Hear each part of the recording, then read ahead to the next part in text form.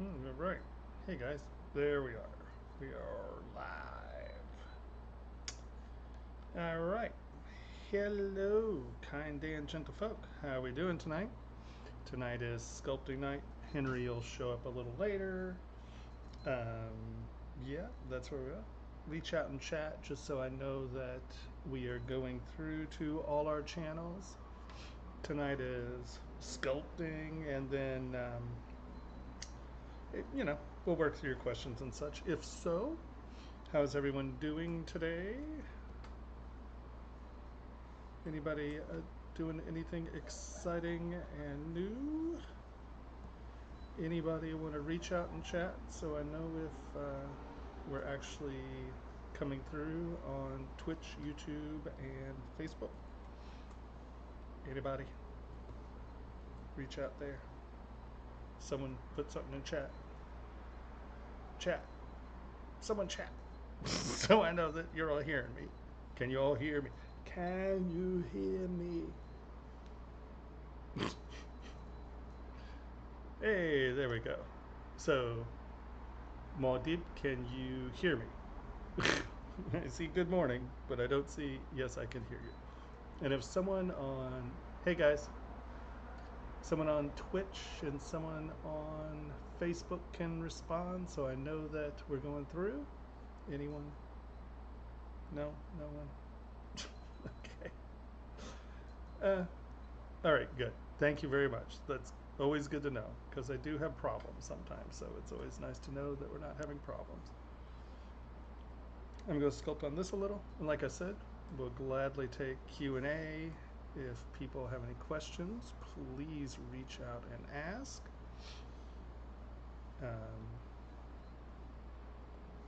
Yeah, these are those no mask rings that I haven't been having time to work on. Awesome, that's great. I'm glad my volume's good. So hopefully, I know you'll keep hearing this, hopefully next week I will be in a place with good internet with my computer set up. I know it's only taking so long. I've moved once, twice, and now 3 times. This is a joy. We got into our studio space and all my stuff was down there. And then we realized that our building has no capacity for internet, and it would cost us $50,000 to run internet into the new studio. So needless to say, I cannot live someplace where there's no internet. So I have found yet another place to live so I can do this with you guys. I know it's very exciting, and if anyone knows me, they know how much I absolutely hate moving. So this has been just one of the most adventurous moves I've done in, well, I don't know, in ever. Because normally I move someplace and I stay there for a few years, and that's that. But this has been move to Los Angeles and never find a home because no one has internet, it seems. Super exciting stuff, let me tell you guys. All right. Is that? Oh, it's this one. Ringing. Stop. Yeah. So because it's muggy here, the windows are open. Sorry, you get to hear noise. Wow, we just lost 20 people. I guess I'm very compelling.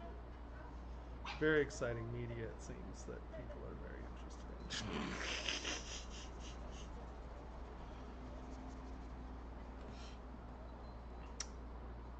That's funny. Oh well.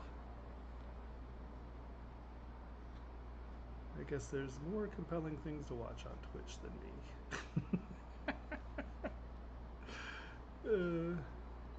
Oh, I know. Our neighborhood full of people and their friendly dogs. But next week I should be in my room with my computer and air conditioning, so that'll be a big bonus. At least for me. So what's going on out there? Anything fun, guys? Have any of you been doing anything entertaining, educational, or compelling?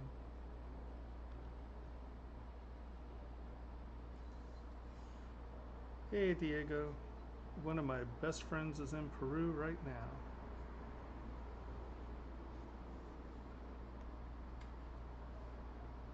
Down in the Golden Valley.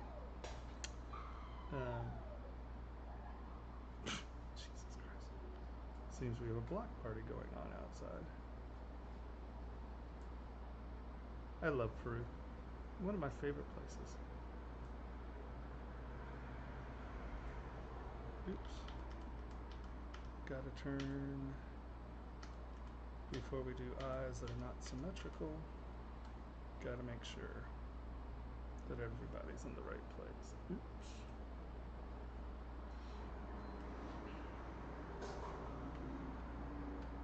Vamos a todo. Where is that?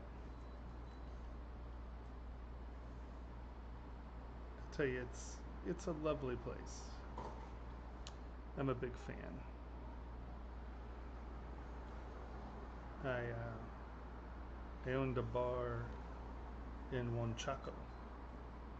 I use a 24-inch. One of the new 24s. 24 Pro or whatever it's called.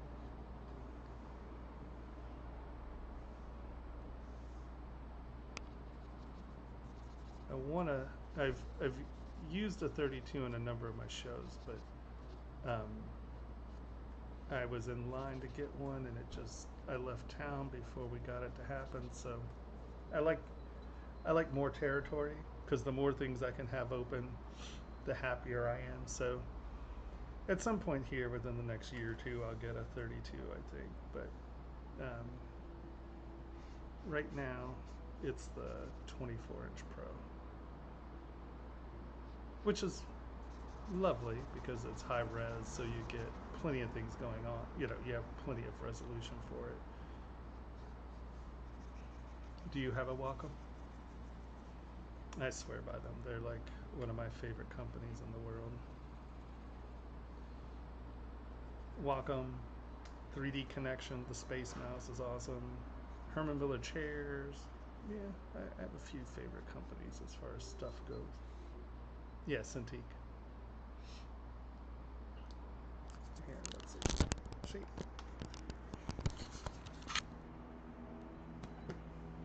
24-inch, and then I have little arm things, and there's my Space Mouse, and my keyboard's in my lap.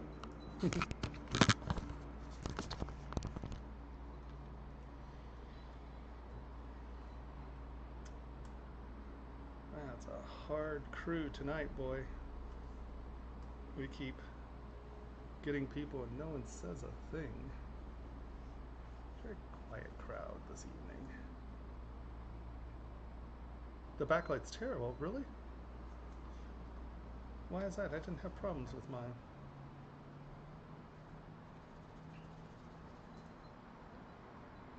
What's I didn't notice that on my 32. Is that a chronic problem, or do you think it's just with the one you have?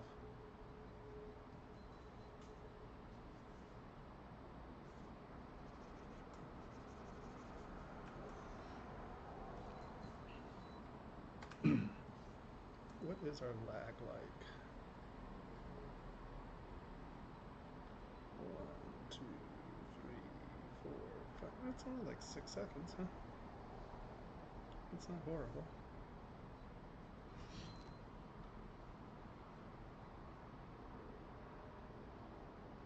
Oh, my backlight is terrible. Oh, yeah. I thought you were saying the 32-inch is. Hold on.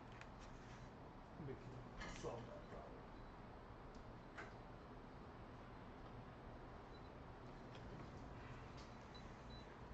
Does that help? Was that what you were saying? My backlight is terrible?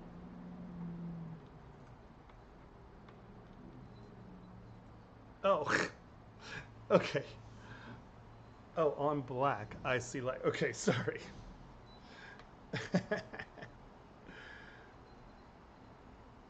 Hey, Toxic. Yeah. So you like it the other way? You like the light in the back as opposed to the bleached out me?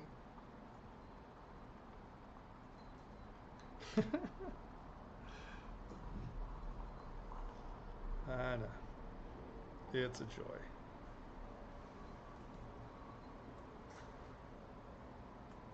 Hi, Zygamatus. Baranuska.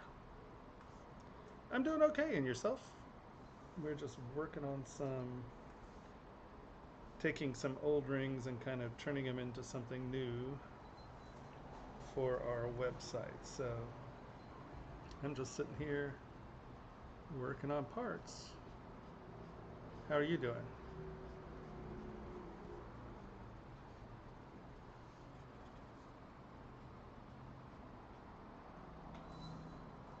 Thank you. Just trying to sort of update some rings I did a long time ago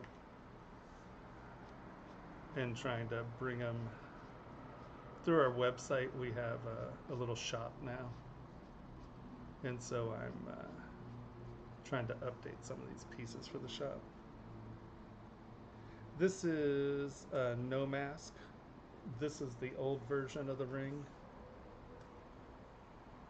and so because we can get a lot more out of ZBrush now than I could back then, um, I decided to redo the rings, and so this is a redo of that no mask ring.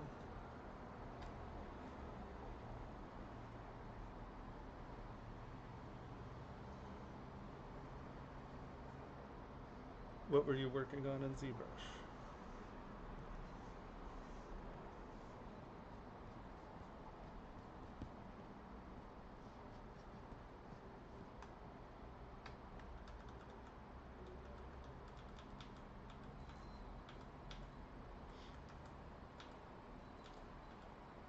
You have a whole series of these no rings.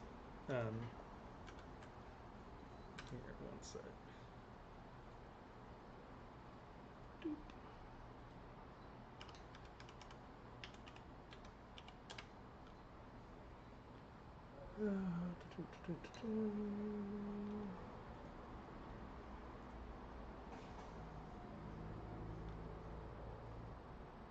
Let's see, Komote,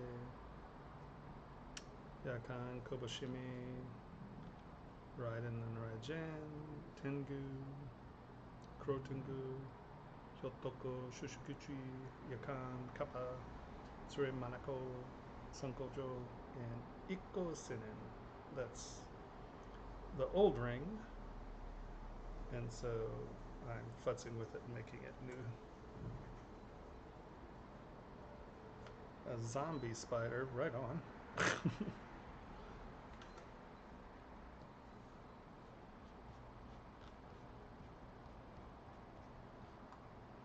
Can never go wrong with a zombie spider, right?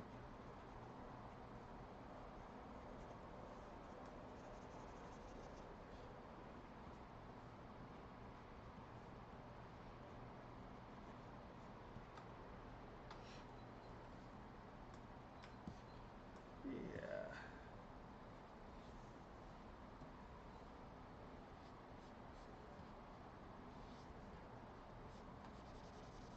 And these I'll almost always block up in Symmetry just because it's faster.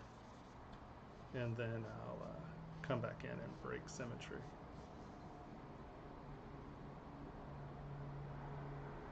I'm not sure. I don't know why it wouldn't be unusable. I mean, it's you dial in, or you dial into it.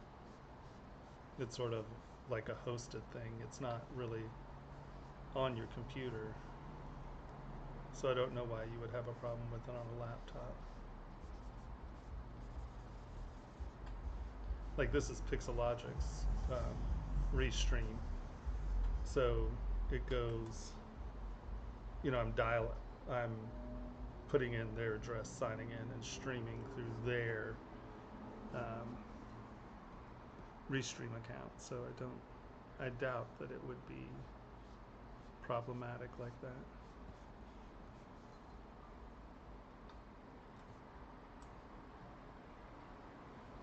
Yes, it is often very tricky to get things out of your head and into what you want.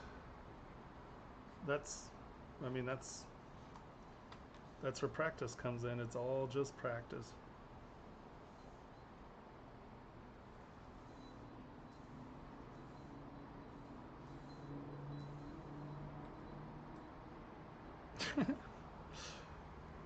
That's a rough looking Schwarzenegger, man. I don't think Arnold would be happy with that. He'd be pretty upset. He'd be like, really, dude? You think that looks like me, man?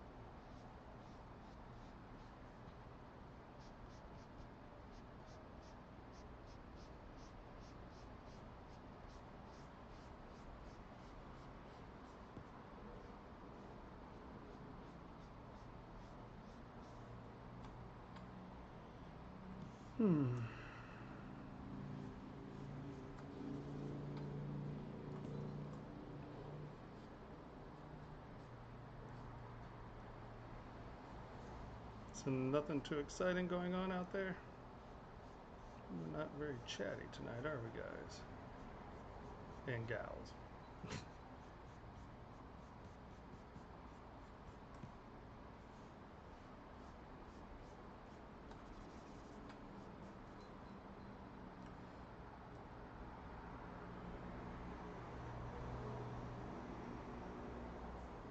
Well, so there are a couple things.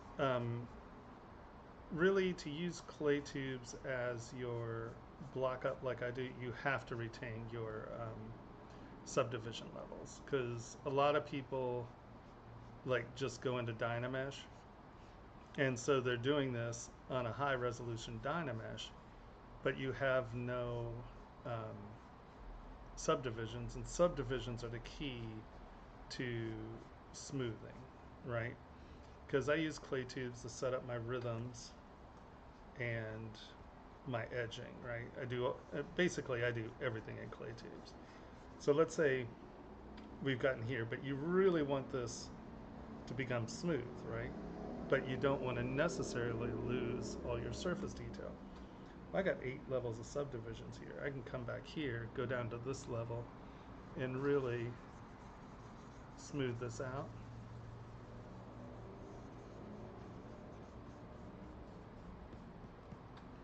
So that's relaxed my under, right? That's relaxed the large spectrum of the mesh. And then when I come back up to my resolution, you can see that I still have all my surface detail, but I've really relaxed a lot of the hump out of it.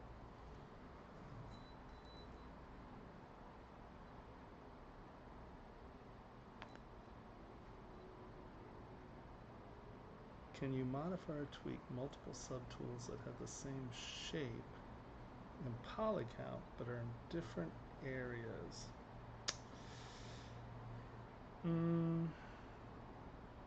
You mean at the same time?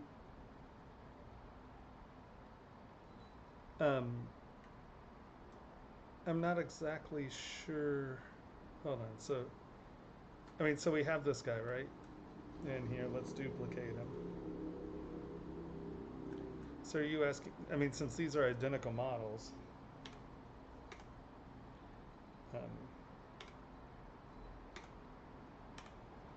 are you asking, because these are the same, can I work on them at the same time, but on different models? No. There used to be a plugin, and I want to think it was called Subtool Master. When I get my computer back, if you ask that question next week or the week after, I'll go back through my old plugins. There used to be one that you could combine them all together, sculpt on it, and then it would separate it back out to its own separate subtools. But I mean, I haven't used that plugin in probably 5 years, so I don't know if it's supported anymore, and that's why I stopped using it. If you remind me, actually, if you Henry's not here. I was going to say if you send me a text, I'll see if I can figure that out. There was a subtool that allowed you to do it, but no, not really. They have to be associated in the same space, or they're not really being viewed as the same thing. Like I couldn't have that over there and stroke the eye and have it work on the other subtool. I don't think. You know what? I'm just not really grooving with the hair on this guy right now. Maybe we should play with Tomas the Tank. Y'all want to do some remeshing and reprojecting? Let's look at this guy. I got accepted into an art show, and I think I'm going to put a few of these things out there. This is Tomas the Tank.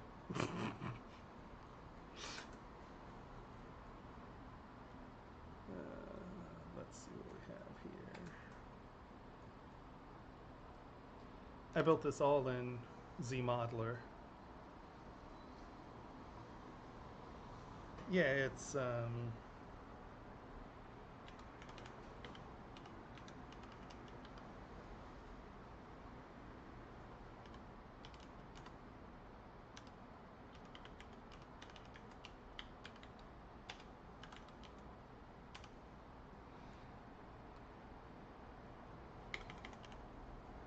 I think that's it.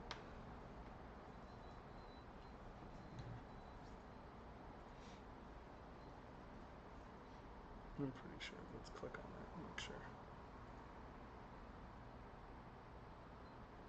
No. Did I spell it wrong?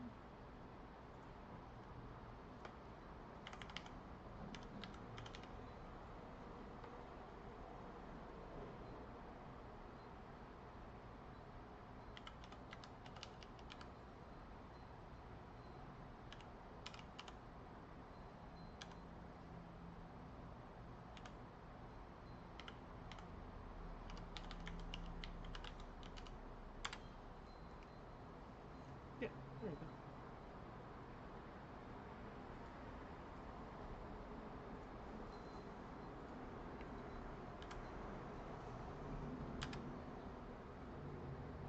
I don't know what I did wrong the first time, but there it is.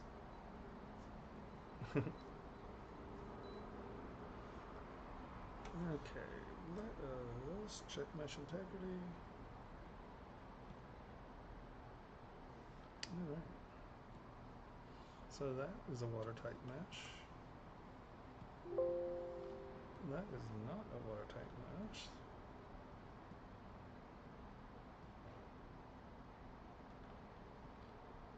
I think I'm going to try to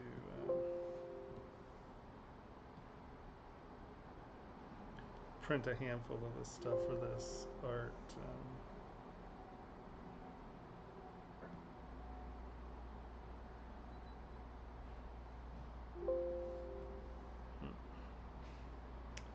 Alright, that's got to go to an exterior.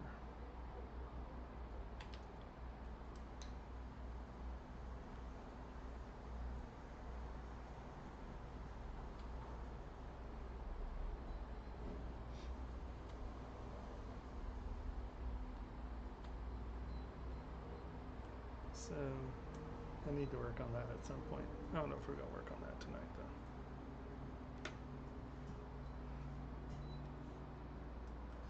I think we're kind of stuck with this guy for now.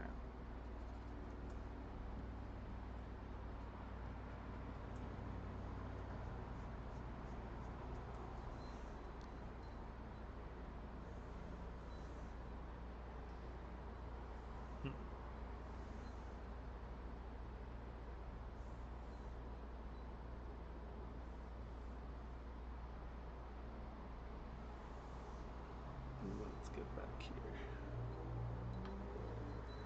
So if anyone has any questions, feel free to ask. This is also Q&A during the whole process, but I'm just working on these while we're going on.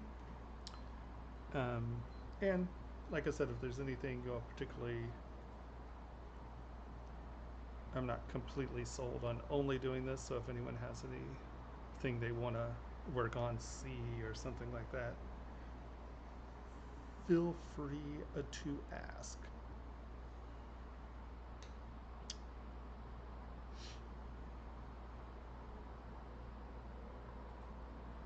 We got the gray screen away. Dun, dun, dun. Oh, thanks. And there's nothing posted there. I mean, I have, well, to give you an idea, maybe you can see this. Hold on. This is just from my phone. If you look at all the blue stuff, I have lots of models. All that blue green, all the blue green, all the blue green. I haven't posted anything. I only have 10,000 photos on my phone. Jesus Christ. That's absurd. Yeah. So, yeah, I need to work on my art station for sure. I make a lot of things.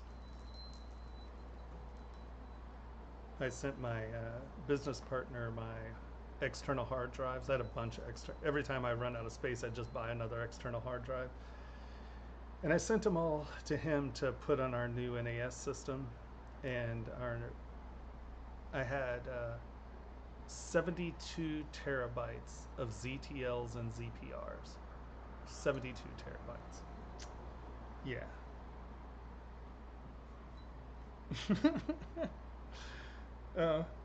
Don't worry about it. It's just time. You just have to give it time. You just got to keep sculpting.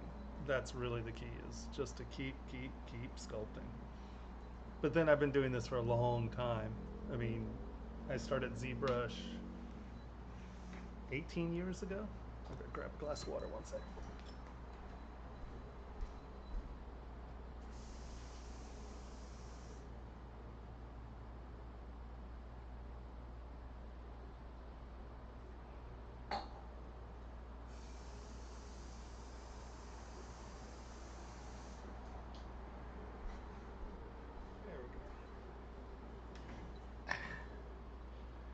The joy of water. Drink your water, it's important. Uh-oh, what'd I do with my stylus? Oh, there it is. I'm always losing my stylus, I'm very bad. How many hours a month do I normally put into your work? Well, let's get out the calculator and figure that out. So, under normal circumstances, I'm doing probably at least 12 to 14 hours a day.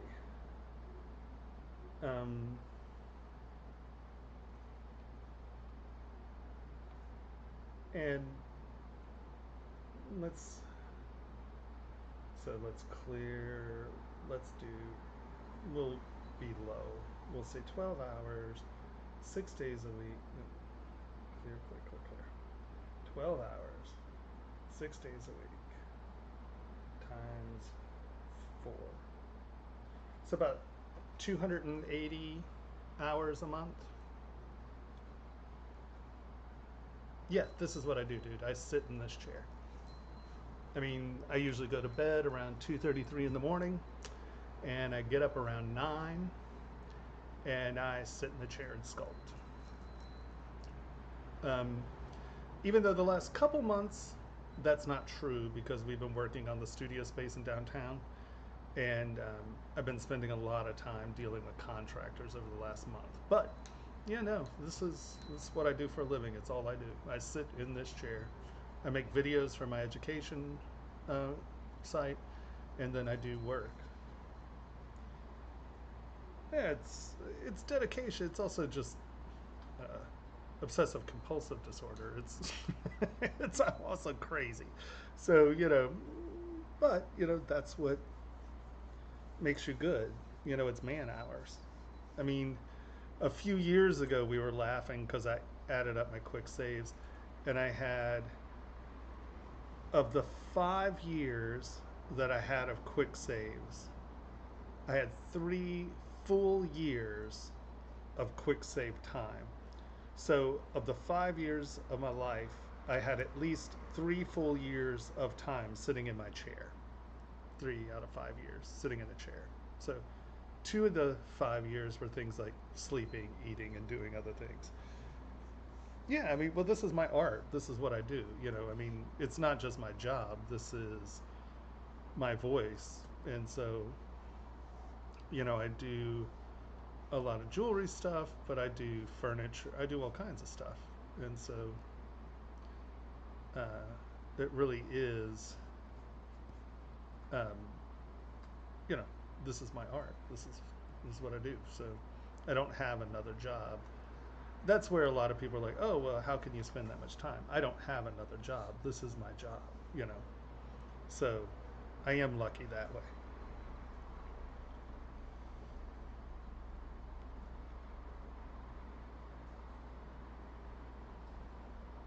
Well, the key, at the end of the day, you're going to learn that you are going to have to spend time on stuff.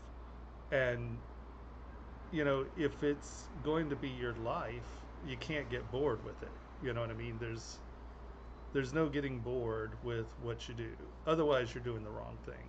If you get bored, you're either, I don't know.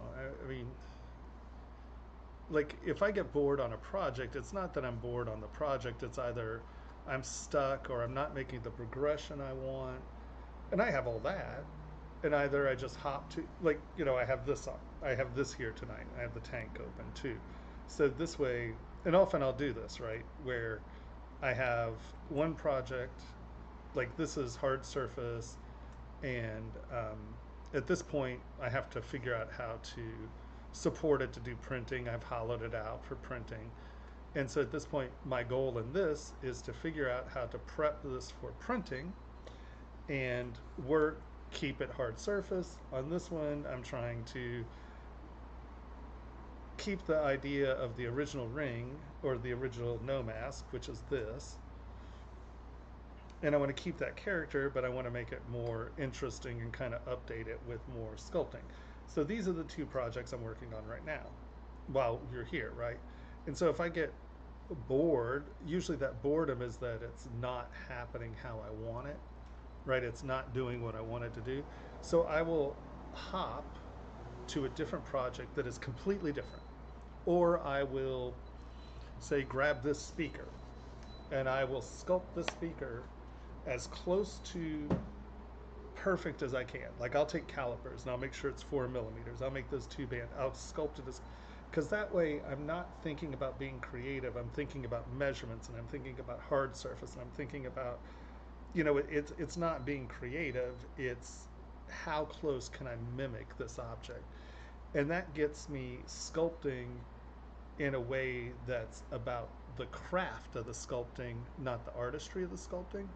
And if I can hop between artistry and craft, it keeps my mind active because I don't really, uh, this is too dramatic a statement, and I don't necessarily mean it because there is writer's block and artist block and all of that, but I don't really believe in that. I think we reach points in a project that either we're not achieving how we want to achieve, It's not doing what we want it to do. And we'll bang our head against the wall, and that's why we're like, oh, I can't create anything. And the second I feel any of that, like I said, I shift completely to not being creative, but being pure craft. I'm going to copy this exactly. It's all I'm going to think about. So I don't have to think about, oh, is it interesting? Is it creative? Is it good? Is it bad? None of that matters. It is that. And I could take a caliper to it. So it's either right or wrong. So you, the other thing you really have to get used to, or get, I would say, get over, is expectation, right? Because the second you have really serious expectations for your work, it becomes very difficult because often because sculpting is learning to see, right? And often our problems or the issues we're having aren't anything but we just don't see what the problem is. And if you can't see the problem, you'll never fix the problem. So much of what we get frustrated with and feel like is beating us is just because we can't see what is making it not what we want. And often that comes down to we want something that we don't understand. And if you don't understand what you're sculpting, you're going to get very frustrated. And so there's a whole world of issues that aren't just, oh, I'm bored with this sculpt. It's that, that sculpt is not doing what you want it to do for any number of reasons. And I've sort of developed tools to figure out what those are with myself and how I create. But it's hard to learn that it's really about expectation compared to what you're achieving. And if you have these expectations that you don't even understand, you're bound and determined to not like what you're doing because you don't understand what you're doing. Does that make sense? And I think that has a lot to do with writer's block or artist block. And writer's block's a different issue. But with artist block, I think so much of it is this unrealistic expectation.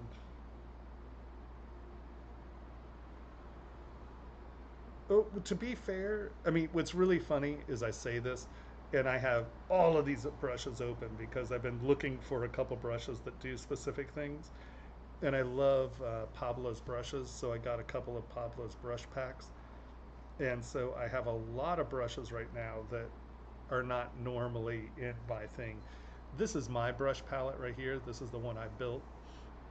And this is 90% of the tools I use. And honestly, clay tubes is 80% of my work is done with clay tubes because I get edging, and that's the whole thing about clay tubes. So like as I'm sculpting, I get a sharp edge, and that allows me to, I don't like tools that cut in lines because you break surface continuity.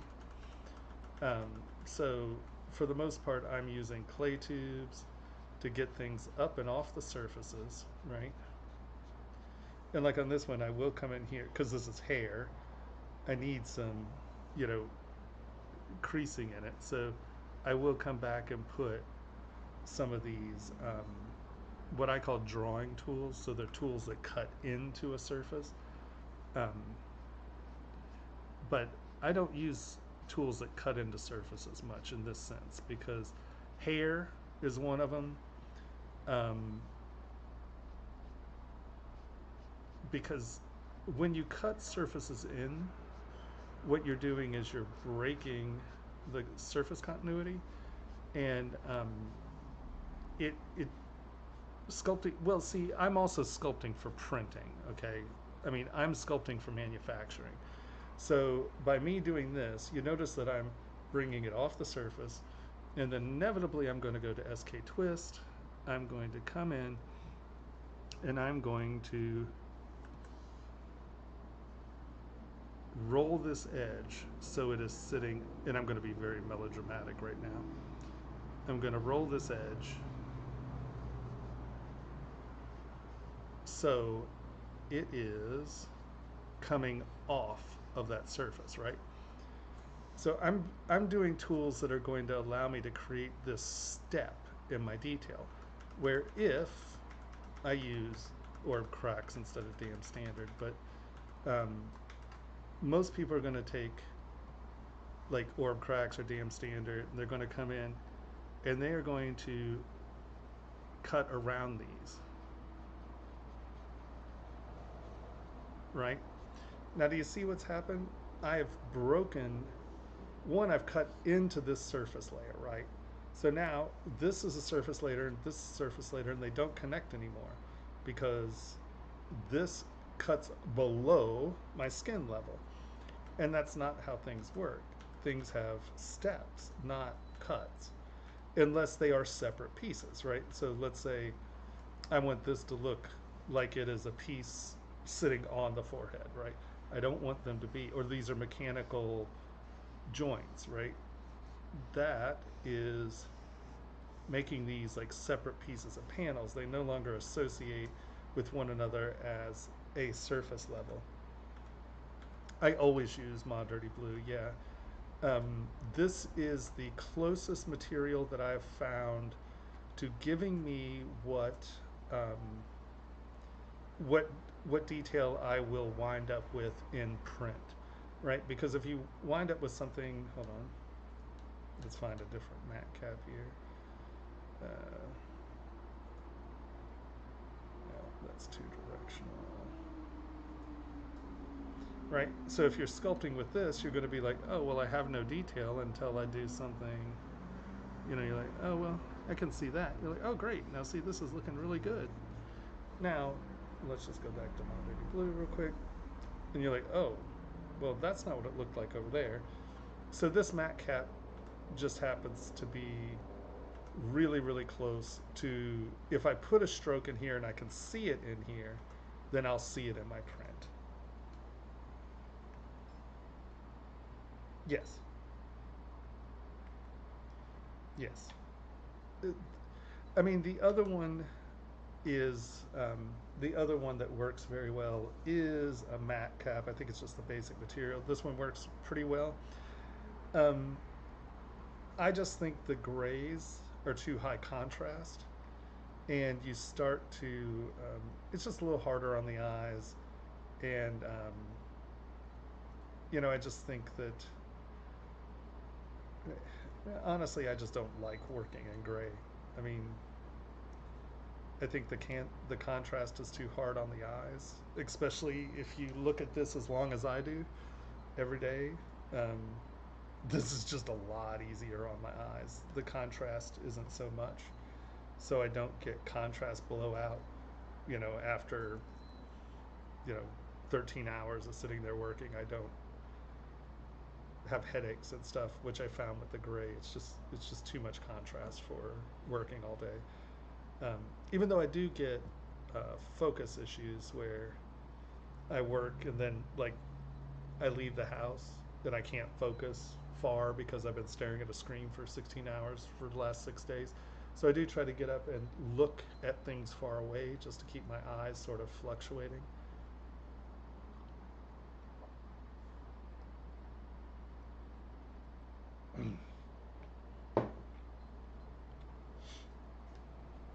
Have a very nice night. Thanks for coming in talking.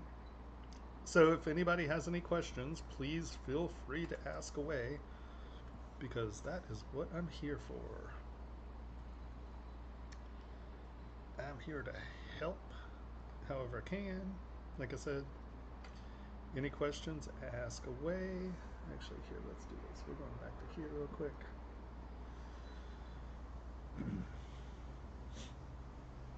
Bum, bum, bum, bum, bum, bum, bum.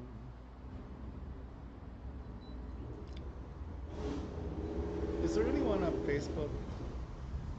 I haven't seen one comment from Facebook. Are we connected to Facebook? Is anyone watching from Facebook? If you are, can you say hey from Facebook, just so I know that you're connected?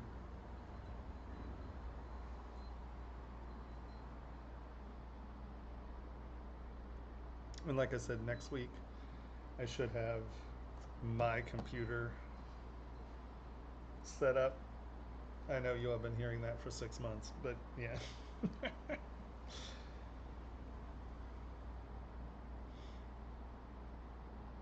Oh, so I do the, unless we have a big stockpile of them, I do the critiques um, one week and then I sculpt the other week.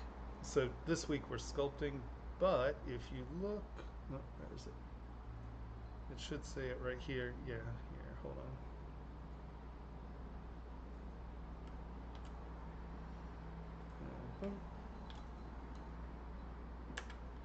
That is the link to the Dropbox to put the stuff. Um, um,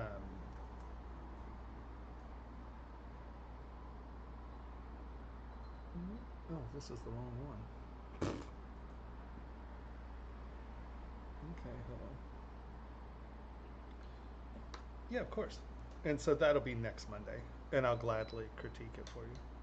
But if you have any specific question, we can talk about them today. Do I ever extract beard, eyebrows, hair to get the depth? Um, there are times that I will. I have for sure, and especially since uh,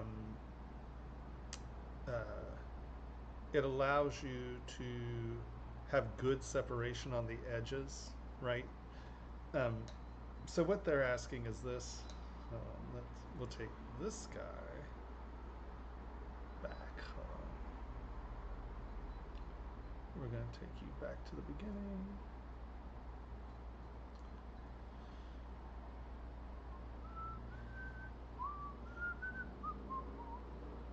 One second while this one's coming back to the start.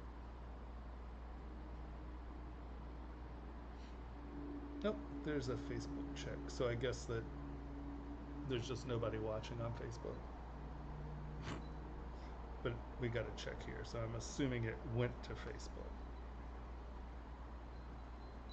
What do I know?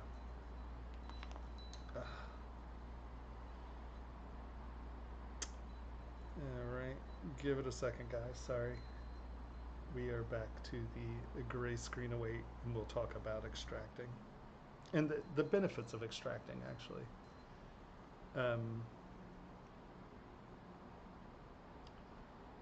I tend to just, under normal circumstances though, I'm just going to clay tube my rhythm on.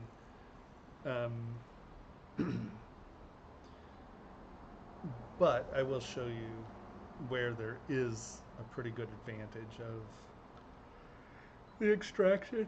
Ugh. We'll get there one of these days.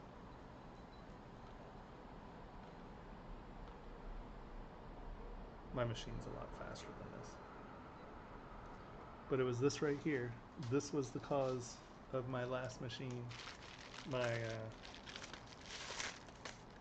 My hard drive died. So they sent me a new hard drive because I have a parts replacement policy on my Origin. And so they sent me that, but my computer's been in a box. It was supposed to be set up by now. But the studio that we're moving into, we just discovered can't get real internet. So guess what? I can't move in there. So what I'm assuming you're asking is, do I ever do this?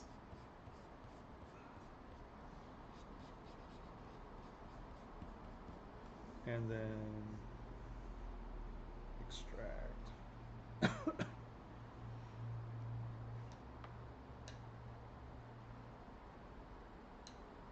Oh, I forgot that was masked down there. And now you have thickness.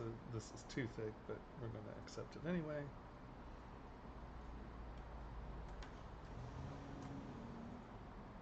Delete hidden. We're just going to take this real quick and make it a little thinner.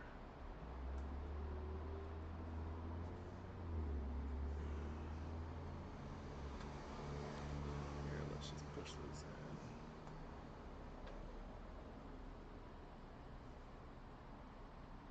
in. And then you come in and sculpt on these, as opposed to sculpting on your model. Here, we're just going to raise these up here.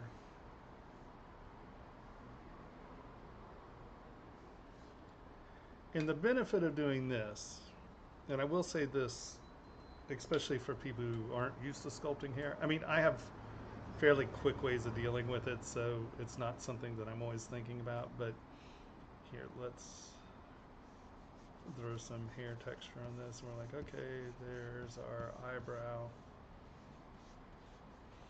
I've set up the rhythm of my eyebrow. And so you come back in and you start to make it hairy.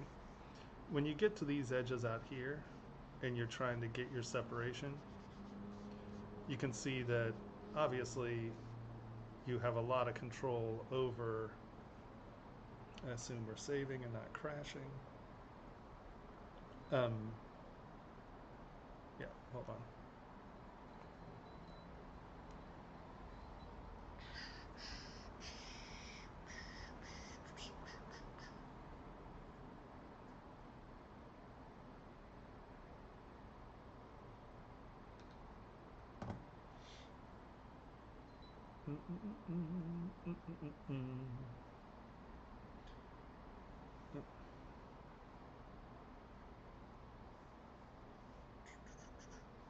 Come on. There we go. So when you're doing these edging and you're starting to do individual hairs out here, let's divide that up a little just so it has some resolution here. You can see that you can come out here and get really great detail and really good separation. So if you're having problems with hair and you're not getting some of the rhythms right, this gives you a lot of freedom to really tune what your outside edge is going to look like. So this isn't a bad policy, right? And then all you do is you make this the history state, just Control Tap. When you have it where you like it, right? Control Tap. And then come back over here. And you can even turn these off. And you just grab your history brush. You just grab your history brush and you can bring that in.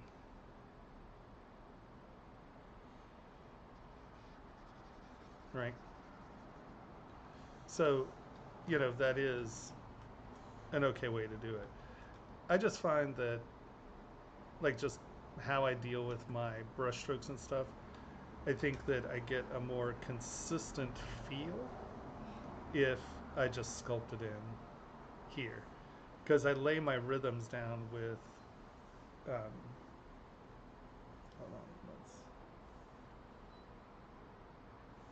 oh, I guess you're the one. We can delete you.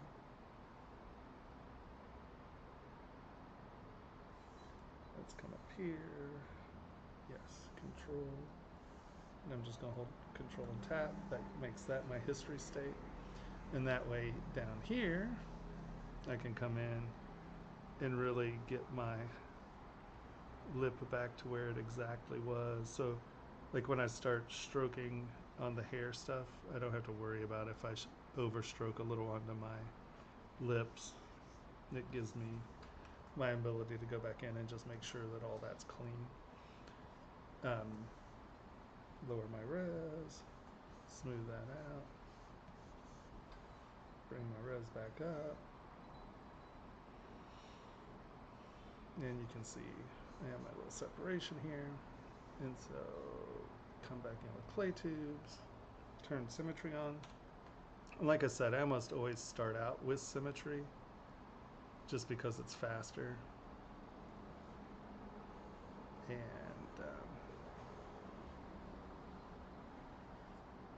I lay in my rhythm.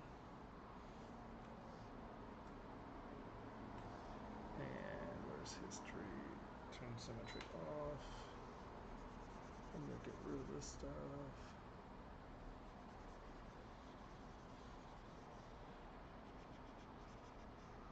And then it makes the beard.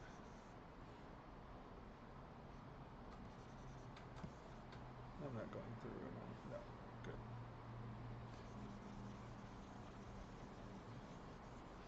And you can see that I can reset up the rhythm of my beard and mustachy thing.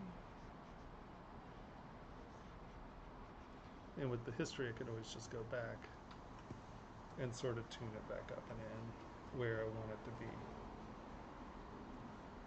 So I laid in a bunch of this weight. And we can go right back to it after that and really kind of define our shapes and forms.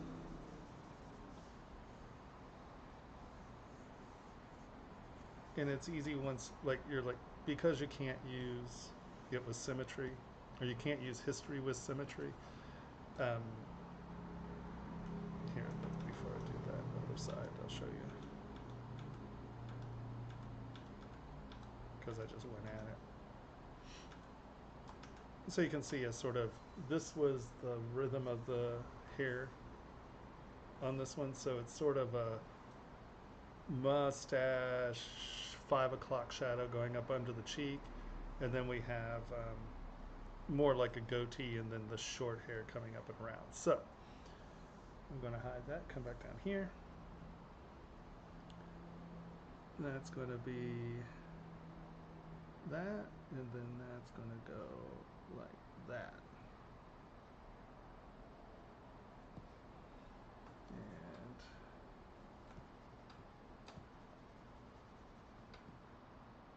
And so what I'm going to do from here, I'm going to turn history brush off. I'm just going to go to whatever cracks or whatever. Turn symmetry back on. And I'm going to define my line here. Just a real quick edge. And you can see that gives me the shape over here. Turn history on, turn symmetry off. And that allows me to come back in here and get rid of this stuff. And I'm not too worried about this being exact because I'm going to come back in, and lay hair over it and make it the same. But that allows me to go right back, do some pretty dramatic changes very quickly. And now I have the sort of area that my facial hair is at. So that's sort of one of the easy ways I deal with that. I'm a big history geek. I like history, and I like the history brush.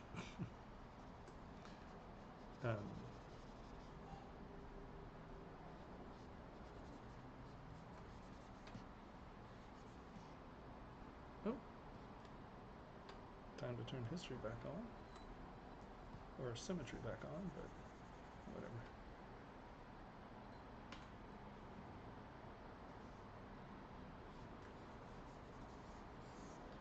And if anyone has any questions, please feel free to ask, because this isn't just really me sitting here and sculpting. I do try to do this as question and answer sessions, so if there's any questions that have anything to do with anything, other than like critiquing, because critiques are next week. If you have stuff that you want critiqued, you can upload them. There's that link, ZBrush or zbru.sh.tsw. That link is for crit uploads, and we'll do those again next Monday. I try to break it up with me sculpting one week and then critting the next. So, anyone has any questions, feel free to ask. Do not hesitate. It's funny, I still have yet to see one question from Facebook.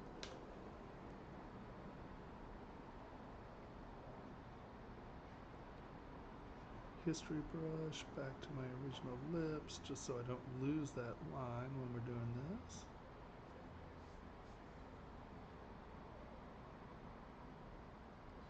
Okay, so history brush is, I think, one of the best brushes out there. I think it is misunderstood and not used much. I mean, I deal with industry professionals all the time, you know, and I was giving my ZBrush Masters presentation, and I had people that I've known for, you know, 15 years who are like, oh, I've never even seen that. It's like, yeah, no, it's incredible. So History Brush is this. History Brush allows you to take any state in a timeline, and not just any timeline here. Hold on, let me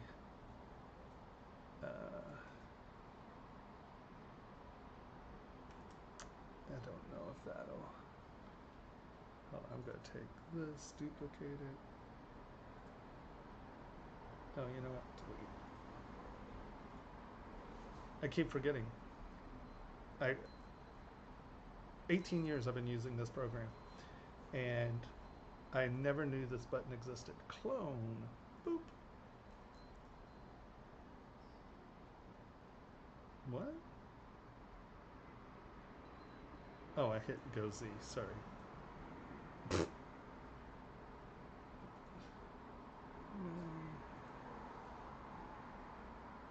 not gonna do it. I don't want any of this. Don't. Yeah, no. Alright, that's fine. Alright, escape. There we go. Not Go Z, clone, and see it makes a new tool. I'm gonna import this tool into here, because this is important. I just want to show it to you, and I need these to be on the same plane. Append Tomas the Tank. Boop. See, those would have been nowhere. All right, and I'm going to take you, W.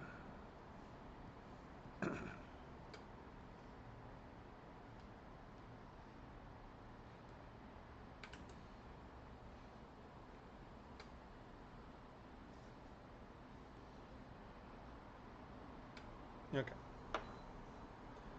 Now I'm going to clone you. Hold on, I'm going to go you. I'm going to delete you. I'm going to come back to you. I'm going to clone you. Boop. And then I'm going to take you and delete you. Okay. Okay. So,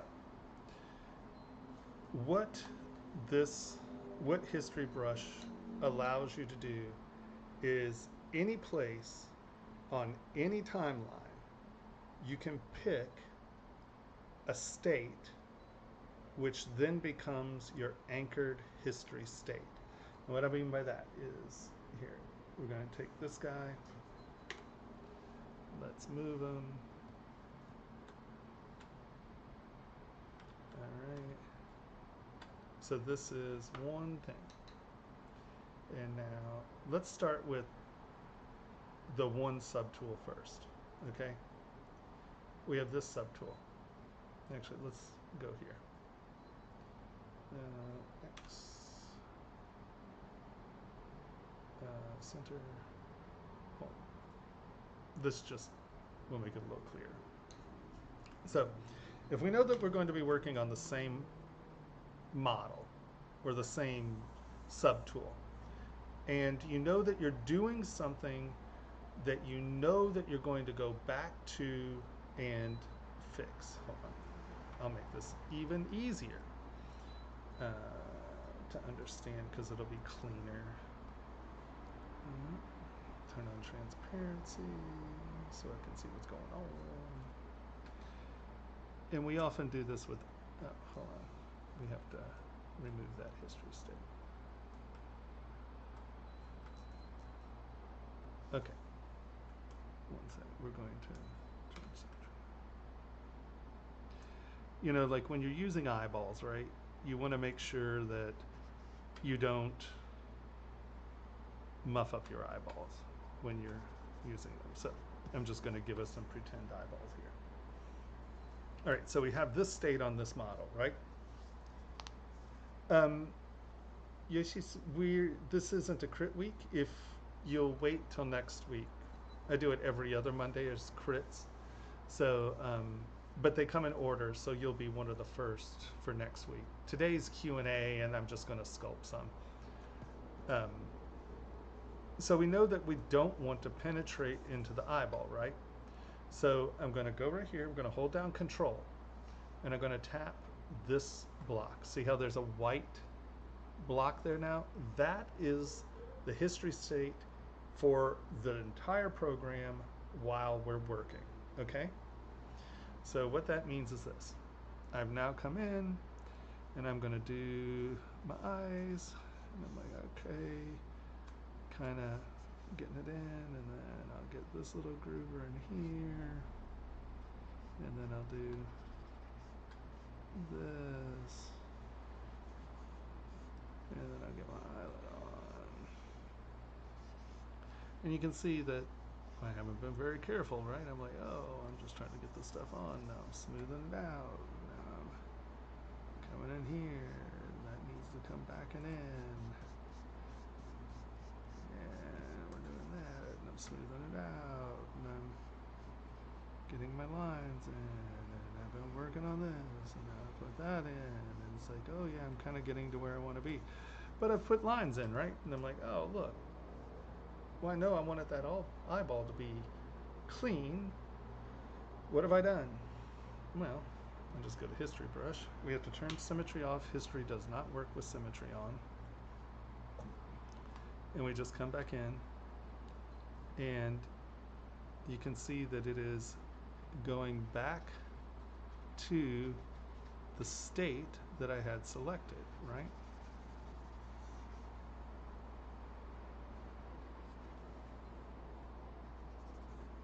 And so that way you don't have to be totally perfectly careful. If you know that you're going to have something that is a state that you don't want changed, it allows us to do that. That's cool, but here's something else it allows us to do. So we're like, all right, well that's neat. Let's turn on Lazy Nezumi. I'm going to turn on a circle here. I'm going to turn on clay buildup. I'm going to drag this to the center here.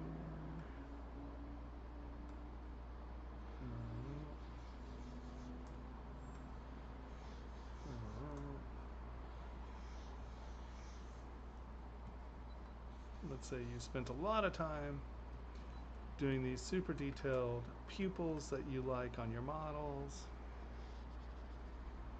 And I'm like, wow, you know, actually, look, I love these things. Well, actually, I want this to be my history state. So now I've held down Control, I've tapped it, you see how it's white. I'm going to come back to here. No, I'm going to come back to here. And now I'm going to turn on history. And now you can see that I'm going to bring it in to that pupil that I had just sculpted, right? So it allows you to reference any state on any subtool. But what's really cool is that you're like, okay, well, I've been working on this Tomas the Tank, and I really like Tomas the Tank face. I want it to apply, so I'm going to hold down Control. Now, if you see how there's a red bar here at the front instead of that just being orange? That means that there is a history state selected, okay? So if you're having problems with projections or stuff and you see the red, it means that you have a history state on. If you want to turn the history state off, hold down Control, tap your orange block, tap it again. See, now it's solid orange. There's not a white or a red. There are no history states assigned. Hold that down, make this my history state. I'm coming back out here. I really like that Tomas the Tank engine, right? So I'm now going to come, and Tomas the Tank is now my new face. Now the thing is that because history is a projection brush, you want to keep moving your model around so you are not getting a pool. And what I mean by that is we know that if I'm sitting right here and I go like this, it's going to build Tomas's face, right? But now watch, if I undo that and I do it at a sharp angle, let's say I'm doing this, and I'm like, oh yeah, see how it pulls this out? That's because it's a projection brush, so it's projecting 90 degrees to camera. So you want to make sure that you keep rotating your camera around so you're not getting weird pulled surfaces. But that's a little habit that just takes a minute to get used to. But you can see now we can incorporate these two faces together just through history. See how that pulled all that through? You just have to be careful about staying 90 degrees. I'm just going to keep rocking my brush so it's at the 90 degrees. Right, so history gives you quite a few options. You know, to do stuff. Well, no, you can see this is a completely different tool, right? I'm projecting from this tool over here. It's a freestanding tool. It's not even in the same subtool row, but they do have to be in the same position in the world, right? Because if I were to take this and kind of move it over here and rotate it, well, when I come over here and I go to history, you can see my history state has changed. So it's going to do different stuff. So no, they don't have to be in adjacent. They don't even have to be in the same tool. They can be in a completely different tool. But it does, it does, you know. Does that make sense? It can be a little eraser error. It can be additive. Here, let's go back to this. So often, I find it really useful for here. So I know that I'm starting here, okay? So I'm gonna go here, hold down Control. So this forehead is perfectly smooth, okay? And I know at some point, I'm gonna come down here to this guy, and I know that I want to go back to something that's perfectly smooth because I'm gonna put fonts in here or something. History, this was my history state, right? We're here, see how it's white. I come back over here, and now I can come in here and go back to that original state. Or, let's say, this guy, right? Let's unmask that. I know that I want the edges on my hair to be sharp, right, for eyebrows and stuff. So this was my base sculpt. I'm going to hold down Control, tap History, and I'm going to come back to here. And now when I have this basically roughed in and where I want it to be, I'm going to come in here, get real close, turn on my History brush, make my brush small. I have to turn off Symmetry, and then I can come in here and I can really clean up my edges and stuff. Now, I had done sculpting on this, it seems, right? So first thing I'm going to do is come back in and just sort of get the rough rhythm.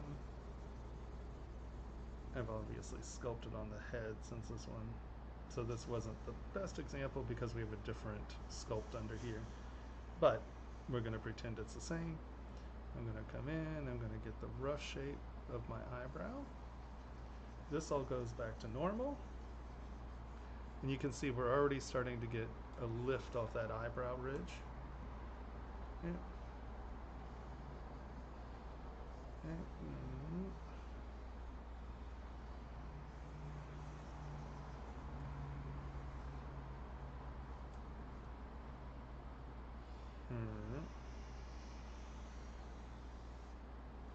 And now I can come in with a smaller brush and kind of really tune those outside edges as I want them, right?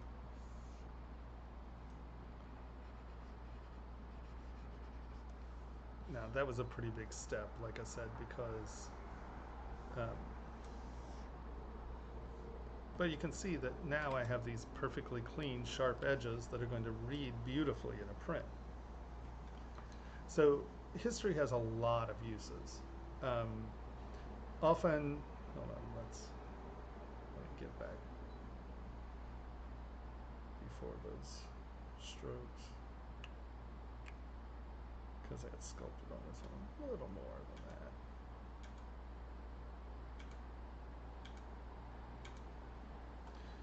that. And then the other place I use it is like if I'm doing something where I know I'm going to go back, hold on, Control Tap, this is the state that I want to be at, and let's say I'm going to do like a weird weaving pattern. Let's turn Symmetry back on. No, clay tubes. And I'm going to make like a weaving pattern or something. And then I'm going to do that. We're going to go back to higher res so we have some resolution here.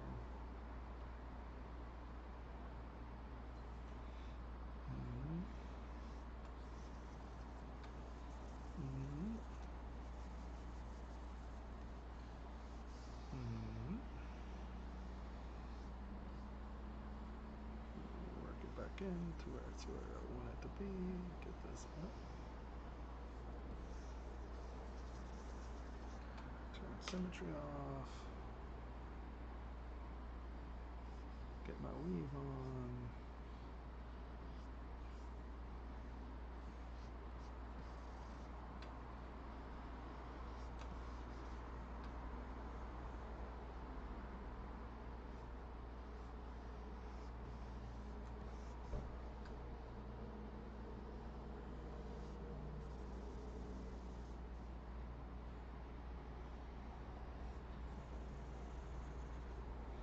And so now, turn on my history brush, come back in, and I can come back in here and clean this up just so it's all dropping back to a same base floor level, right? And what's cool about this is also if you have some grooves in there, like, and you've evened this out, we're happy, we're gonna come in here, and it's going to bring it up, right? It's just returning it negative or positive back to the state it was in wherever you have that history set.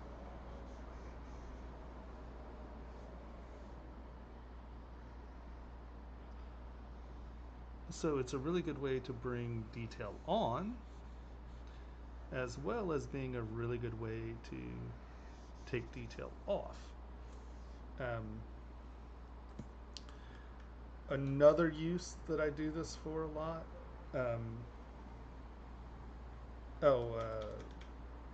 Lazy Nezumi.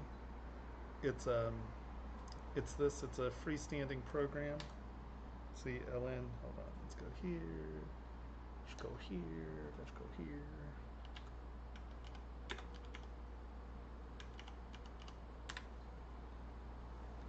This is it. Lazy Nezumi. It's just a really, really fantastic sort of stylus control.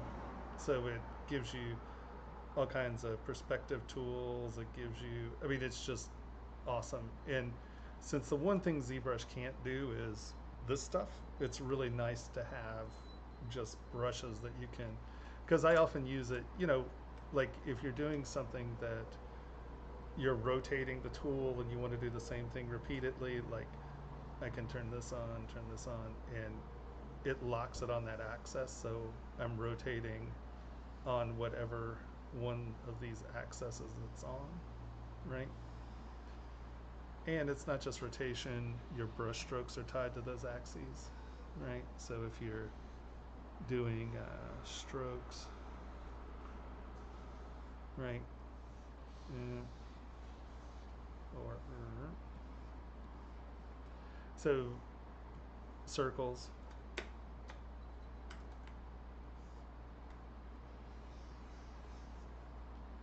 and then it also has, like, if you want like an oval that's going to match your eye. You kind of do that.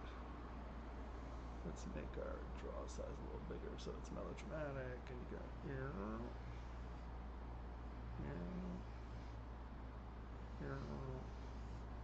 right. So you can do that, and then it also has two French curve tools. So let's say you really wanted to do a graphic that is following like your brow curve, and then you know that you're going to want to mimic that curve over lots of different directions. I'll show you what I mean by that. Right, so we sort of have that brow curve. I'm going to come from here and I'm going to go, oh look, there's my brow, and now I can go, and there's that, and go,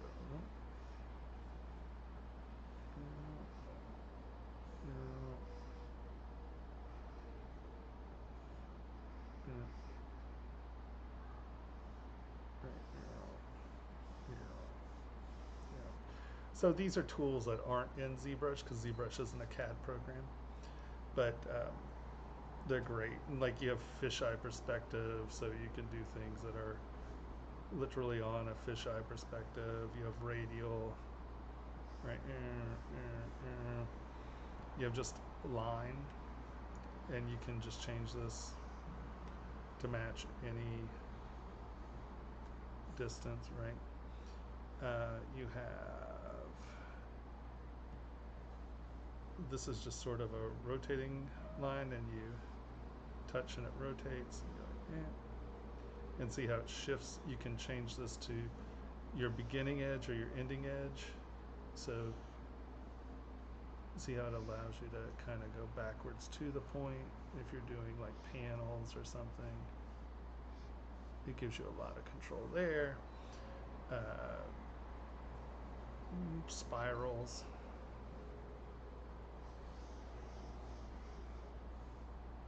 So it's a really, really powerful tool.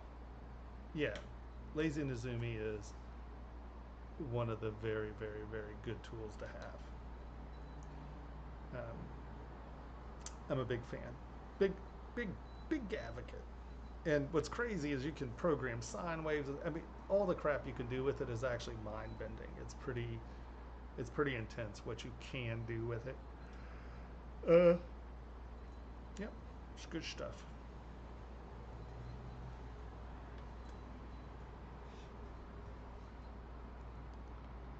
Very, very good stuff.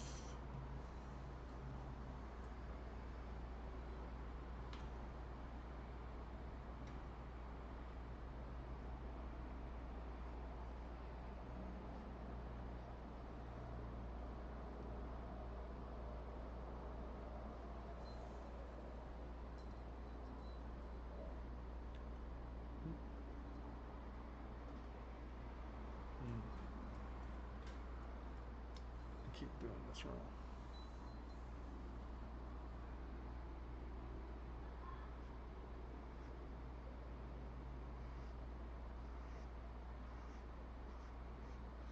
That's the rhythm of what's happening there.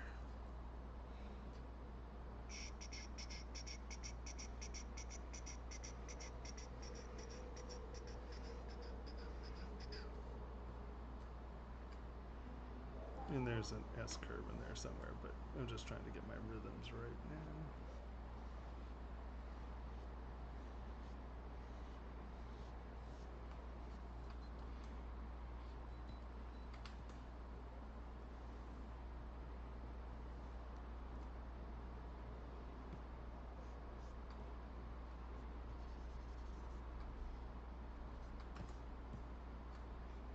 Kept seeing this mangly thing up here.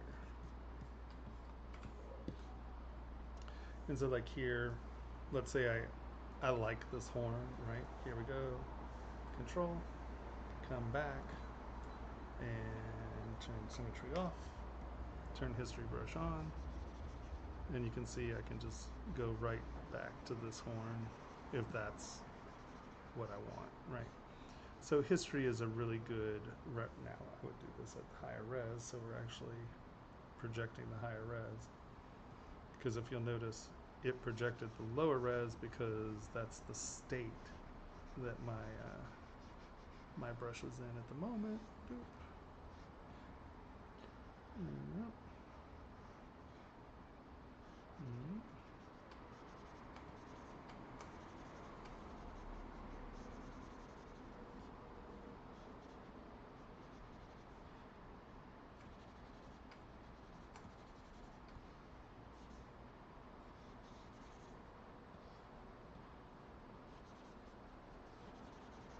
So it really allows you to do some quick transfer of work between different models. If you have things that you liked about another model and you want to just bring them in, it's simple enough to just yank that bad boy in.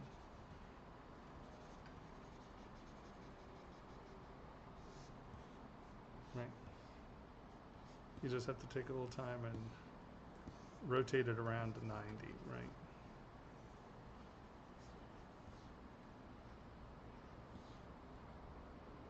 See there how I obviously pulled it around? Well, the beauty is just smooth it out, hit it again. Right, you just have to be careful about using a big brush on small detail. Make sure your detail or your brush is a relative size with what the camera angle will be. Right, so come on, you, where are you?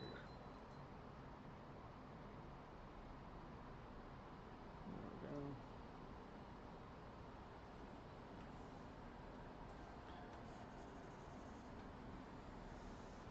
Because with a smaller brush, you can't get too over your 90, or it's harder to get over your 90, right? You just here, and then you rotate it here, and then you rotate it there, and then you rotate it there. So if you don't use a huge brush, it's easier to keep control over what you're doing there.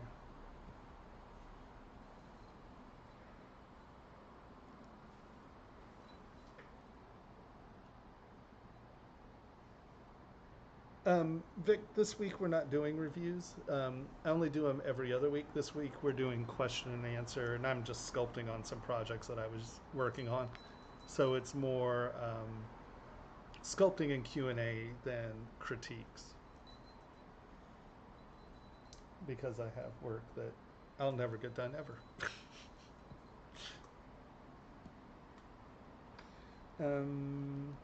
How do you continue the stroke at the same height level?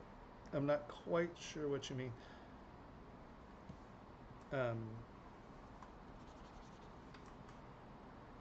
Did you see that we were using a history state? Right now I'm just demoing the different uses for the history state stuff. So I'm not quite sure what you mean by how do I get the brush stroke. Can you clarify what brush stroke we're talking about?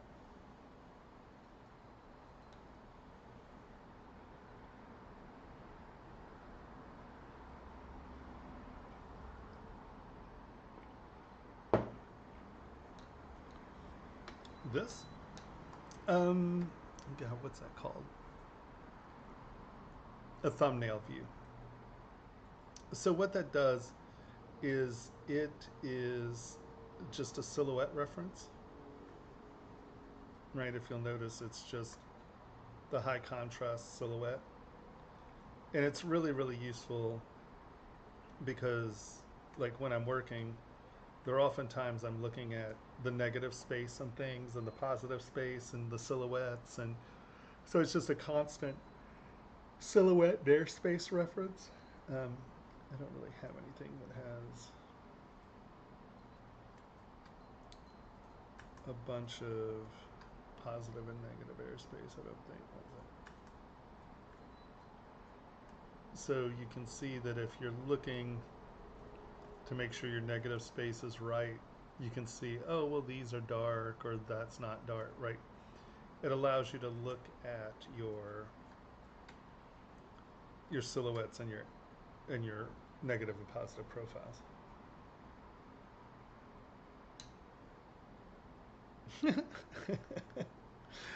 uh, Pragmatism and science fiction. That's a hell of a jump, man. Um, it's an awesome question, though. Hold on, why did I do that?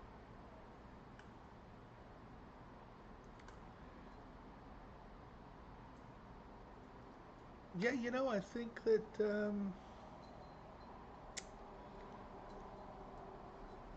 it really comes down to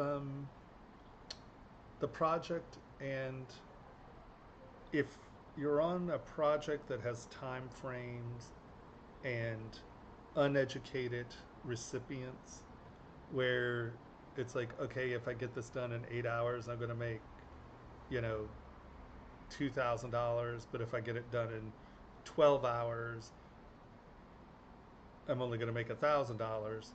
Then pragmatically speaking, you need less sci-fi and more finished. um, that's hard.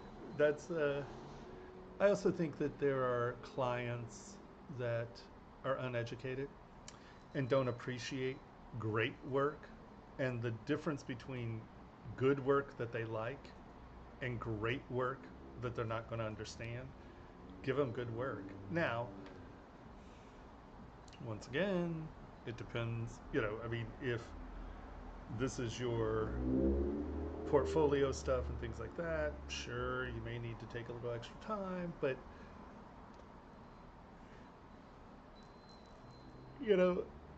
going the pearls to the swine sort of thing, it's just there's certain people that'll just never understand great work. And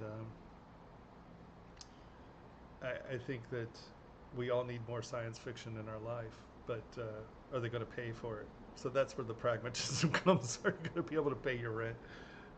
I don't know if that answered your question, but hopefully it helped.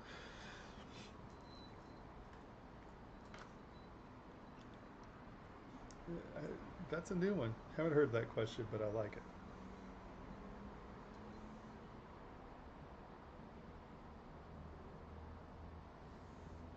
A lot more swirly in that one, don't I? Yeah, because it's starting up there more here. Let us do this.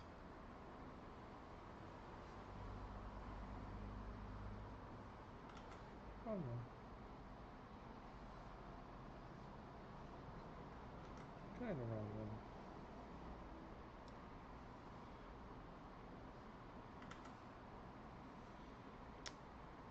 I select too many of these brushes and I can't. Diego.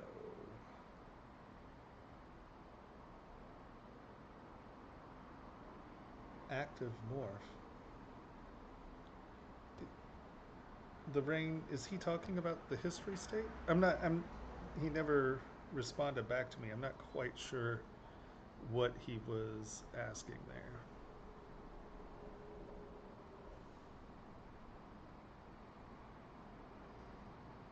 There we go. That's the right rhythm.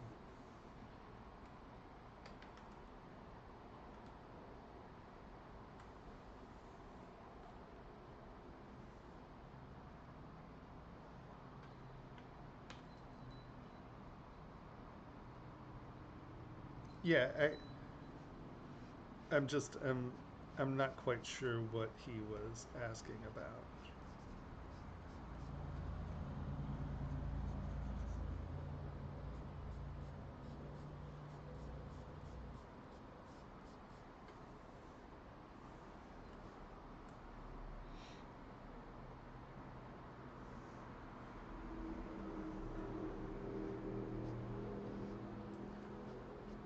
Also, if any of you have any verbal questions, you know what? I don't know what my Discord, that's something Henry usually puts up there. We have our Discord, and if you're a member of the Discord, you can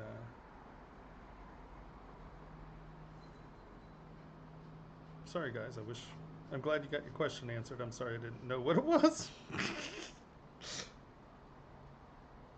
All right. Okay, good.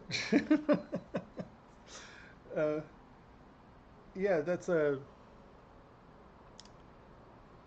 it's hard because we all want to give, something magic, right? You want the magic to happen, but sometimes, there's just no room for it, or there's no time for it, or there's no money for it, or and that's what truly makes a professional, I think, more than a hobbyist, is that you eventually learn where your time and energies go so you can pay rent, you know.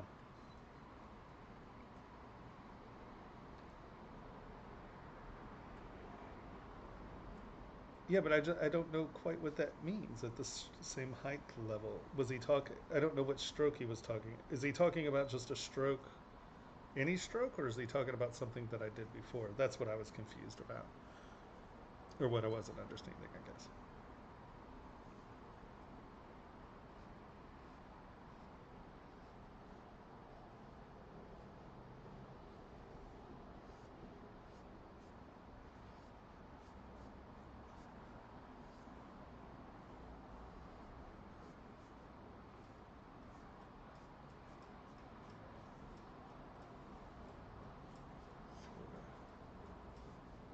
Weird. Bizarro. Not like that. Lower res, lower res. We're getting close.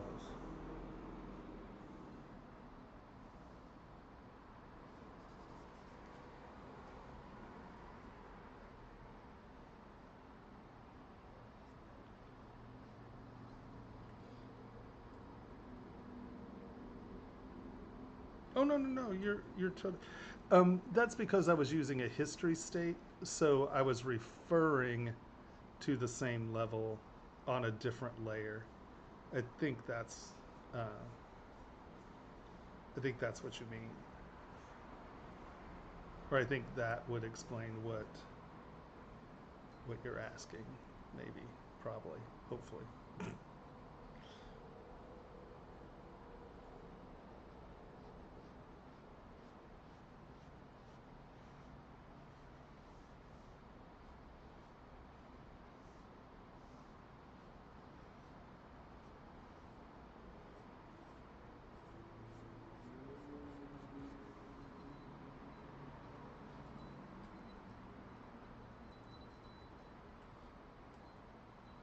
No, you're good. See, so this was the level I started at. I'm going to make history brush here. Hold down hit. That's now my history state. I'm going to come back down here. And I'm going to grab my history brush. I'm going to turn symmetry off. And then I'm going to come in here and go back to that level. So you can see that I'm always going back to a certain level. That's because that was the history state that I assigned.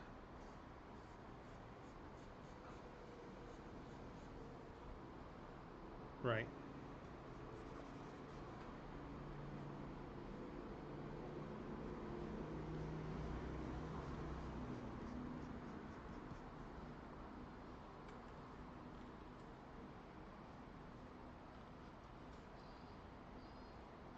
See how I'm going back to those original lips? I'm getting rid of that, the hair going over the lips.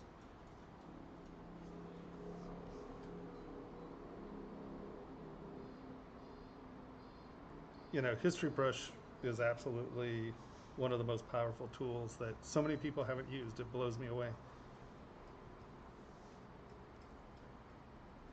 Once they introduced it, it was just like, oh.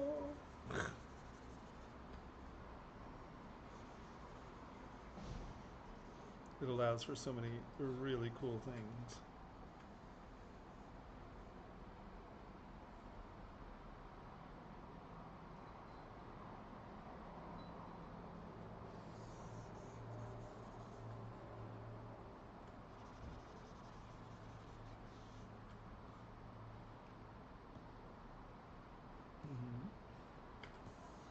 It's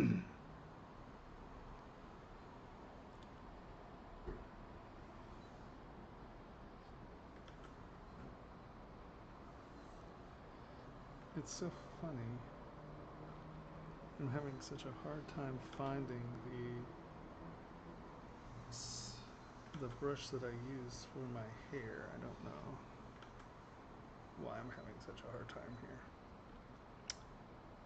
Because it's usually sitting right here, but somehow or another I added more things to my brush palette. Now everything's not where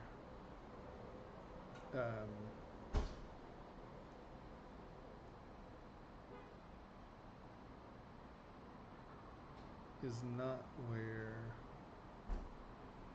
everything used to be. I have changed.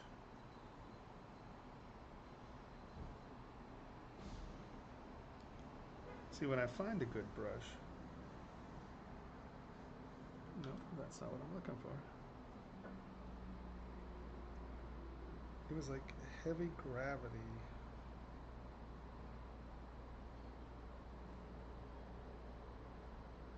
It's probably sitting under one of these things.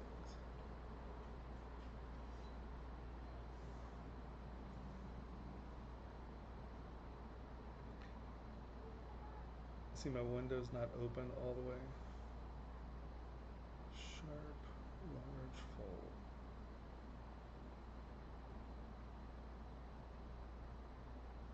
I hate it when I mean, I might just have to go back to my knives and stuff because I can't find anything right now.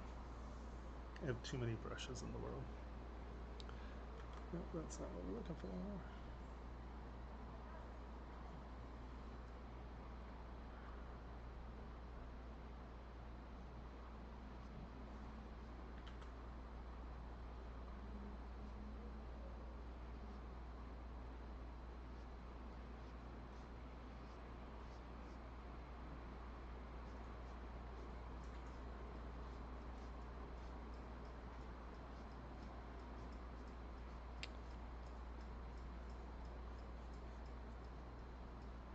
I just can't believe I can't find my brushes. Can't find my brushes, making me crazy.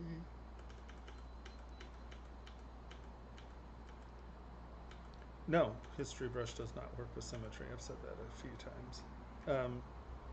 But there are ways around that. I mean, because normally it doesn't really matter because you're going back to something you know you're going back to. You know where it is. It's simple enough.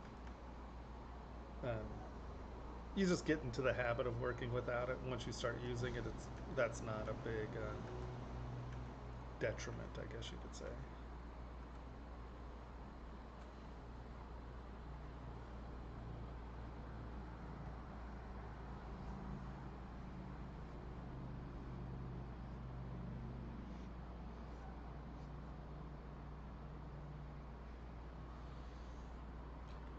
That is not the brush I'm looking for. That'll have to do for right now.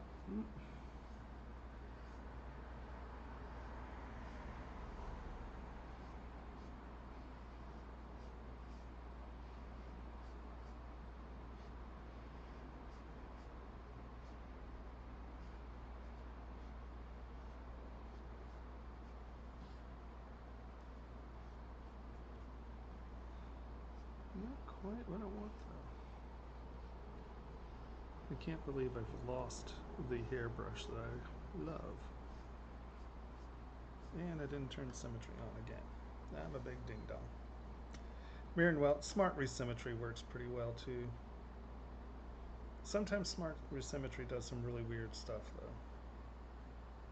I will admit that. Smart Resymmetry can be odd. But the nice thing about Smart Resymmetry as opposed to mirror and weld and all of that is you don't have to get rid of your subdivision levels. Like, okay, here, hold on, let's do this. Now this is, my machine will do this. This is sort of my laptop, so it's tricky. So for those of you who do not have powerful machines, this is the way to do it. remember that this is the area that we've changed. So this is the area that I want to keep in my Smart Resymmetry. So I'm going to mask it. Okay. I'm now going to lower my resolution. And Smart Resym. Raise my resolution. And hit Smart Resym.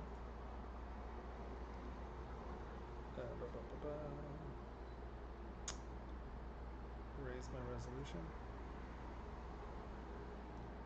And Smart Resym. Oh, we didn't want to change the eyes either. I might have. See how the eyes are changing? So you have to. Here, let's just pick a whole side because it really doesn't matter. We want this side to stay the same. So I'm going to select this side.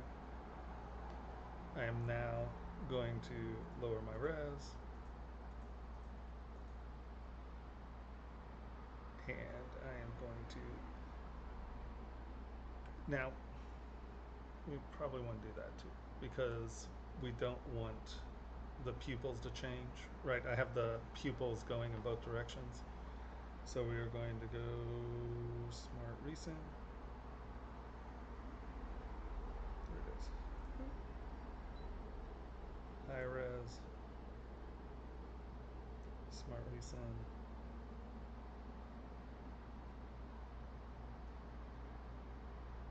High res.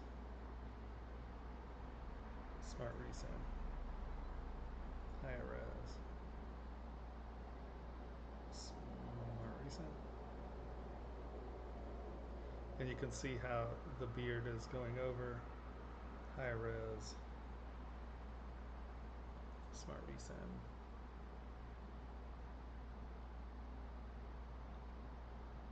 And as you can see, it starts to take longer as we get going, or as the model gets higher. This is a laptop basically, so it has a hard time, or it takes longer to do this on this machine than my machine. But you can start to see here how it is resimming that in,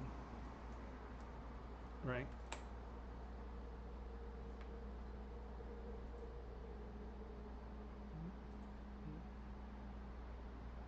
And you can see we could have done it the other 3 times and it would have gone up. You can also see that I masked this off so the eyeballs didn't, change. So Smart Resym's another way of doing it.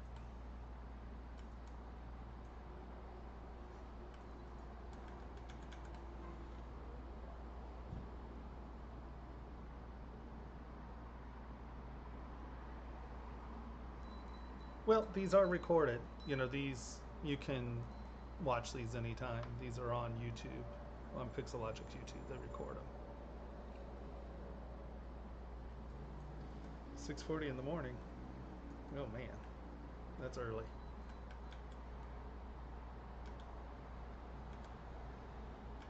But we're going to get rid of some of those.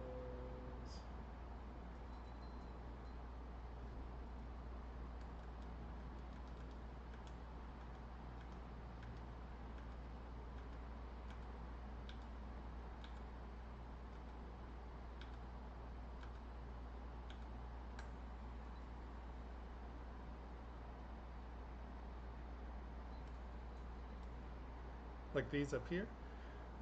This really is just me using clay tubes at a high resolution and a soft clay tubes. So I just lay down a lot of strokes. A lot of people, when they're using clay tubes or any of these tools, what you have to understand is the higher the resolution, the less intensity you need in your brushes. So I usually work with like in the 3 or 4 of clay tubes. Here, let's go to this one that doesn't have any of the texture yet. Let's get up to our division level here. Come on. There we go. And so I'm always trying to set my surface rhythms, and I tend to use clay tubes always. And like, just look at how strong that stroke is at 4, right? Look, that's a lot of stuff. So what I tend to do is I tend to work at a lower intensity. And I'm like, okay, I need that to be there. Then I stroke on it, and then I come back and stroke out this way. And I'm always just setting up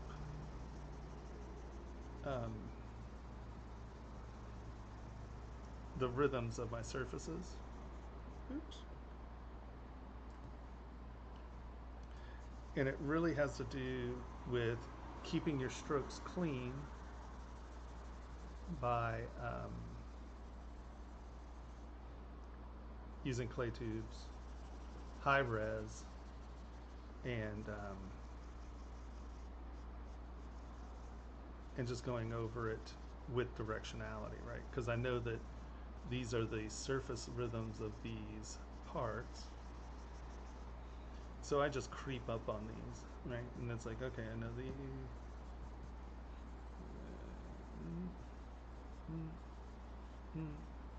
negative, negative, positive.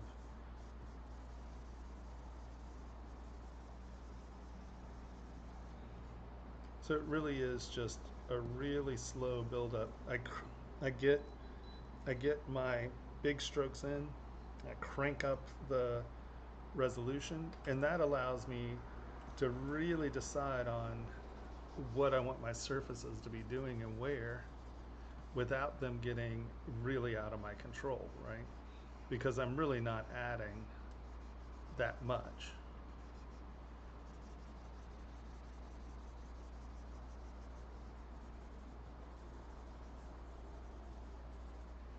And what's nice is, like I said, you'll very rarely see me come in and just cut lines into things. And when the early stages, when you're cutting lines into things, you're losing everything, right? You lose your surface continuities really fast and easy. And I find that doing it this way really allows me to not have to cut my things in, right? Let's say you really want this pronounced cheek and nasal line to be really pronounced. Oops. I literally, this is why I use clay tubes, because it has that sharp edge. And you can see I can build these things up with that edge. I'm using the edge of the brush.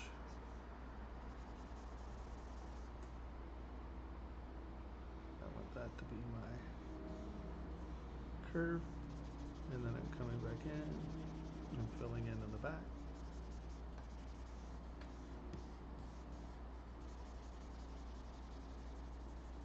Right?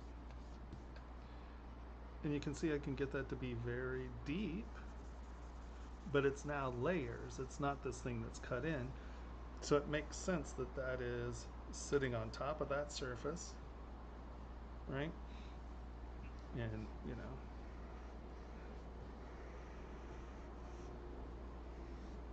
and I know that this is all diving up under there. So I'm stroking as such to get that up under there. I may take inflate and just give it a little bit of roundness in there. But then I go right back to clay tubes. And I just keep stroking in the directions of my surfaces.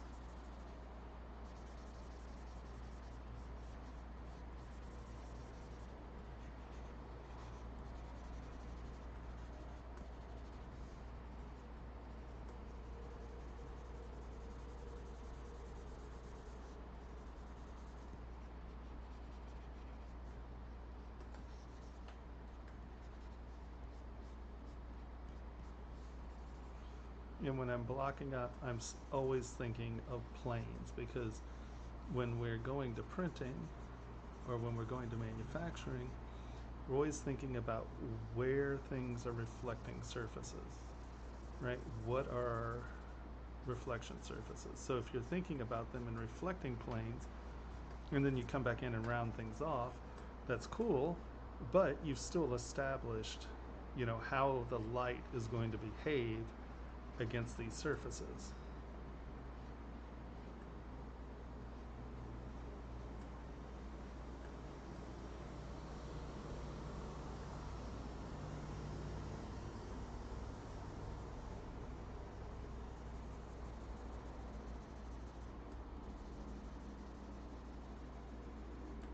Right? And so that's how I build up those little lines. Those little lines are really about getting my surface directionality.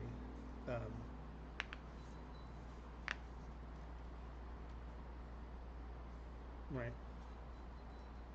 So that's the plan. And you can see it's just, you know, me deciding, okay,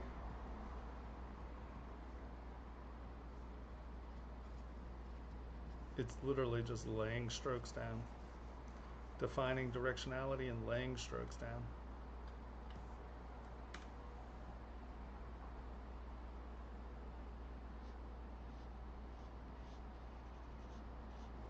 And I find that using that low resolution or the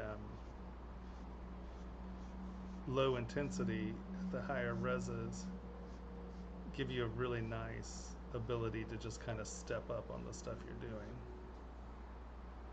And I get a lot of people like, oh, Tomas, how's your clay tube so smooth? It's because I use it at low. You know, if you're using the, I see people up here, you know, you're doing this and you're going over it. Well, that's just a mess, right? Of course, that's going to be hard to deal with.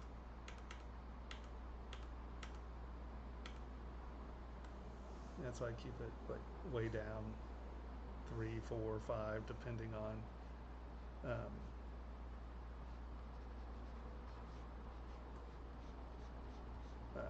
you know, what I'm doing and what my res is.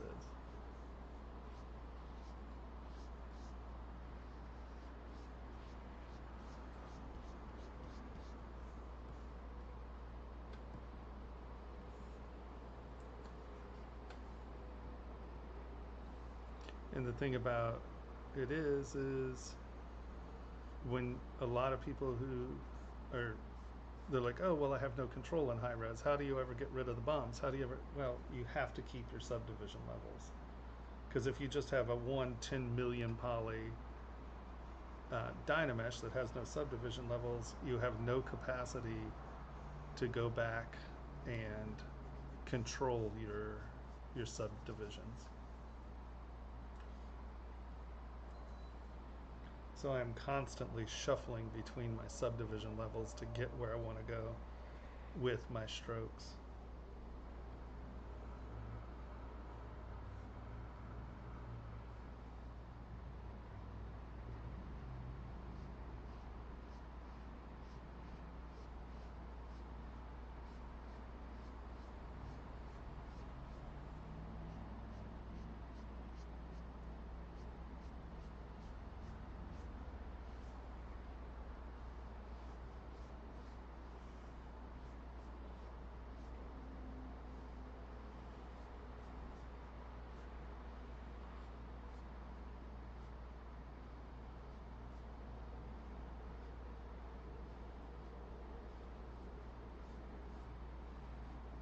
Right?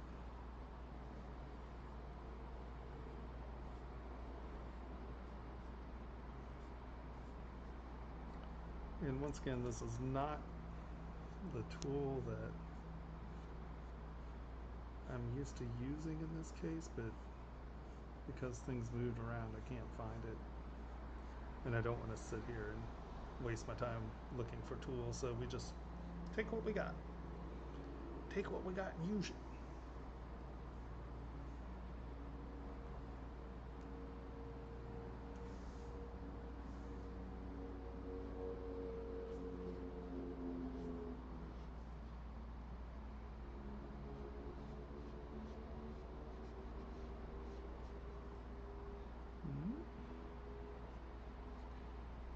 For those of you just joining us, feel free to ask any questions. This is really much more of a Q&A thing than me trying to accomplish or finish anything or anything like that. This is much more me just trying to do a little sculpting and doing any Q&A that you all would like to know about. So do not hesitate. You cannot interrupt me. This is about you guys, not me. So, you know, don't hesitate to ask questions if you have any.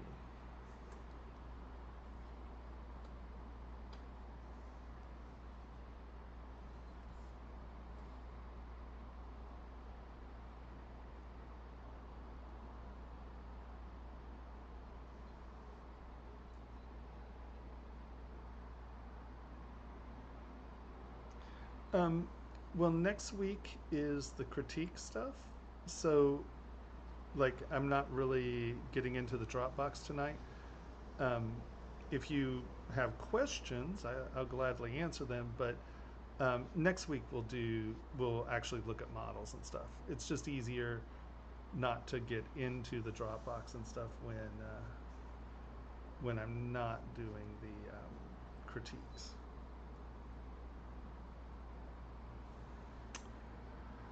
An African or a European?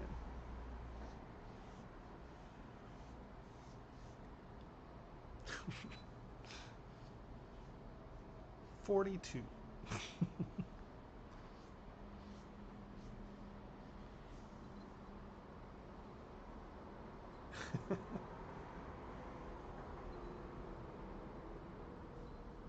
But yeah, if just load it up and then next week we can look at it without a question.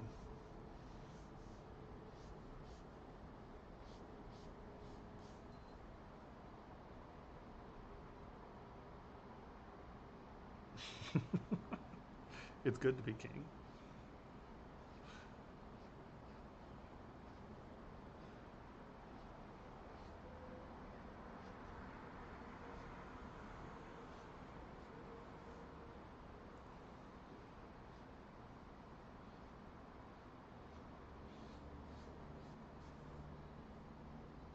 Are you in Discord? Or are you just being quiet? Am I not in the right channel? Have people been trying to talk to me?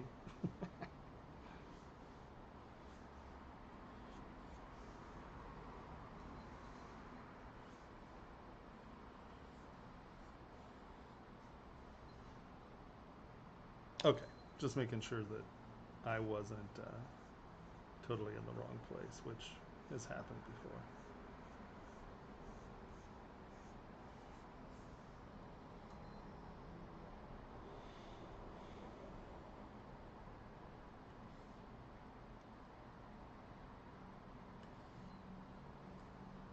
Yeah, for the most part. There are a couple of things that they don't really work what you would think they work like, but 90% of the time, yeah, I would say yes.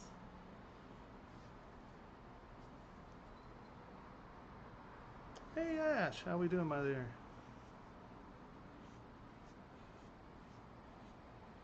I'm so glad you dropped by. I figured now that you got all that screen time with you've become too important to come by and stop by and chat.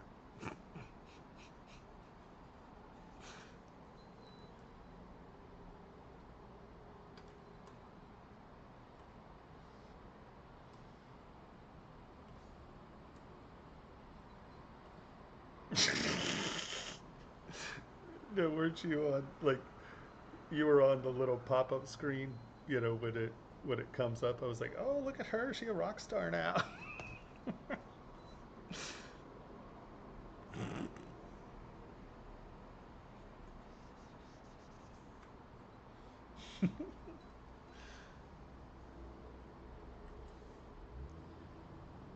I think I'm still flaring that too far out there, but that's okay. I'll come back in, break up the symmetry. How you doing, my dear?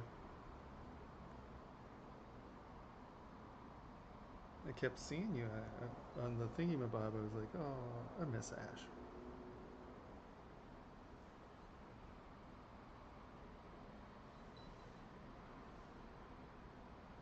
What is that? That's Totally the wrong brush is what that is.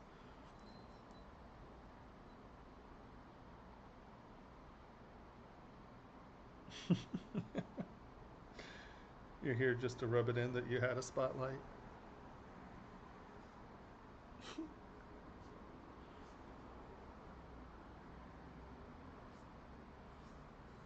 What was the good one of those? Interesting.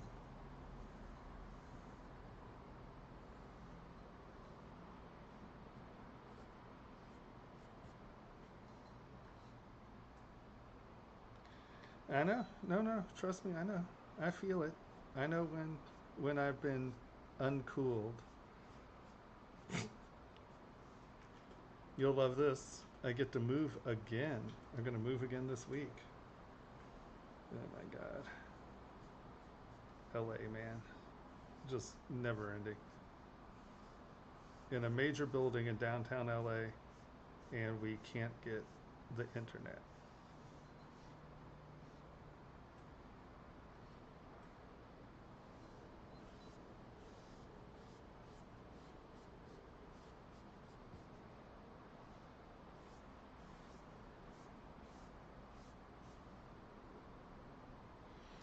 Oh, yeah, I wish I could.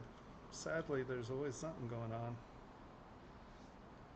Yeah, I tried not moving for, what was it, 10 years? That worked really well. And then I moved, and then I moved to someplace with no internet, and then I moved to someplace with no studio space, and then I was like, oh, well, we'll move into the studio. Oh, don't get to move into the studio because $50,000 to run an internet cable to our new studio. So I'm not living there. Yeah, it's been completely exciting.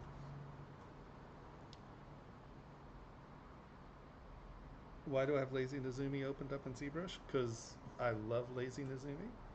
Um, I use it to, like put circles on things.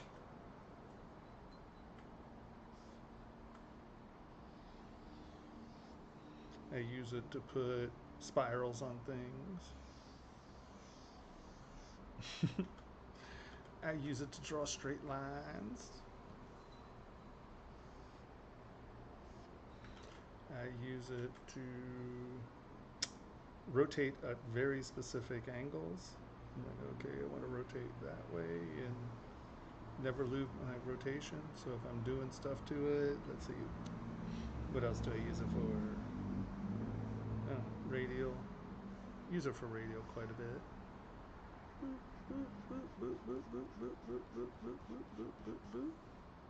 Very exciting that. I knew you liked it.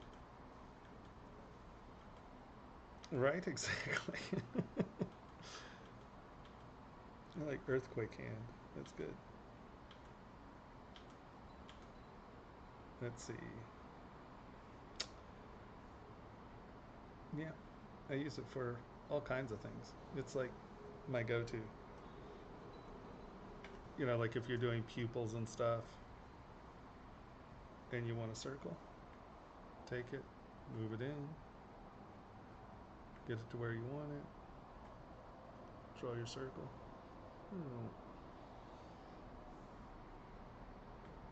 Lazy Nezumi is awesome sauce.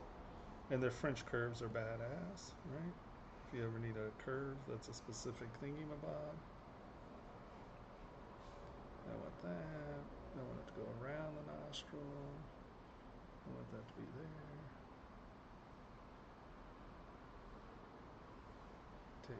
Let's take play tubes, and I can go.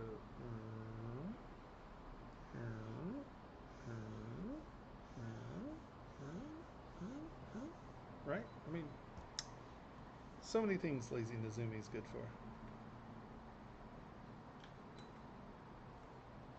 Hey, that looks pretty good. We might keep that. Oh, kidding. I block a base mesh. The only way to keep my polygroups together is to use Dynamesh and then remesh them. Is there another way to use subdivisions? I don't. You mean to join your polygroups together? Is to Dynamesh them? Because I don't, is this the original bit? Yeah, this is a base block up. Hold on, let me see how far low this goes. So this was a Z remesh, right? I just Z remesh it low, and then I have my subdivisions.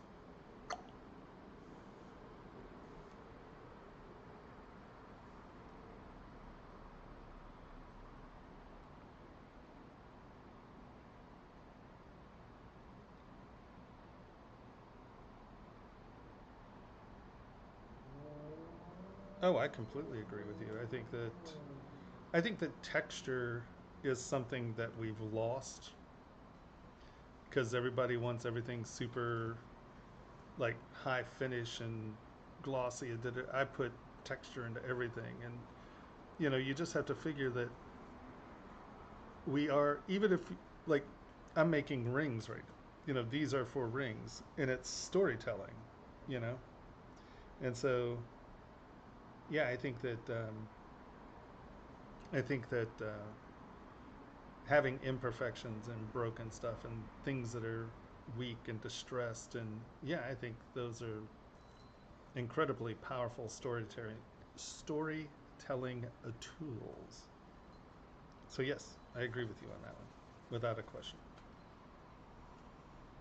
And Ash would too, if she were still in the chat.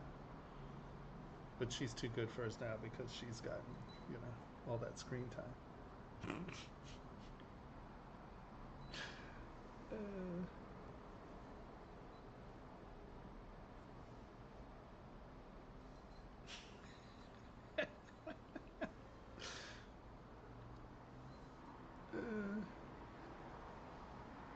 No, that texture is super important.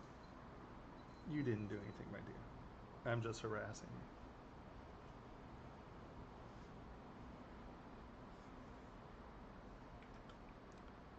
Because Ash is the queen of slobber.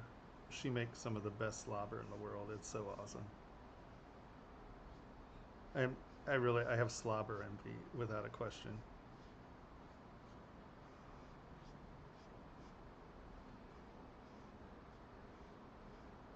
And she also uses a really cool technique of taking meshes and stretching them until they distort, and then dynameshing them, so she gets sculptable surfaces out of really mangled meshes. It's awesome.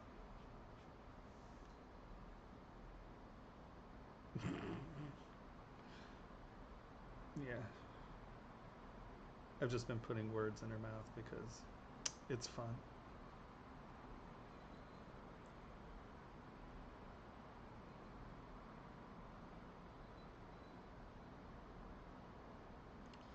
Oh boy, we get to wait. The wait. A sculpting god. That's what she is.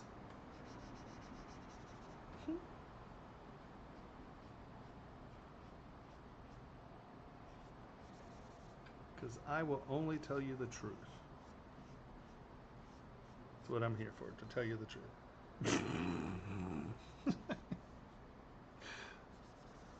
Don't let her fool you. Well, as in the computer, um, I've been sculpting in ZBrush for 18 years now. As far as sculpting goes, I sold my first piece of sculpture in 1978. So I've been sculpting since I've been walking. It's the only thing I've ever really done. I mean, I'm a sculptor, you know. Lots of kids, they drew. No, I sculpted. It's the only thing that I've ever done forever. So I've been sculpting, chances are, a lot longer than you've been alive. Just guessing at my average audience's age, that's a fairly safe statement.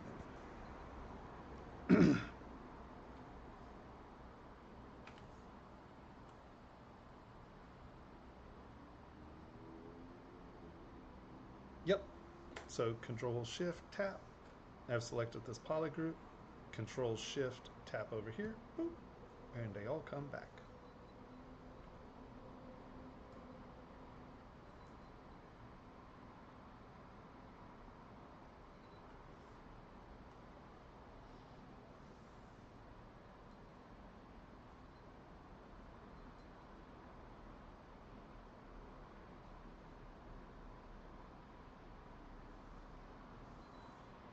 That's interesting.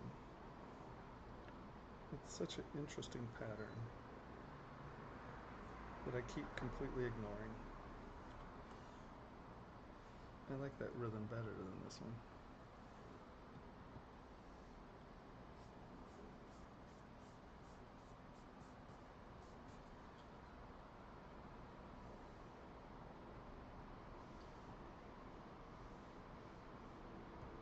Once again, if anyone has any questions, do not hesitate to ask.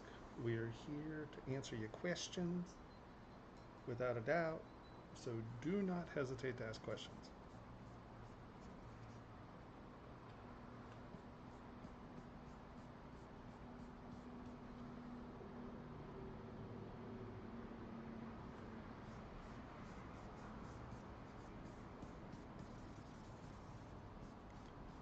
That's the only problem with talking and sculpting, is you wind up redoing things over and over again. But that's okay, because I'm not in a hurry. Love you, Ash. Always a joy to have you around, my dear. Always a joy, always a joy. Joy, joy, joy. Happy, happy, joy, joy.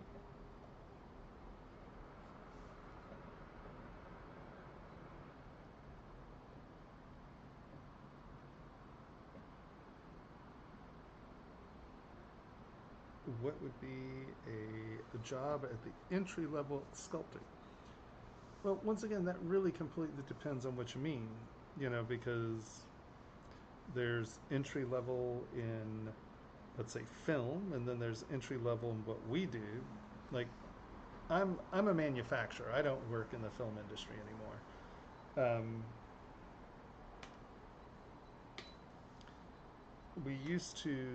I used to sculpt in the film industry. I used to do what would you say, like Batmobiles and Godzillas and species monsters and Jurassic Park sets. And I mean, I worked on 25 or 27 AAA motion pictures, you know, summer blockbusters for like 12 or 14 years or something like that. I don't even remember.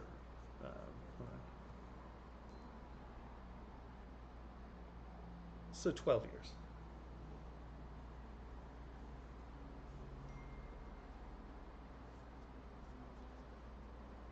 Well, you know, that's where, I mean, so much of that comes down to what do you want to do? You know, I mean, because there is just no, you know, it's like, do you want to work in film? Do you want to work in TV? Because it's completely different things you need to learn if you want to turn them into work.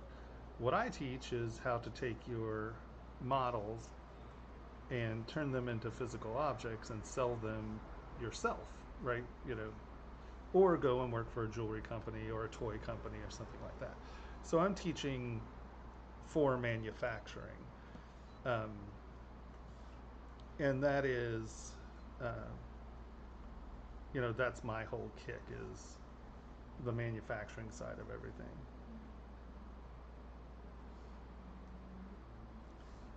So that's a, you know, like I said, it really absolutely completely depends on what you are, you know, what do you love? First thing I would say is, what do you love? Because if you're going to sit in front of a computer as much as I do, you better love it. Because someone didn't believe me when I told them that I sit in front of a computer 12 to 14 hours a day, 6 days a week. Now, that hasn't been the case over the last couple months because we've been doing this construction stuff and blah, blah, blah, blah, blah. But you can ask Henry. I'm prolific. I generate a lot. Why is that? No, because it's clay buildup. Why is my brush sucking all of a sudden?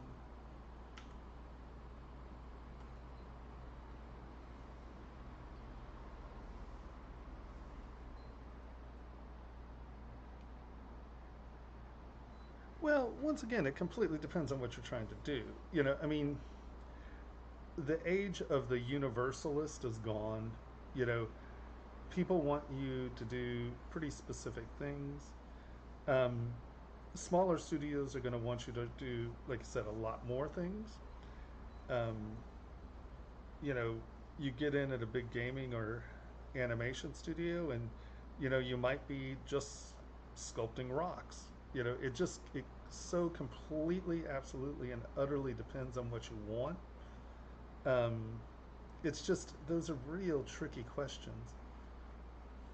You know, I mean, I would say get a great portfolio, and so much of it is getting around the people who do what you want to do, getting seen by them, and talking to them and asking them, hey, you know, what's going on? Because they're like, oh, you know, our studio really needs someone who can sculpt pink ponies. You're like, okay, well, I just happen to be the best pink pony sculptor in the world. You know, it really is that weird sometimes. So much of it is being around the people that you're trying to work with. Um, you know,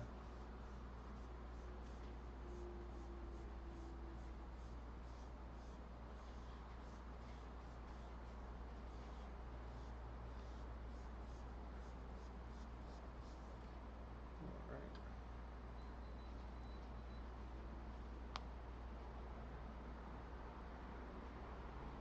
What's that? Vector. When you import a model from another software, but your model is not in the center of the world, how do I center it to work with it? Well, you can do what Rain says is drag everything else, but here, okay, see this model came in. This part, it's not center of the world. All you have to do is turn on your gizmo, pull down Alt, hit your little pen here, right? I'm gonna drag it over here so you can see it. This is like a matte pen, right?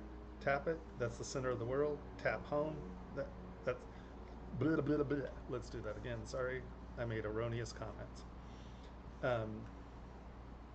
Let's drag you over here. So you hit the map pin, center of the object, hit the home, blah, I can't talk, hit the home button, boop, and it takes you to the center of the world. So that's the easiest way to get something centered.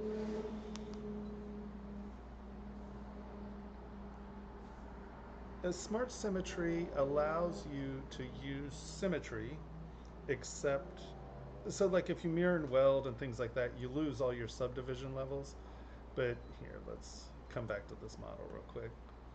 And as you can see, I have sculpting on this side and I have no sculpting on this side.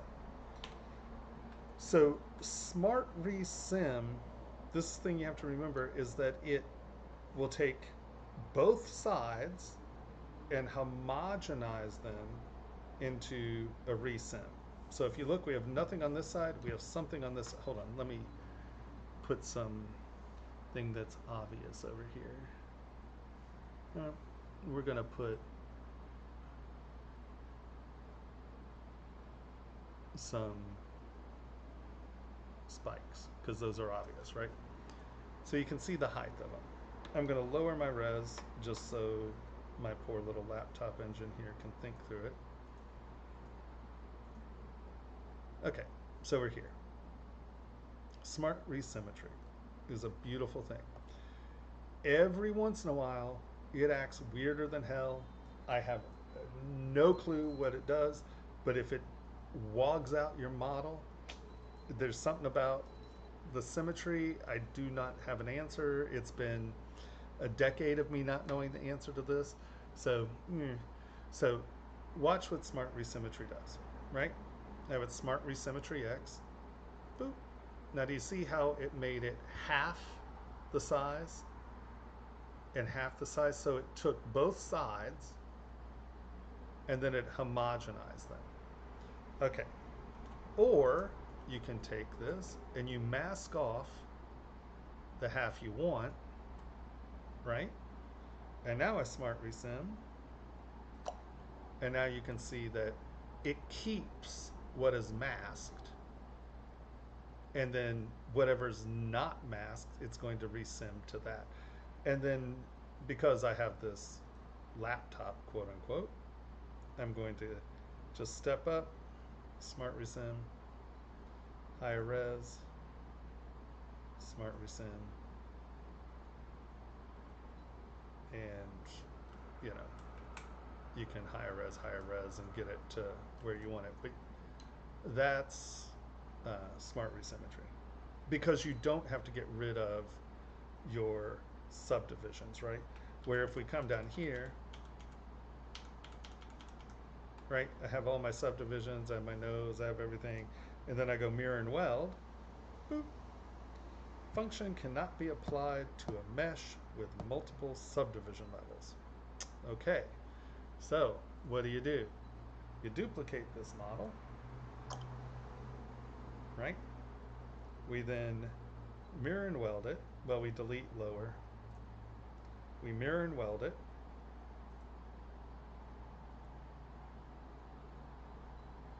Did I hit mirror weld? Oh yeah, it's there. Oop, did the wrong side. Let me mirror. Mirror and weld mirrors left to right. Well, screen left to right. So if you want the spikes, flip it and then mirror and weld.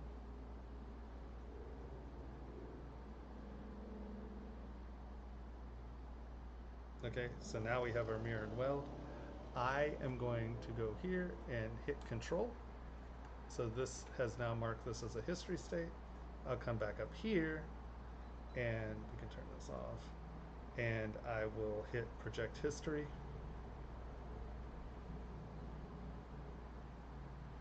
And I don't know what my projection distance is pretty low. But this isn't going to get all the spikes, but I will show you.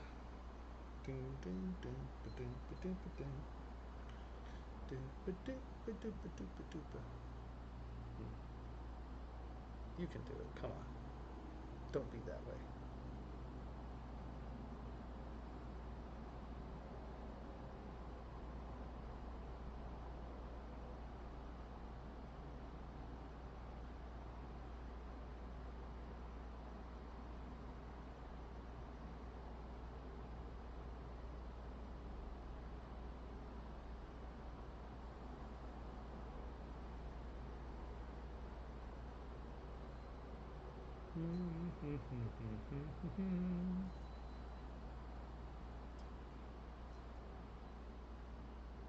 Right.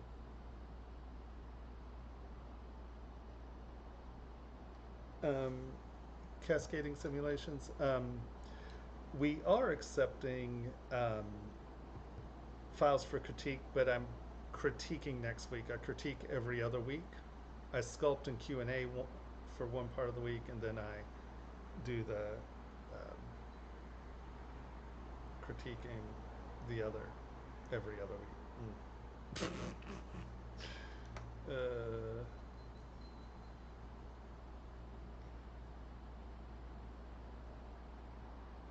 Sorry about that. I didn't notice. It's coming. It's coming. You get the idea. Sorry. Laptop, 15 million poly projection. But yes, please upload and then we'll look at it next week for sure. And it's sort of first come, first serve as far as the critiques go. So if you put it in now, you'll be earlier in the critique session, so it's not at, you know, midnight or something like that. Indeed, thank you.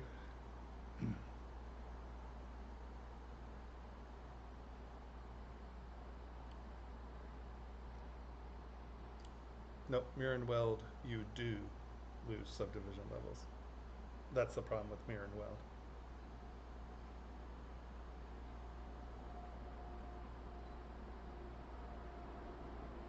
That's the benefit of Smart Resim, is that you don't lose sub-Ds. Mirror and weld, you lose sub-Ds.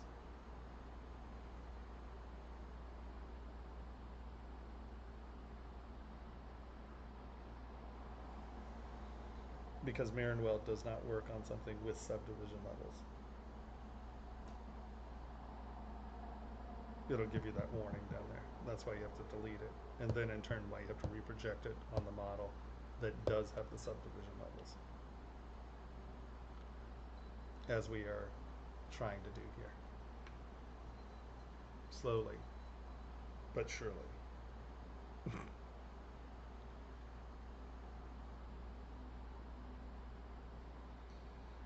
Well, I'll tell you what.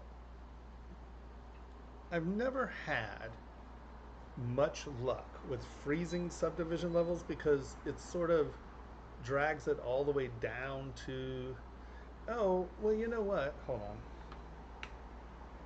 What you can do back here, and I always forget about this one.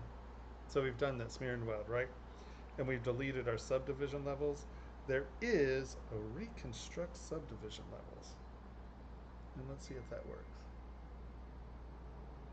Mesh contains triangles. Yeah, so somewhere in here we lost our quads. If you dynamesh it, that seam when we mirrored and welded it, we got triangles, so we can't reconstruct subdivision levels.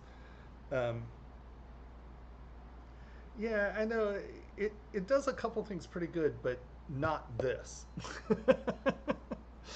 I can't remember what I use it for. Because here, look, let's go back here. Bump, bump. We're here, right? And we want to mirror and weld. If you freeze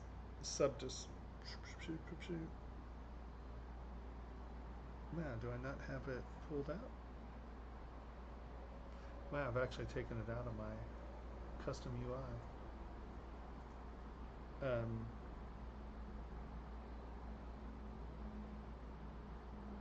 Here's freeze subdivision levels. Okay, so we have to go back one more. There we go. We have our subdivision levels. Freeze subdivision levels. See how it goes to lower? It goes to the lowest subdivision level. So if we then mirrored it, let's say, because that's not going to change the geometry, right? Mirror and weld's going to cut that, and if that's not perfectly, you're going to get triangles, and that's what that was saying. Mirror and weld.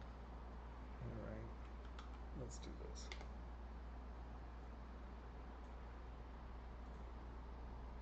Mirror and weld. Okay. And now, freeze subdivision levels. IRS. Oh, it's thinking. Hold on.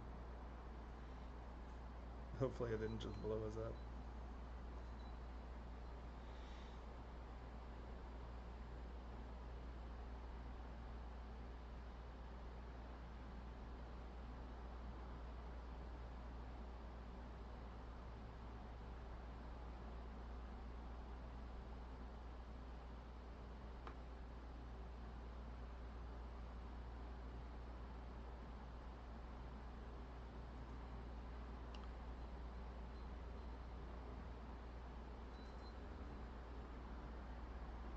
Yeah,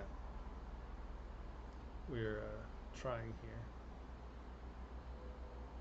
here. The gray screen of wait. While we're waiting, I'm gonna get another glass of water. Oh.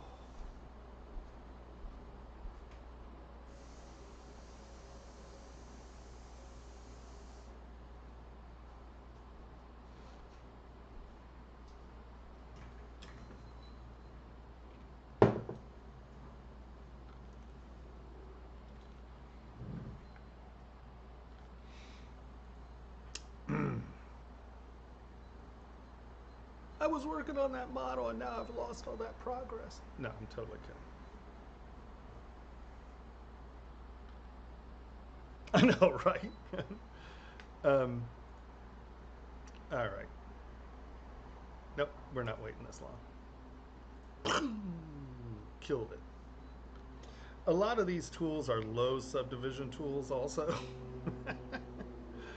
So asking it to do things sometimes it's not happy about it.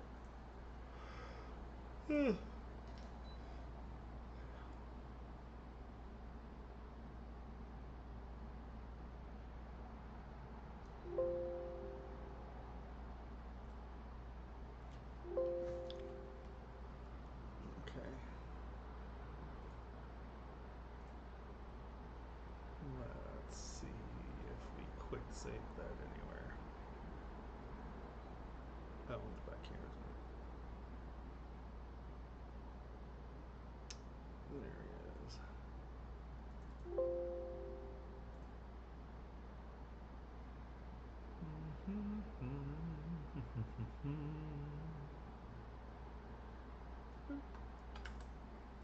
Okay, let's try this again. We're going to clone you. No, we want this guy. We're going to clone you so you are in your own subtool. Clone. Okay, we're here. We're going to lower resolution 1, 2,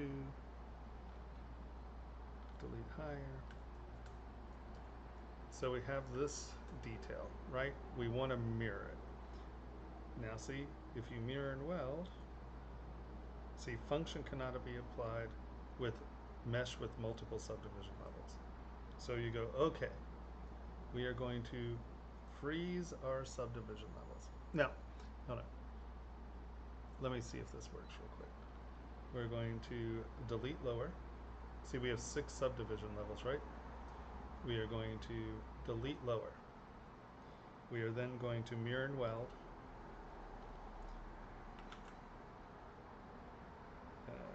Mirror and weld. Okay. Now we're going to reconstruct subdivision level. Mesh contains triangles.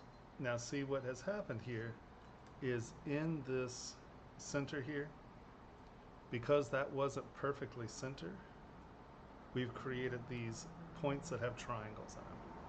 So let's undo this, and I don't think we're going to be able to get this without triangles. So reconstructing the subdivision levels isn't going to work with this. So we're going to come over here, and let's undo it. There we are. Subdivision levels. We are going to delete lower subdivision levels. We are going to mirror. We are going to freeze. Oh no. We're going to bastages. All right, fine. We'll just do it this direction. Okay. All right. So we are going to freeze here. Hold on.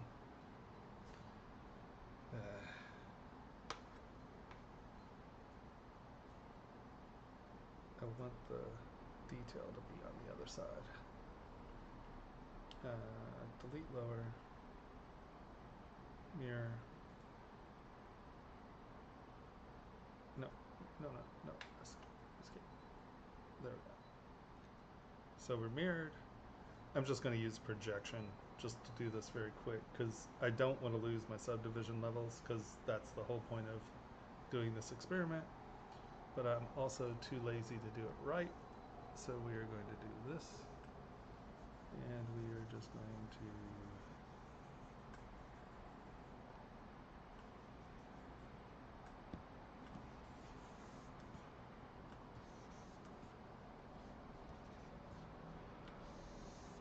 okay. So now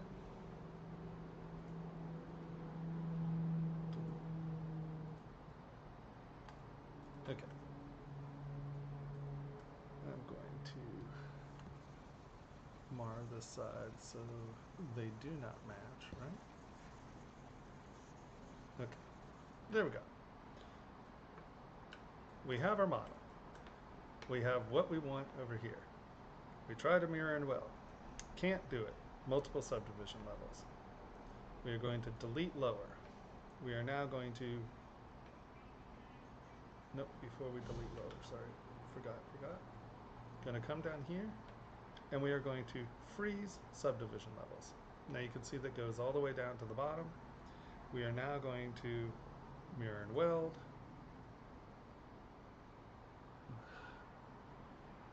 Undo W, we're going to slide this over. Mirror and weld. We still get a little down here, slide this over a little more.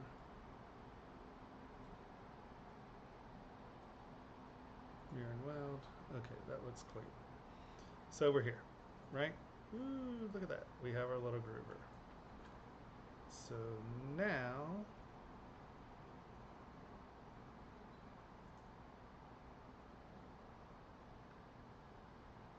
do we do reconstruct subdivision levels? Yeah. So we now do reconstruct subdivision levels, maybe?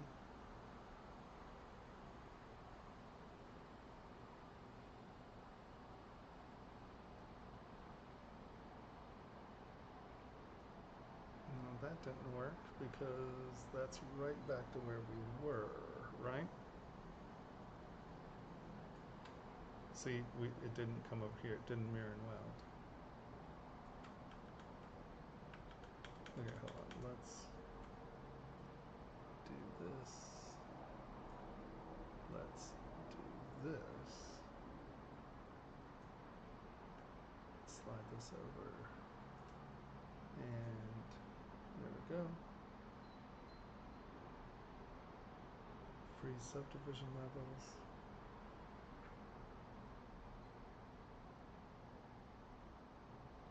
Mirror and weld.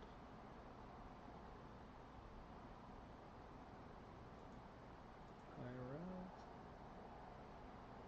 Remapping higher res detail.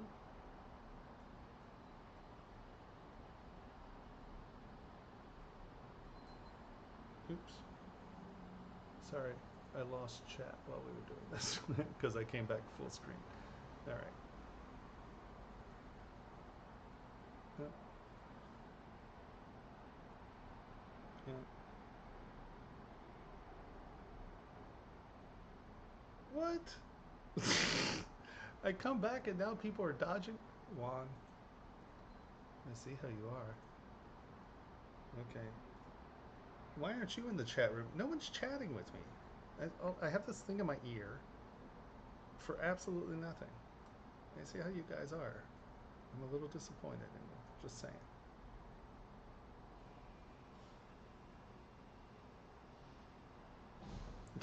You got braces. Wow.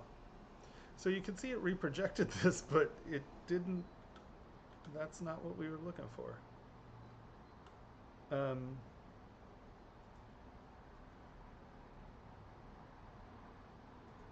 Yeah, no, you have to reconstruct it, and for some reason that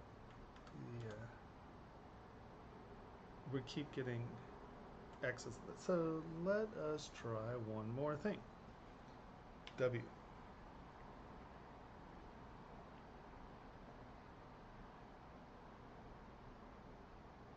Well, no, that's my point. Mirror and weld doesn't work for that. So you have to do it where you switch it and project it. Yeah, that's my point. That don't work.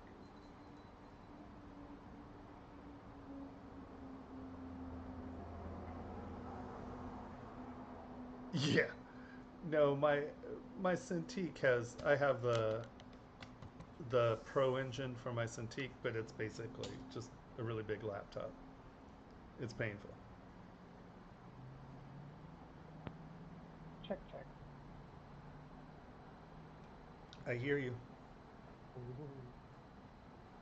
Freezing subdivisions, I think, is good for a lot of the gizmo stuff, like Yes. freeze subdivisions, bend, twist, that kind of thing, and then you can bring them back. Here, let's try that. Hold on. We're going to go lower one more subdivision level, just because I'm sick of freezing up. Okay, delete higher. freeze subdivision levels. W, gizmo, twist, reconstruct subdivision levels.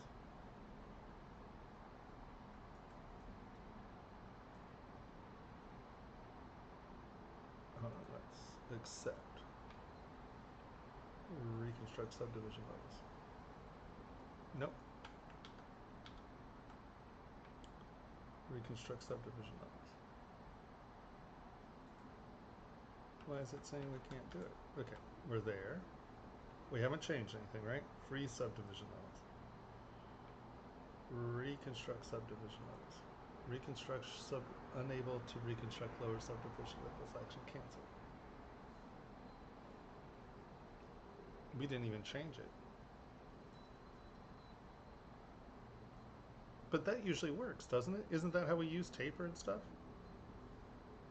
Yeah, we've definitely done it before. All right, let's do this. Cube. I'm going to find out. Divide, divide, divide, divide. Divide, divide. And I'm gonna sculpt on this. Hold on. We'll use this brush because it actually has texture things on it. Zoom intensity, draw. Why is my brush so tiny?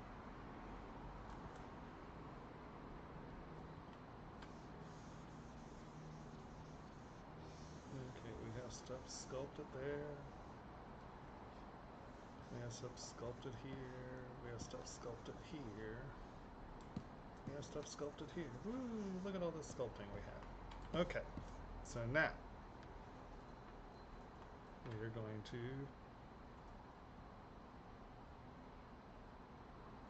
What did I just do? Stop, stop, stop, stop, stop. Everybody stop. You stop. How do I turn you off?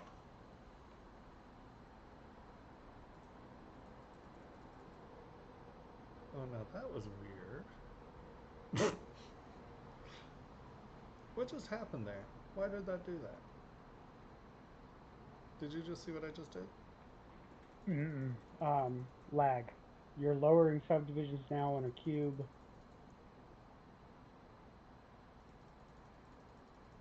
Okay, that's weird. Okay, W.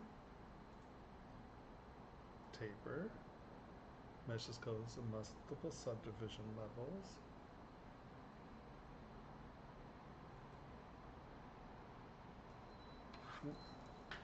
Of course, you come on and my headphone dies. Switch headphones. Wah, wah. Say something.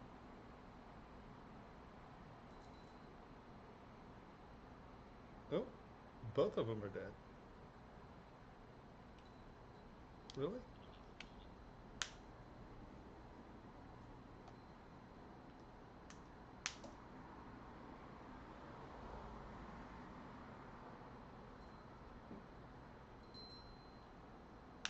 No, that should.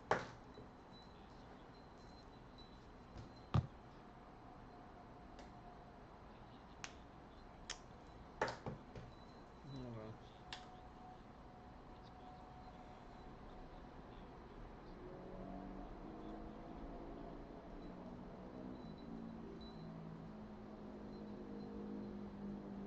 All right.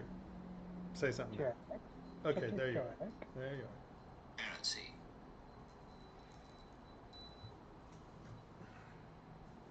Where's my stylus now? What is going on here?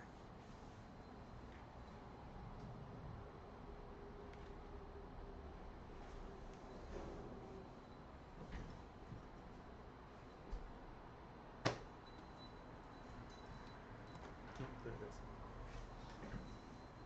It has a tendency to roll under that.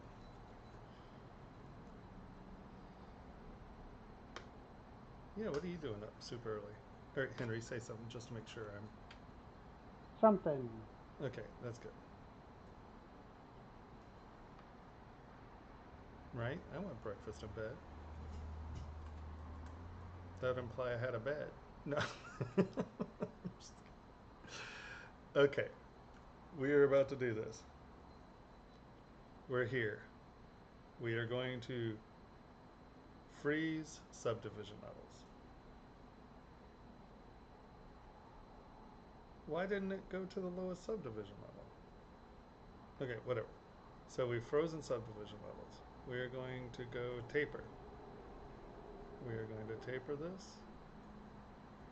We're going to taper this.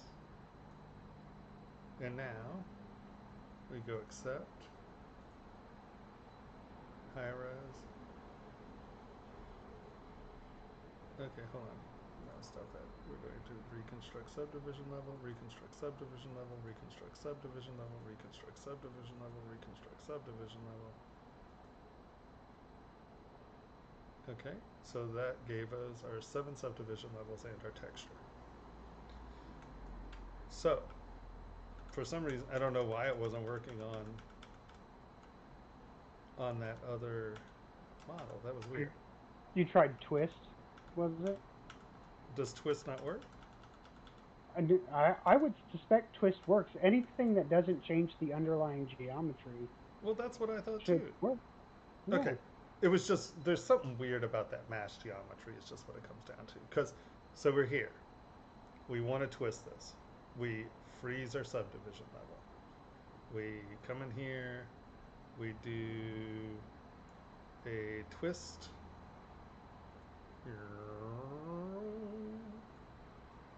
So now we have a twist with our stuff. And now we go reconstruct subdivision levels. Reconstruct, reconstruct, reconstruct, reconstruct. And there we go. We now have our twisted model with all our subdivision levels. Yeah, so there was just something weird about that mass model that didn't like. Yeah. Because when I mirror and welded it, it was like, oh, you also have triangles or something like that. So, you know, something's going on there. But that is what freeze subdivision levels for, using the gizmo, not mirror and welding. Yep. I was like, I know we use it for something. What can it be? Yeah, gizmo stuff. That's pretty much the only thing I think I use it for. Yeah. I can't think of another example. Neither can I off the top of my head. Because mirror and weld changes its geometry, so it can't. Yeah. It can't track it. Yeah. Okay, so let's go back to this guy. Come on, we can do it. We're here, right? I have subdivision levels. I freeze my subdivision level.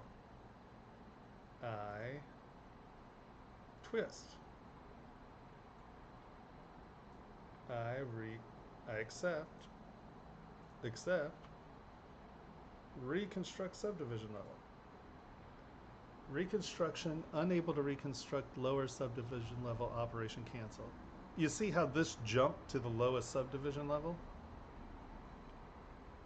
It didn't stay. Oh. Hold on. We're here. Free no, we're here. Delete lower. Reconstruct subdivision level, reconstruct subdivision level, reconstruct subdivision level, reconstruct subdivision level, reconstruct subdivision. Because we deleted them, right? But now watch, see that's how I'm used to doing it, where I delete it. Because for some reason it is not allowing a, because when we see on the other one, when we delete it, here. Yeah, someone explain this one to me. Here we go. Here, square. Of course not. Delete lower. Square. Divide, divide, divide, divide, divide. I have rocky pattern. Rocky pattern everywhere. Rocky pattern has no hair. Rocky pattern, rocky pattern. Ooh, look at the rocky pattern. We're so happy with the rocky pattern. Our rocky pattern is awesome. We love rocky patterns. Rocky pattern. All right. So now we're here, right? We're here at Subdivision 8. We have 1.5 million polys. We are super excited about our model. We want to twist it. We freeze subdivision levels.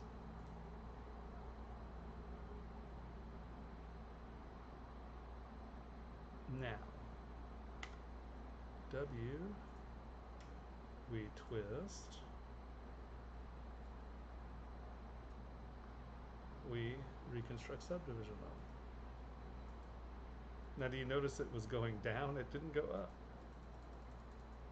See, it stopped here. Okay, we're here.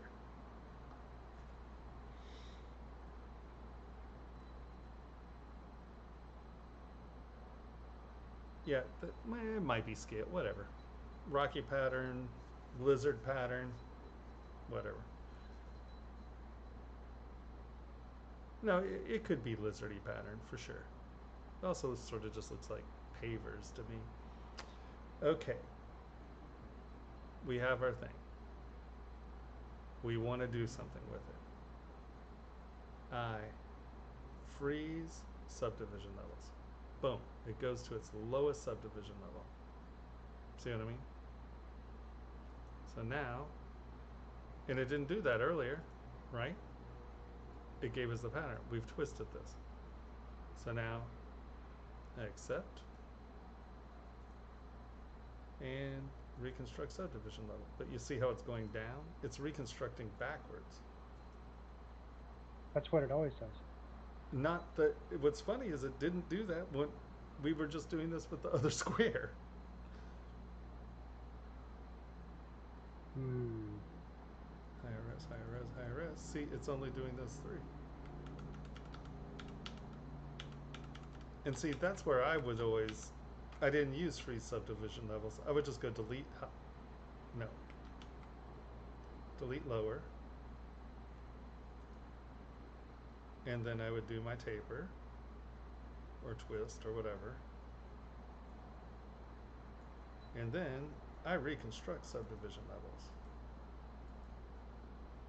Right, because it's staying at the top. But we were doing this earlier with the freeze subdivision levels and it froze it. Well, I mean, if you can just delete lower and then reconstruct, why freeze at all? Well, I don't know, but we just actually got it to work. The only time in my life I think I ever got it to work. I can't figure out how.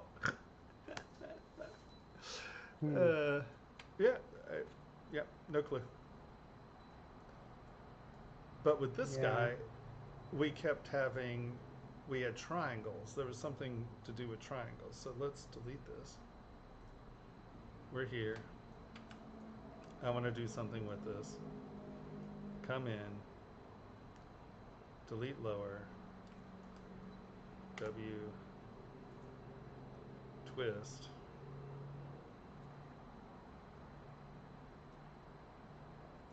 Accept. Reconstruct subdivision level. Reconstruct subdivision level. Reconstruct, reconstruct, reconstruct.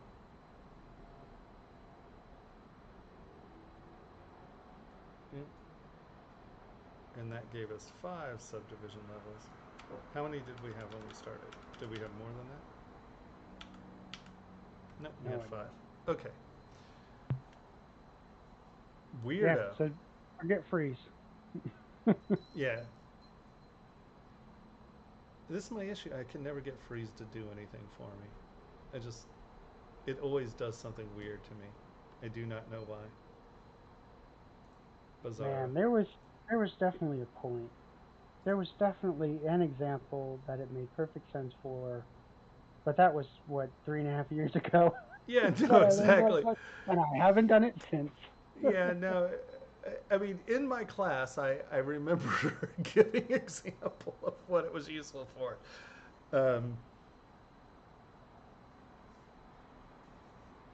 What if you save history, then ZRemesh, and then project? Well, yeah, but that's kind of defeating the purpose of not going through all those and just reconstructing the subdivision levels.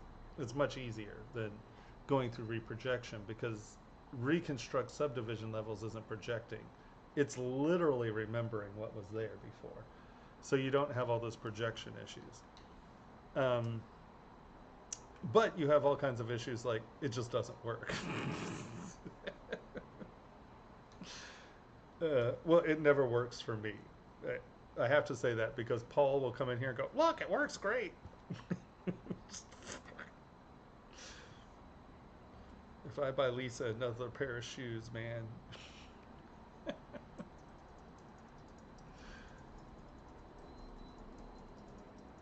Oh my God, ridiculous. The pool was dry.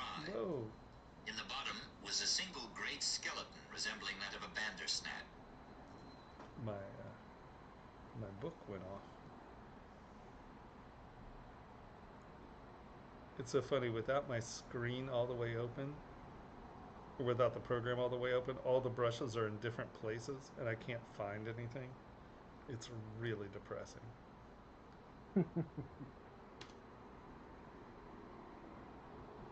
Okay, so knife, that's what I'm looking for. Because I can't seem to find the hairbrush that I was using that works so well on the other one.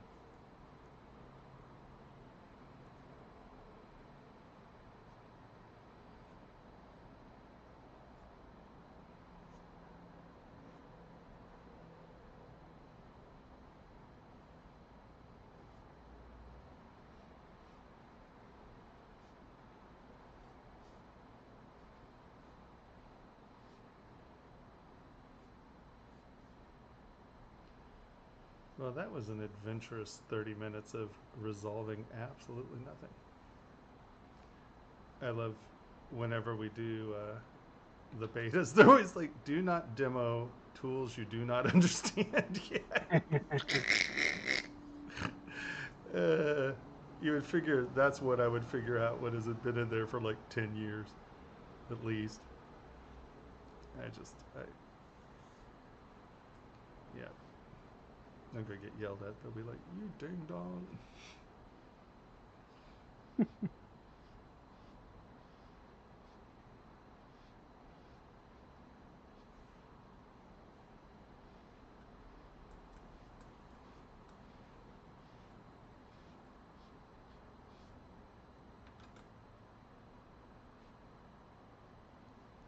So anyone feel free to ask any questions while we're here.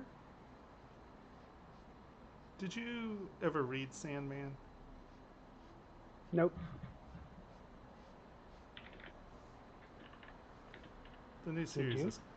Yeah, I enjoyed it. I'm a big Gaiman fan, though. Neil Gaiman's... I love his books. I'm reading Good Omen now. Oh, it's awesome. And that's a hell of a team up right there. Mm-hmm. Two brilliant writers.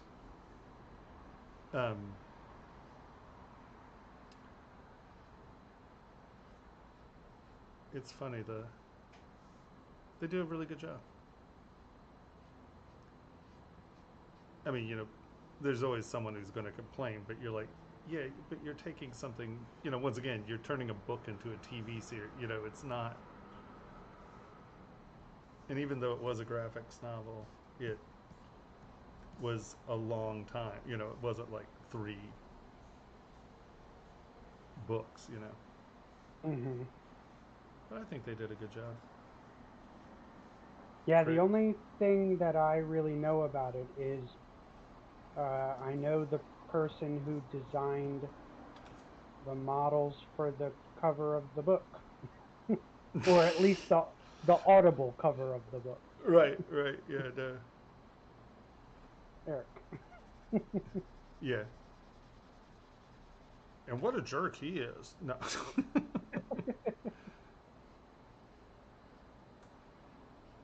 Yeah.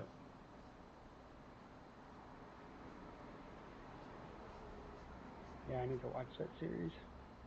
That's or good. read the books. I just got an Audible subscription. Um, I've always disliked fiction books. If I'm going to listen to really any form of media, I want it to be nonfiction, but I'm running out of things that I'm interested enough in to listen to an entire book on. So I need to start caring about nonfiction.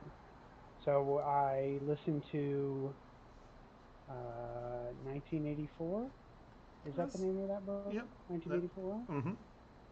Um, Good Omen. That's a good one. I listened to the I'm Glad My Mom Died is the name of the book. Wow. Aptly named for this person's story. It is nonfiction, um, but a very interesting book from the co-star of the iCarly show, Oh, uh, I, Jeanette McCurdy. That's it. It was good. interesting. You know, it's so funny. Relate. I've Go tried to ahead. find the book that I swear it was called the Last Viceroy, and it was about the Hmm. last viceroy to India. And it's awesome Hmm. because he's talking. You know, it's literally his journals. It was based on his journals, and and he's talking about what a schmuck um, Gandhi and Nahru were. You know, he's like, every time we had a meeting with Gandhi, he'd like pinch his salt and salt his tea, and he knows that we're taxing salt, and he's just like thumbing his nose at everyone, and I'm trying to get a calm meeting, and he's pissing everybody off. And Nahru wants just to have a separate thing, and it's just, it's awesome because you actually get like this guy who's just like, I just want to go home.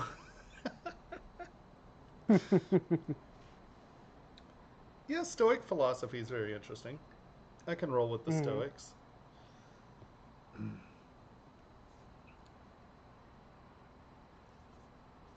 Yeah, yeah. I've been listening to a series of books that was interesting, and you know when you should there's now there's included with and there are all these books that you don't have to pay for. Yeah. So I've had Audible a bunch of times, probably a half dozen times. Mm. And every time I sign up, and I despise the selection of free books. Like for 15 bucks a month, you only get one real book. And then you really have to enjoy their free stuff for it to be worth it. Because I can buy one book a month for less than 15 bucks. Um, but every time I signed up in the past, all their free stuff was just garbage. It was awful. And for a long time, you had to like the only really free stuff was this set of like 7 books that you could choose from. No, I never even knew they gave you free stuff before. Yeah. I have 3 accounts, so I get a lot of books a month.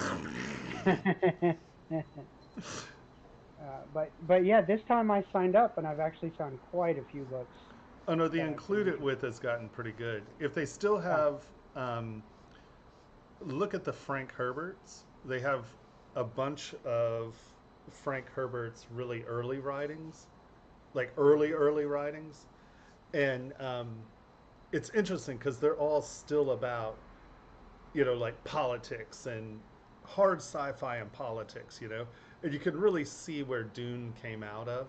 It. Mm. I really enjoyed some of his early books. They were pretty cool. Um, yeah, and what's cool is they change up what's free.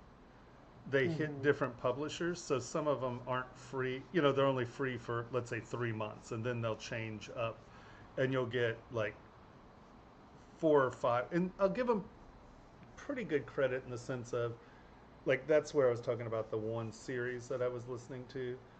Um, let's say the series had 14 books in it, and they give you 6 of them. You know what I mean? So you get a good spectrum of whether it's worth. Hmm. Yeah, I really wish they did, because there's some sadly now I really I buy books for length, because me spending my 2 credits a month on 2 books that are 8 hours, that's one day. Uh, uh-huh. You Yep. know, I'm like looking for books that are like, if it's not 14 to 28 hours, I don't want to buy it. So I Yep. wind up with a lot of really weird long books. But for me, that's important. Is the length of the book is a big deal to me because, well, I mean, for my sanity, I listen to books, 24 hours a day.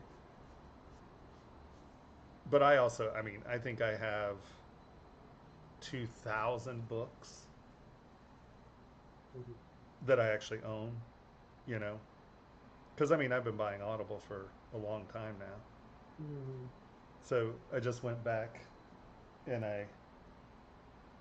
like I said, I was getting a little tired of well, not tired, but sometimes you just need, I don't know, series can get long and old for me, because you got to figure they've been writing the book for years, and now I'm listening to all of them like over one time period, and you start to see like writers' habits and stuff. Um, there's one series that I like. I mean, I like the characters and I like his writing, and they're like 10 of the books, but he uses the exact same formula every time. And if you're reading them 2 years apart, that might not be so tiresome. But man, after the eighth book, and you're just like, really, dude? I mean, come on, give me give me something here, man. You're a good writer. Why are you doing the exact same thing? And when you listen to them all in a row, you're just like, oh, you're killing me, dude. The formula works. And it does. That's what's crazy, you know? Because, like I said, if you're listening to them a few years apart, then, maybe that formula is something that, or if you're reading them a few years apart, that formula is something that's comfortable. But, yeah, no, not when you listen to all of them in a one fell swoop.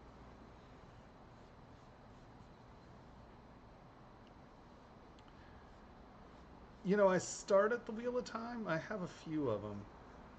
But the Wheel of Time, I think where they're starting the show, I don't think that's the beginning of the books. Because there's like, I mean, there are like 100 of them. It's crazy how many Wheel of Times there are. Hold on.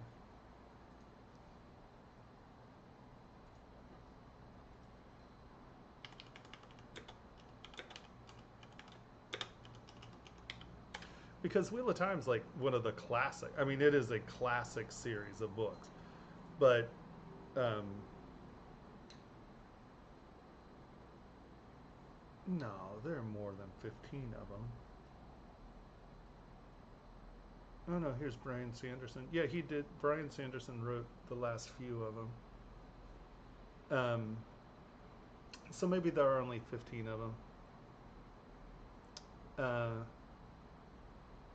maybe I need to go back and give it another chance. There was something about it that just, I can't remember. It just pissed me off. I was like, oh my God, are you kidding me? It might be one of those. See, that's why, for some reason, my feeling about the book was one of those, the early on was one of those hero journeys where, he was a complete, absolute, total putz. And then, he's like, oh, I'm a little bit less of a putz, and I'm a hero putz. And I just hate that hero journey crap where you have to be a complete, absolute, and utter putz to ever become a hero. Makes me nuts. It just is one of the lamest tripe. It makes me crazy. It's like, there are people who don't suck from day one who can become heroes. It's just like, Jesus Christ. I am so sick of hearing idiot boys becoming heroes. It's just like, no, I would beat you to death as your parent before you ever became a hero. I just can't take it. I was not a big Luke Skywalker fan. If I had behaved like Luke Skywalker behaved, I would have been beat to death.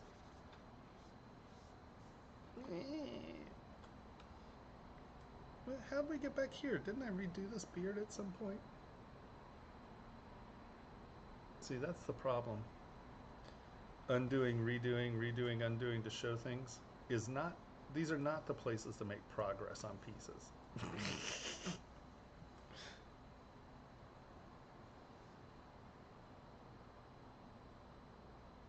Yeah, I mean, you don't have to suck to go through a hero journey. It makes me nuts. I don't understand it.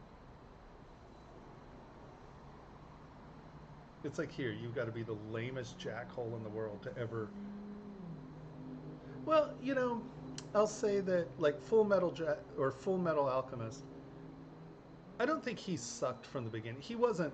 I mean, he got a little whiny and emo at points, but I mean, he wasn't like just a complete lame jackhole when he started. Yeah, I don't cheer for the underdogs. I don't know, Juan. It's really not my thing. It's like, if you can't, if, no, I don't. No, no. I might cheer for an underdog, but the underdog doesn't have to be a complete jackhole. He doesn't have to be completely worthless. You can be someone who isn't worthless, who starts a journey and overcomes difficulties and all of that. Why do you have to be lame? I mean, like a complete lame. I mean, you don't want that person around you. They're ding dong. They're worthless. I don't buy it. I don't buy it. Not that I can't have any hero journeys that start with a complete ding dong, but every single one? No, I don't buy it. I'm calling no. No.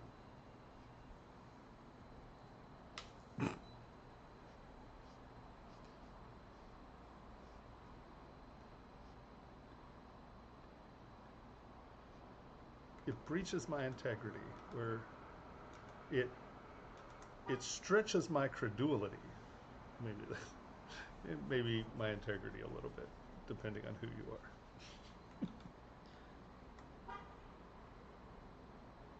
are. I didn't say that he was a hero. That's my point.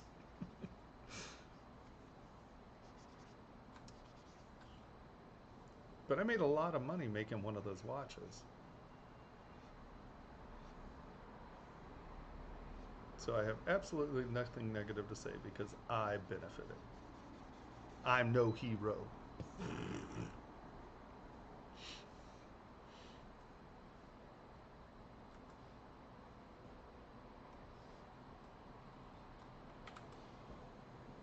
don't know what happened here. Somehow or another, now we might have crashed and I just never saved the changes to the beard.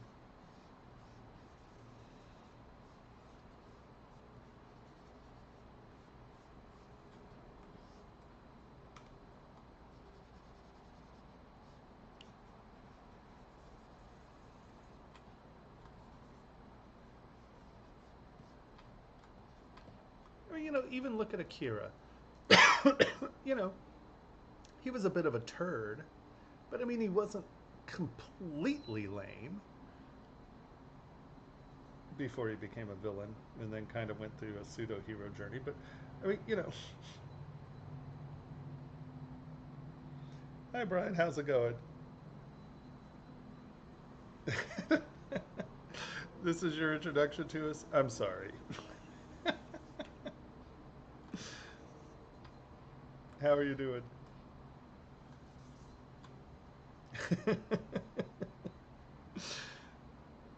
Hearing me rant about hero journeys again. Sorry, it's just one of my pet peeves. Oh, but, I mean, yeah. But anybody who punches holes in you, I mean, that's tough. Yeah, that's Akira. The migraine guy. That's him. Yeah.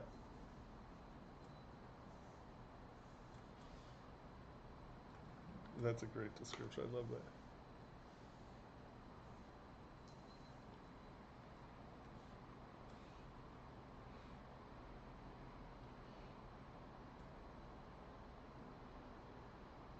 Yeah, fists.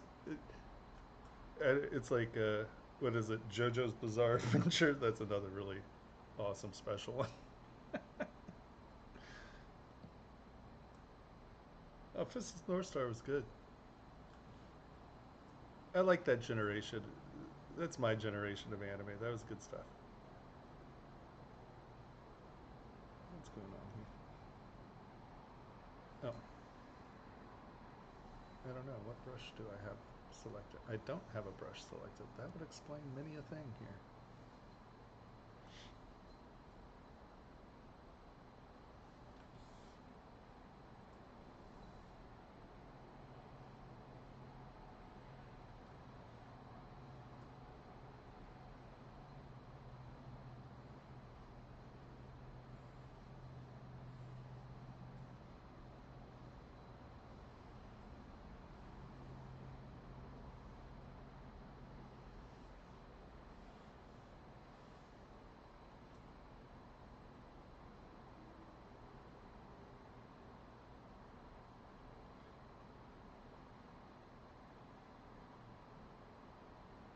Well, I mean, a lot of people use a lot of things. I would, um, you know, as far as game development goes, I'm not quite sure on the software for game development. I know that lots of people who do game development use ZBrush, but, um, I mean, there are lots of, if it's not character driven or something, there are tons of different softwares, and I don't really do games or film or animation or anything like that. I produce physical objects, so most of what I do and demo and talk about is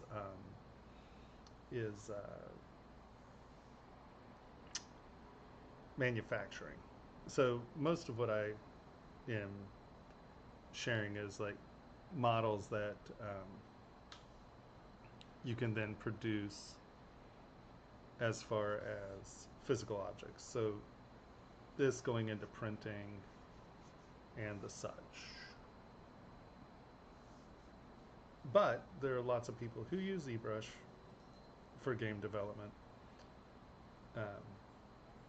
But I'm sure that there are, well, like I said, if it's character driven stuff, a lot of people are using ZBrush for game development. I mean, every major game house uses ZBrush. It's an industry standard for that stuff. But as far as just starting out, I don't know what other things people use. I'm not really, like I said, it's not really my forte per se.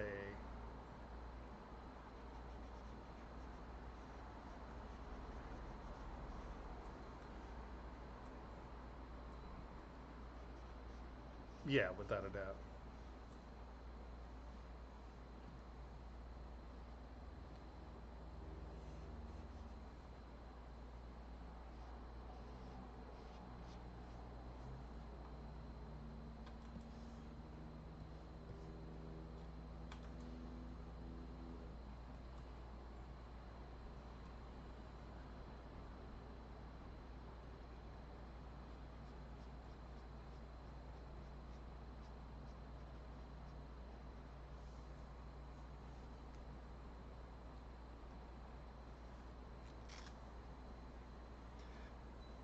Well, I used Modo for years because before ZModeler came into ZBrush, um, you you didn't have a way to generate that kind of geometry. So a lot of us used ZBrush or used Modo because Modo had a GoZ.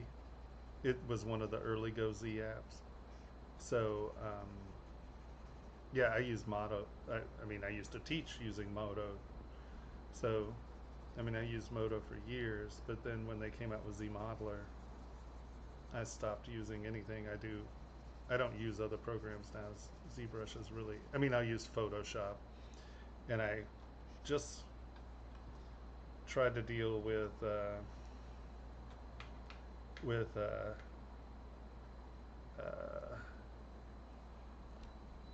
Illustrator. Illustrator's the devil. I don't know how people use Illustrator.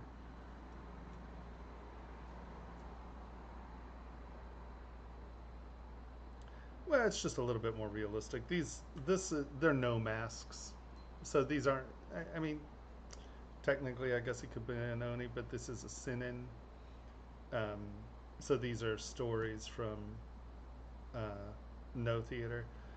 Um, yeah, this was the first one I did, and this was done about 15 years ago. Actually, 18 years ago. These are old. And then we started a new website, and so I'm kind of redoing them because I love the masks, but what I can do with ZBrush now compared to what I could do with ZBrush then is dramatically different.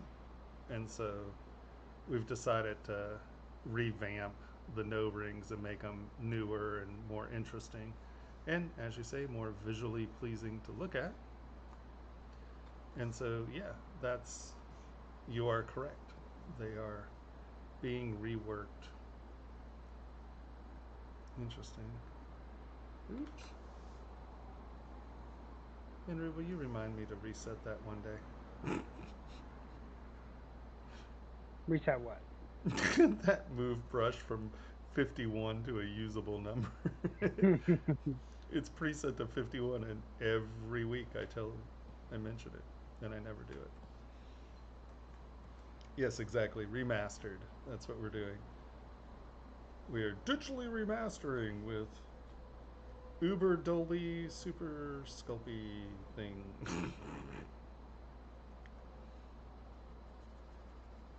It's funny when you set them side to side, you're like, why am I not getting enough mustache there? It's because I have too much lip.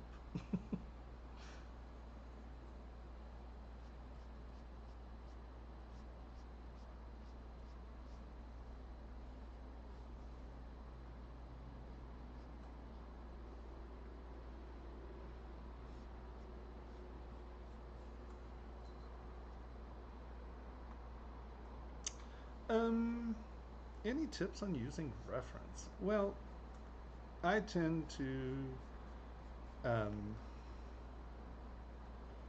try to get it into the program, so try to get it into draw, and yeah, I mean, I tried to do it, from here and get it in the floor as a reference plane. Wow, do we actually have a reference here? Well, speak of the devil. I guess the last time I was doing this, we talked about this. Hold on, let's go append a Q star group. Q. So, when I use reference, and I mean, even on character models and stuff, I always just start with a block.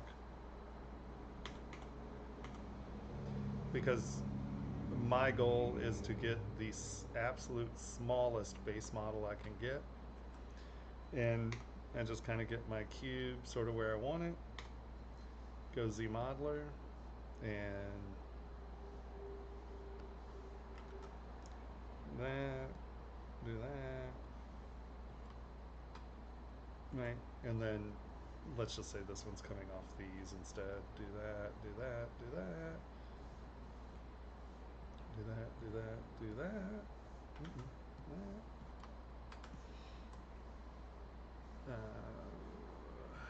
Go move points, infinite XYZ. And then I literally drag past and back 2. Drag 2. Drag 2. Come in, drag it past my line and out to it. Past my line and out to it. Past my line and out to it. Okay, that's going to be there. That's doing that. We're going to bring that in. And I literally just get this as close to it as I can, trying to define my model, keeping it as low poly as I possibly can.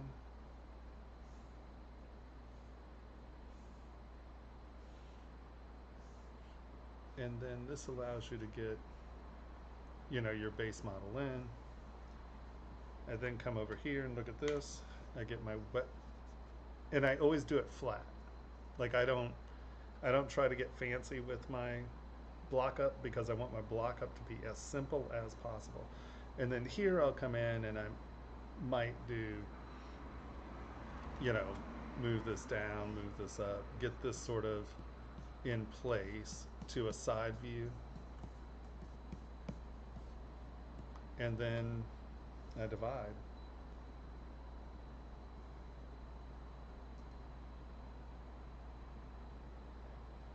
And now that I'm divided, and come here, and then normally what I'm going to do is I will gonna draw and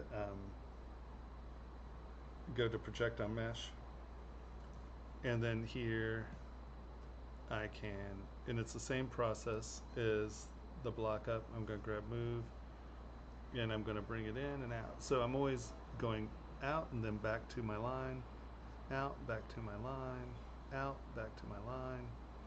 Try to get everybody where, you know, it wants to be. Back and out, back and out, back and out. And the project is good for this, right? Because you can get that mesh where you want it. And then usually I'm just going to come in and I'm going to get my things into place.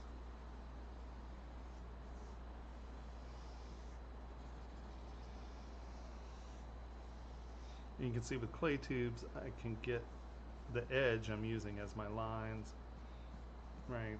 You get in there, you get everything kind of marked where things are.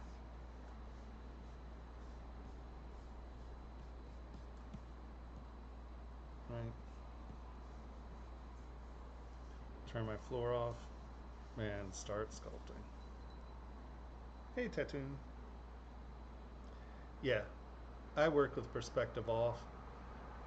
This has been a big debate between me and portrait sculptors for a long, long time. We fight about it constantly. I mean, we don't really fight about it, but and I understand what they're saying. I get it. I just, at the same time, I don't get it.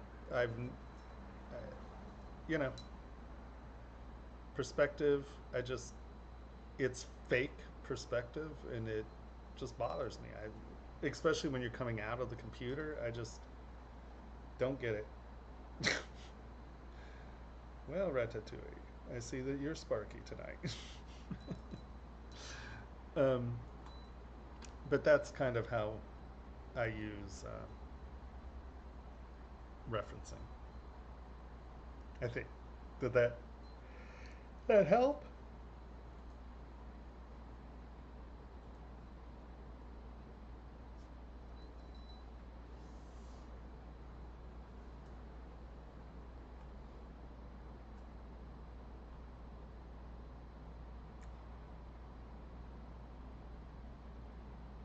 Yeah, second monitors are, I think everyone should have a second monitor no matter what.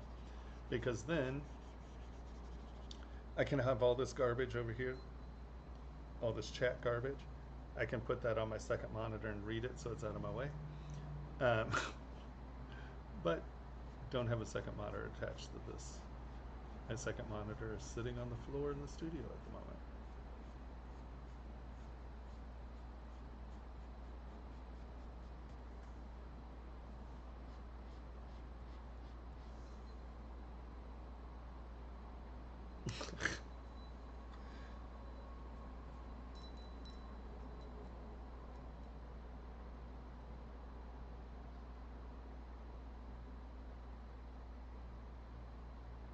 No, I think that actually having both is helpful. I mean, actually, I'm working on this, right, for jewelry, and then I'm working on this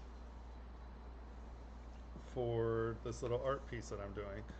And I built this completely in ZModeler. Oops, I just moved stuff around. I'm gonna have to stop that. I just distorted the living hajibas out of that, I think. Okay, guess not. And this is my Tomas the Tank.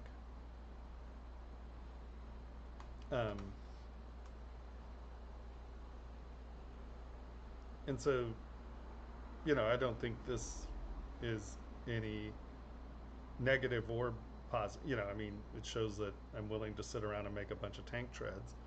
But, you know.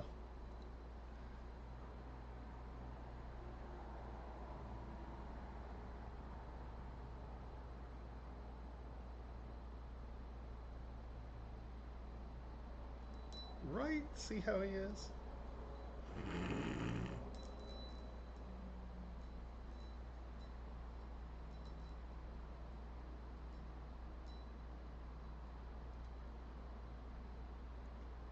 Yeah, you know what? The only time I ever use layers is when I'm doing resizing. And then if I have like 5 or 6 different patterns, like for iterating, but even then I use ZBrush.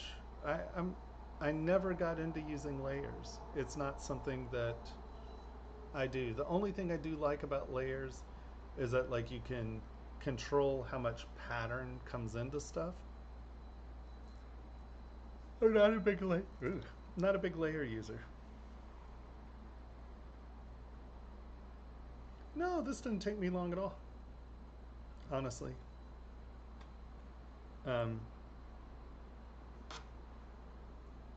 Yeah, honestly, because you know, you make one of these and then you just repeat it.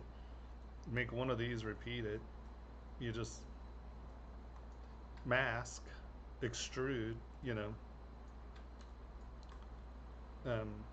Or not mask, extrude, you know, just G-mesh it out. You know, it's just one big shape. Once you have an oval, you know, you just slap it on. So no, this didn't take that long, honestly.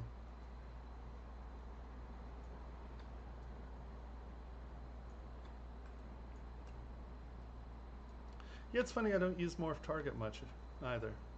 I'm, yeah. I don't use a lot of the tools most people use.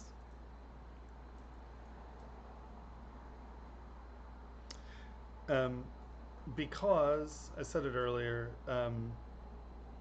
this is the closest material to what I'm actually going to get out of my printers, right? Like if I see this texture, if I print this at 25 microns, I will get that texture to show up in my model. So this is the material that allows me to see as close as I can what I'm actually going to wind up with when my model prints. So that's why I like this a lot, or that's why I use this.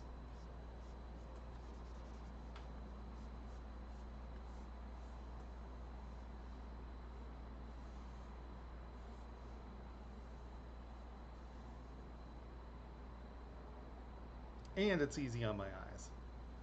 Because like I said, I sit here, I sit in front of the computer for a very, very long time daily. A lot. A whole lot.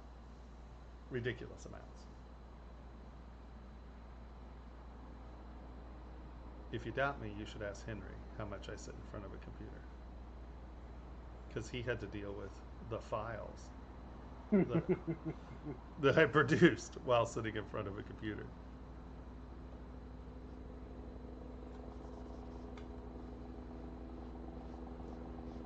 Yes, it's a joy.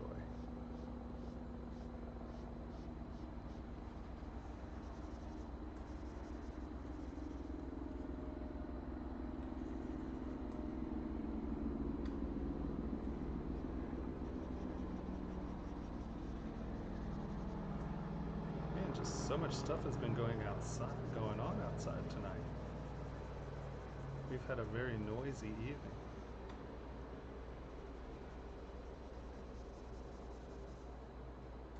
Very noisy.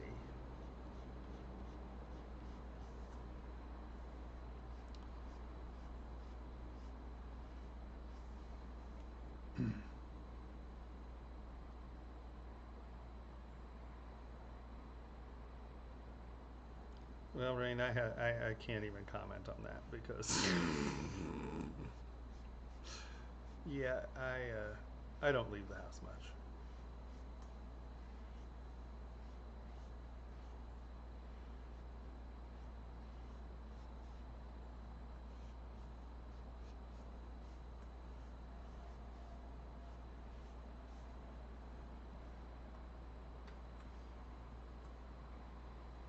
Even though, Henry, Saturday I met with someone who very well might produce the alien toy for me.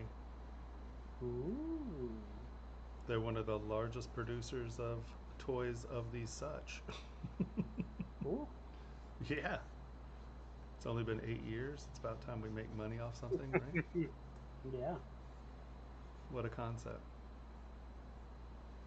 Now, who's actually going to get the money from it? Are you partners with somebody in this? Well, they are, as I said, I have to talk to them this week. Um, they may hire me to design other ones, Okay. and where we can do it a couple of ways where I just pay them to produce it for me, or they produce it in their line and I get a cut, or, there are a couple ways. But Mhm. since they have one of the largest distribution networks of said toys, I think it would be silly not to take advantage of that and not make other things for them, especially since they were excited about it. That only helps. Yeah. Cool. Yeah, I thought that was interesting. And the mouthpiece stuff is moving along. We will see. That could become something very real soon. Oh yeah. Mm-hmm. Yeah. I think I'm still waiting on a file from you, or a video, or an explanation of a thing that we had discussed recently. Yeah, I'm still working on it with them. Yeah. Mhm. Yeah, no. It's that's because I only had one. I mean, we've chatted a little, but we Mhm. only had one real sit down. We only spent, I mean, so far I have about 6 hours into this, Uh-huh. with them. I've produced a few things, on my own, sort of seeing what they did and guessing, and I've definitely changed their process from the one person that was doing it. So that's good, and they're excited. I mean, he's not kidding. So that's a big relief in a lot of ways, if you know what I mean. Mhm. Are you able to share what your alien toy looks like? Not on this stream.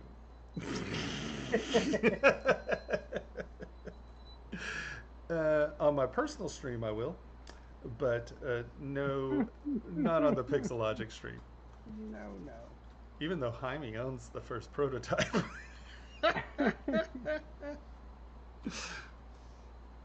I gave it to him at a summit.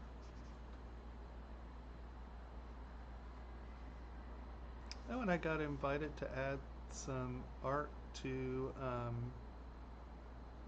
a show in November at the Hive Gallery, which is cool. Neat. We have to decide what I should put in that.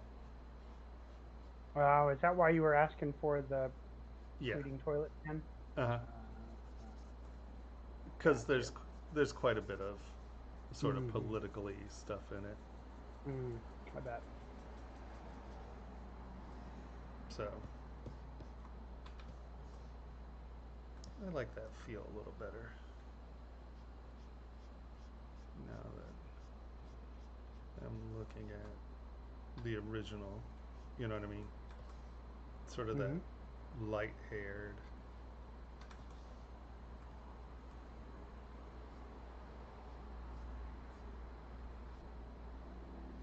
Set up our rhythm. And then something like that, right? Because this one's rhythms off the mask. You know what I mean? This stuff was painted on it, so it's like it just came in with one line, but that's an interesting hair pattern. You know what I mean?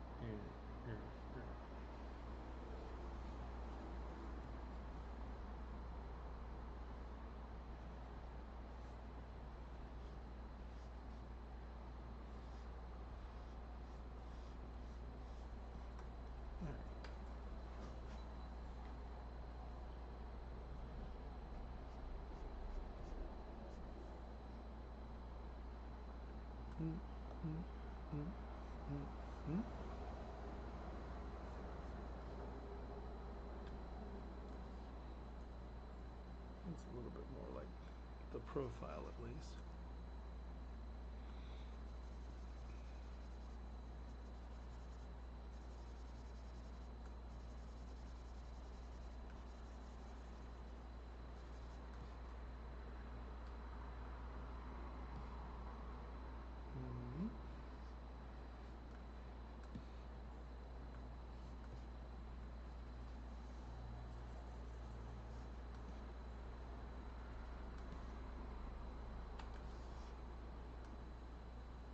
It's feeling a little bit more like that.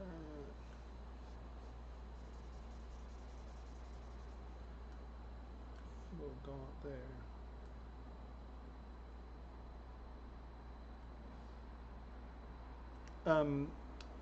The material one is easy on my eyes. It's not high contrast, and the it's a pretty good representation of what I will actually get out and into my printer. So if I'm printing at 25 microns, I know that these little hash marks and stuff will show up. So it's just a good representation of what I can actually get as far as texture goes. You know, it's not so punchy that I can put a really light line on and it feels like it's really dark and then none of it shows up. So I just think it's the most consistent manufacturing material.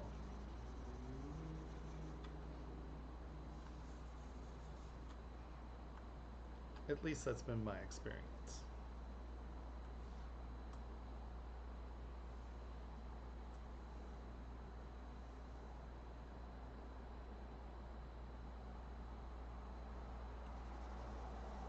You have my custom UI on your laptop? I'm sorry, that's a lot of information for a laptop. We tried to make, did we actually make the reduced version, or is that just something we've talked about for a long time? I'm pretty sure that's just something we talked about. Damn it. I could have sworn I worked on it at least a couple times. I believe that.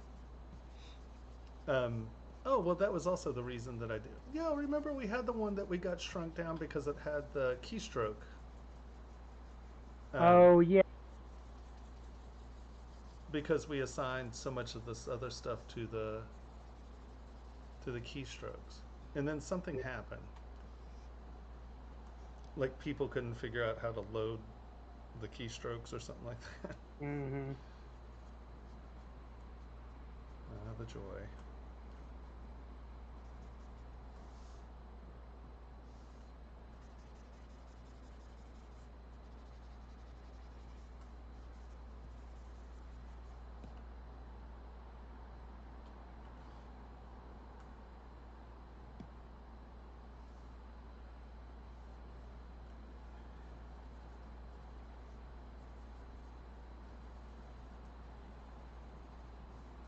Yo, yo, yo, yo.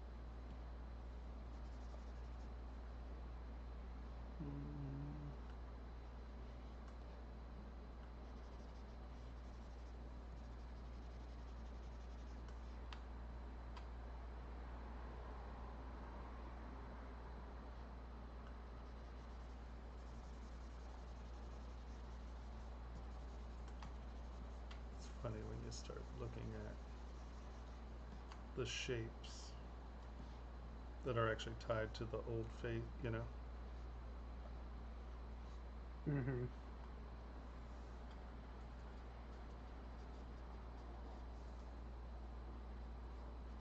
When it comes time to put the band on this one,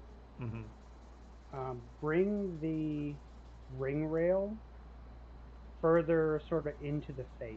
Yeah. Yeah, I know that. Did you talk to Tony about it? A little bit, yeah. It was like a Okay. core, you know, because I wasn't, to be deadly honest, I didn't even futz with it. I just slid them together, sort of how they Yep. were together. I wasn't paying any attention to it. I was just like, oh. And when he said that, I was like, oh, are you kidding me? It's like, I know that. Yeah, I was a little frustrated by that. Amateur. I know, right? I'm like, didn't even futz with it at all. I was just like, sizing, who cares? Wearability, who thinks about that garbage? Yeah, no, I have to go back and fix that. Hopefully here soon. Jesus, man. It's never ending, is it? No. Hopefully not. Or something's gone wrong. Yeah, well, I think we can. I think that's. We hold these truths to be self-evident. Oh my God.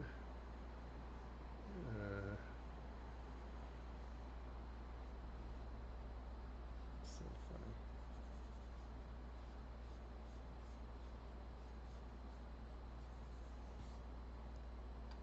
Just trying to get that to feel a little bit more gaunt here.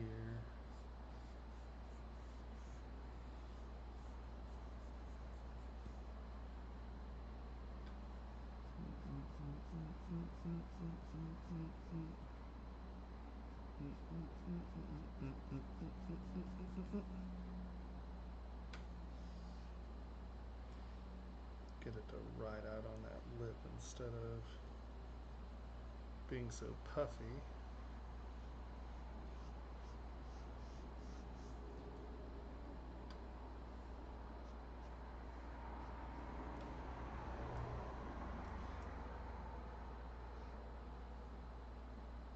Because his hair is really anemic, you know what I mean? And when I came in here, I just plowed it in and made it a normal beard. And it's like, no. He's old, thinner, and wirier.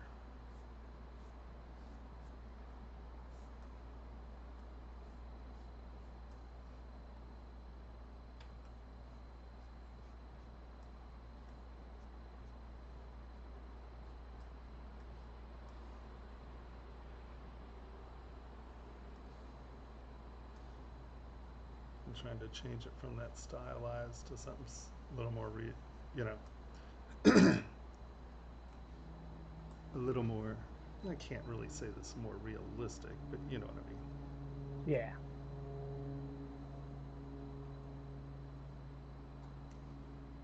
Something that reads more like hair. Yeah.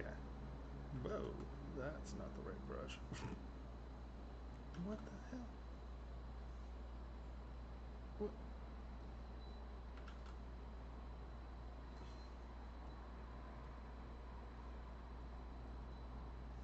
I don't even know what was going on there.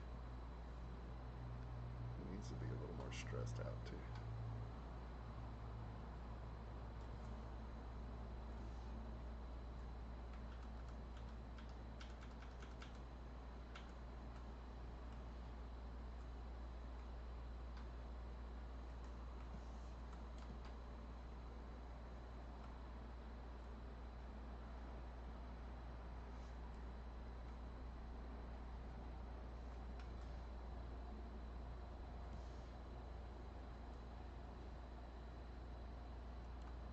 Actually, let's just get that center area. I don't want the silhouette of the teeth to change. or the distance of the teeth to change, but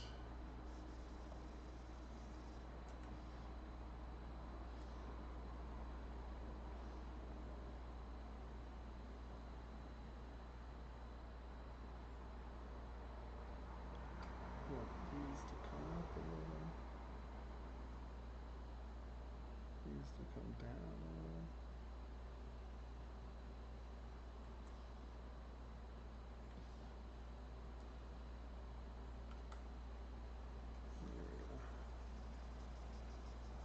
Making it a little more cringy.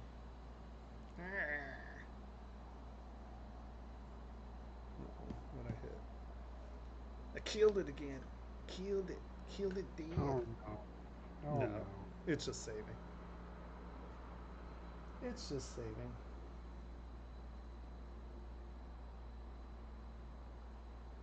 Hey, Edgar's. Silver Girl. Free Runners. Sorry. I haven't been looking at my chat screen. There we go. Saved. And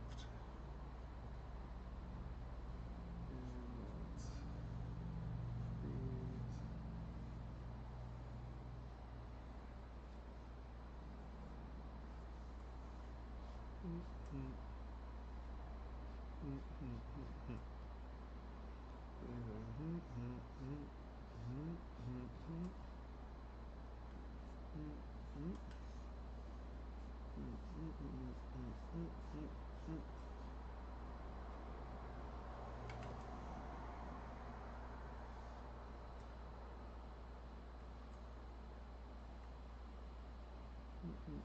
these.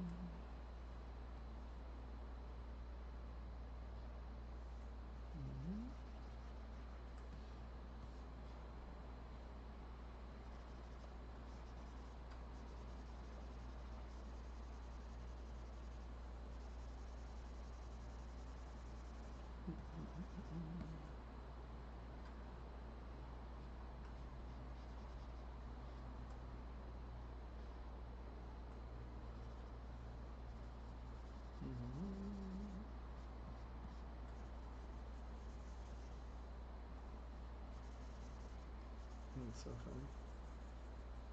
I put a lot of stuff on now, just taking everything completely off them. I don't know that we've progressed at all over all of this. That's how it goes sometimes. Huh? That's how it goes.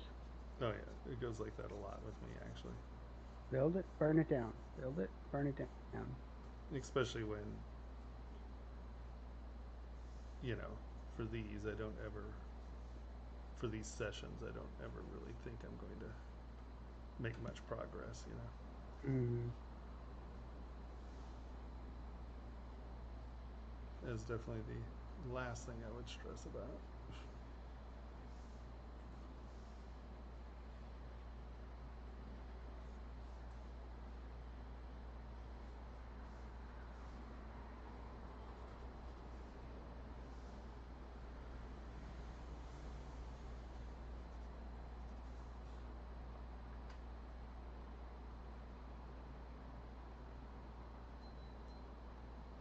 All right.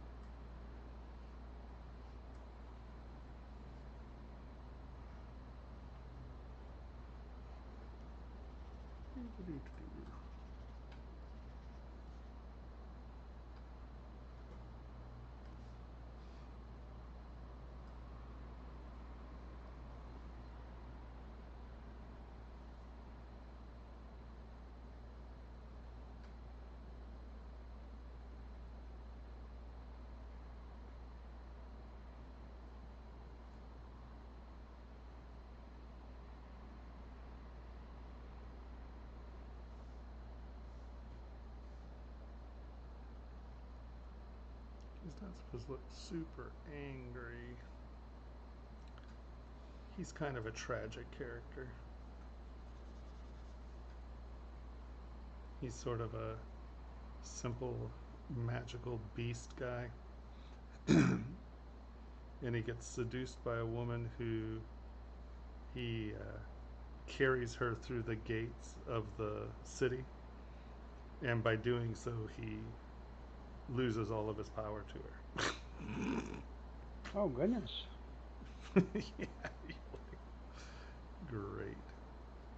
Did she know that's what was happening? Oh yeah, Like it yeah. was her intention? Oh yeah, yeah. No. See what happens when you're born with a horn? Poor guy.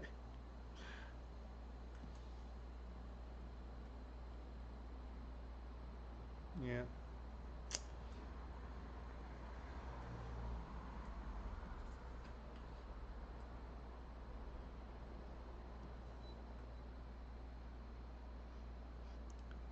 Poor simple magical beasts.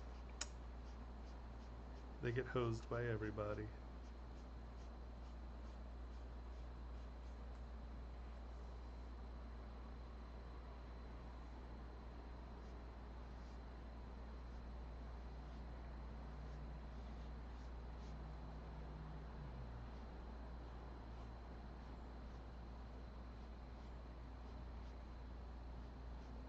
It's funny when I was looking for other masks of him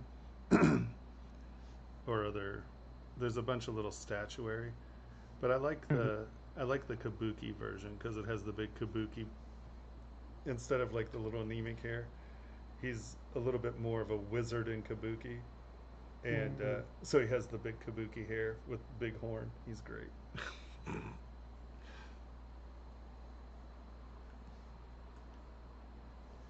But they also often portray him as like a big oaf. And he's also a character in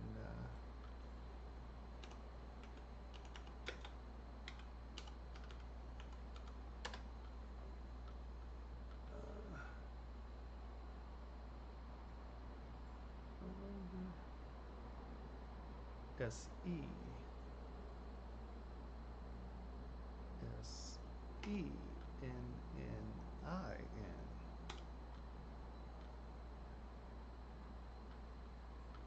SENNIN.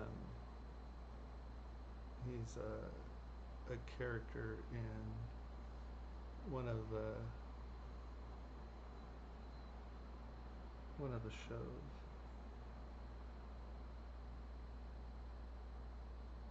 SENNIN. Why am I not getting? Oh, here. Let's do this.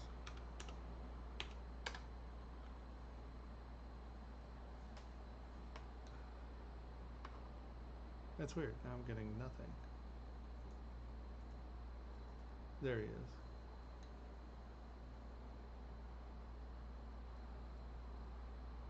Oh, Multi. I like him a lot too. In my ring of him. It's funny. I actually wanted him laced together with because he has a movable bottom jaw. Oh. And see the brows are sort of this. So I have all the holes in it and stuff. But he didn't. He never like when they produced it. They didn't ask me about it, and so hold on, where is he? It's hysterical. He just has a bunch of holes. He doesn't have like his hairs. I started laughing. I was just like, okay, that's hysterical.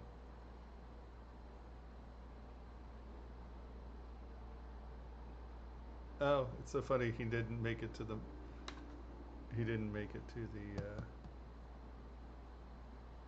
selection because he. He's not at all. Yeah, he's not there at all. Interesting. And they probably thought, well, this one's covered in holes for. Yeah, they're like, this one's weird. We don't know what's going on there, man.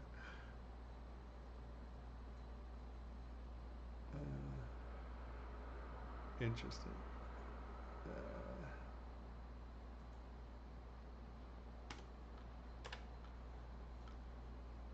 Here we go. Of course, I didn't put. But see, he has his big kabuki hair. But hold on, where's all the little statuettes are hysterical. See, he's carrying her into the city. She's on his back. Mm. Here's another. See, she's on his back.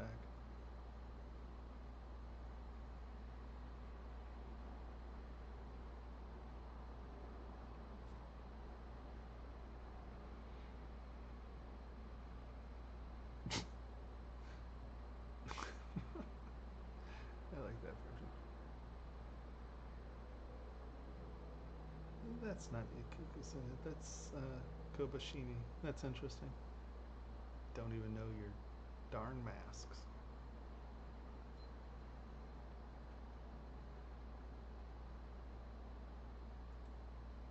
He's got a big old horn.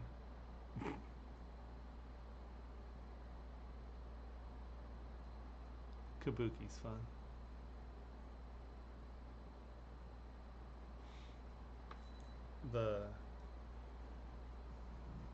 The National Kabuki Theater and the National No Theater are awesome. Mm-hmm. It's definitely cool stuff.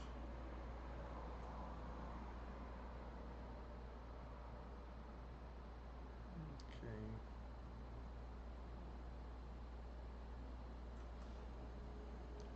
Just I feel like he doesn't feel gaunt enough. The hair is puffing him out, you know? Mm-hmm. He's supposed to be like a thin and wiry old man. Yeah.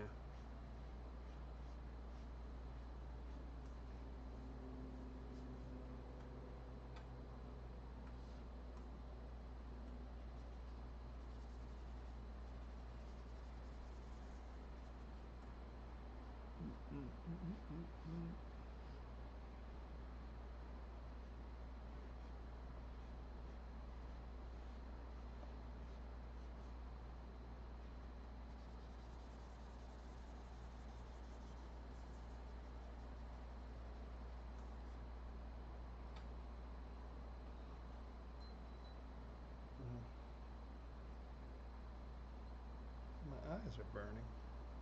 That's no good. Just found that. Did you say stop that? Yeah. I agree. Wouldn't that be easy? Much easier. Yeah. But it is past midnight. Is it? Yep. Wow, that went fairly painlessly. Yeah. Everyone's like, that's what you think.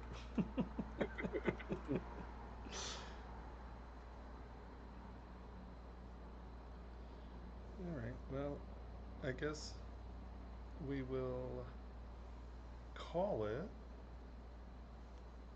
I do find it funny that I think this is probably in the exact same place that it was when we started.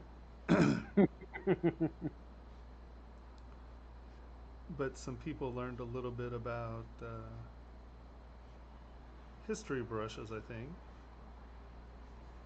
And we learned a little bit about why Tomas should never demo freeze subdivision levels. Uh-huh. Uh-huh. I think that's going to be a universal accepted thing from Pixelogic. Mm-hmm. Tomas, never do that again.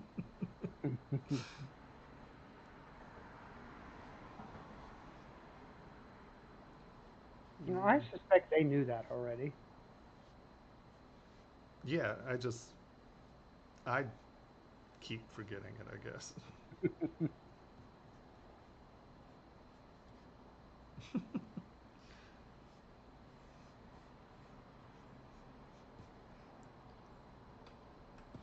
That's a little bit more to the same rhythm, at least. Yeah, it's a good base. The eyebrows. I mean, if you can make the beard look anything close to as good as the eyebrows look, Oh, I can. I've just been trying to get the rhythm right. I don't think it, you know, it, I know you can. I was just complimenting your eyebrows, bro. oh, thank you. I do have, I do have good eyebrows. Thank you very much. One of my strong points. Yeah, I think, you know, it's weird. Remember how I found that one brush that I like for hair? Hmm. I've been looking for it all night. Haven't been able to find it. Oh. But it's also because my screen isn't open all the way, and I don't know where to look for it in the thing. I'm that spatial relationship. I'm that dependent on spatial relationships Uh-huh. that I know where it is when I have all the brushes open, but trying to find it with, and I know that makes no sense because it can only be so many places, right? Nope. Hmm.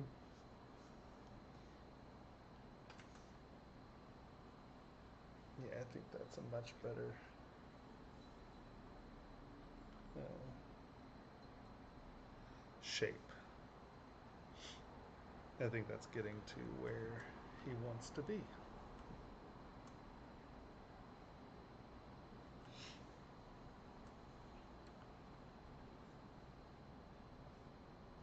Yeah, David's going to the burn, so that's when I'll be dealing with the move. Isn't that exciting? Going to the burn. Burning Man? Ah.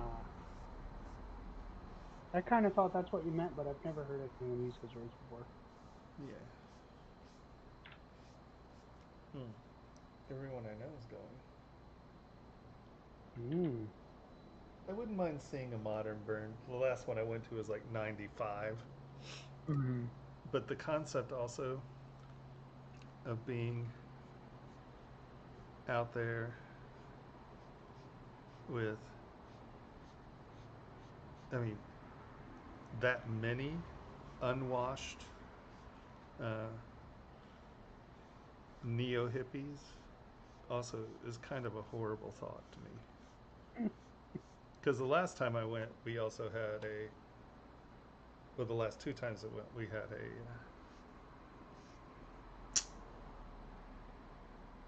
like a tour bus Hmm. kind of RV. You know, that it had showers and bunks in it and stuff. That made it very nice. The concept of going in something that I can't shower every day or like every 10 minutes, you know, is a really horrifying thought in some ways. Yeah. It's not for me, that's for sure. I mean, there's a certain peer group that if they went, I would go with them, you know. But Hmm. I also know that the level of food and the level of not luxury, but you know, yeah, I guess the level of luxury I'm not really into that much suffering anymore. When I was young, sure. Now I'm old. I'm like, I don't know. It just doesn't. Yeah. Can I get into the hotel? If I can get into the hotel, it's fine. Uh, I have more comfortable ways of spending my time now. that's it. It's like, you know what? I've lived through so much misery. Do I really want to do it for, like, you know, entertainment?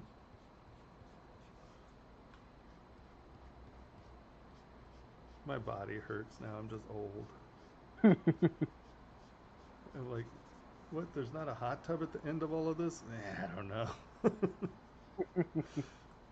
Living without a hot tub's tough. Yeah. It's you've been a little while, huh? Oh, years and years and years. Yeah. Well, I mean since your previous house. Yeah. Yeah. No, it's tough when you take a hot tub when you woke up and then before you go to bed. Hot tubs are so therapeutic. Therapeutic. They make my body not hurt. And there's nothing better to do on a snowy day than go sit in a hot tub with your big umbrella so you don't get everything wet. All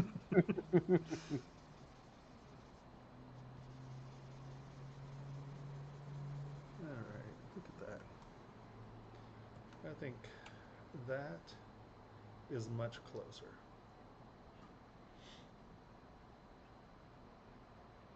A little bit more realistic. I mean, obviously he's still lumpy and not there, but I think he's definitely getting there. Yeah, looking great. Right on, right on. Sure. All right, so it's that time. All right, kind and gentle folk. I truly greatly appreciate you guys hanging out with me. And if you are on YouTube, hit subscribe, hit like. It's very important to us that you do that. And if you hit the little bell, it'll notify you when we come back. Look at ZBrush Jewelry Workshop. We teach you all how to do this stuff.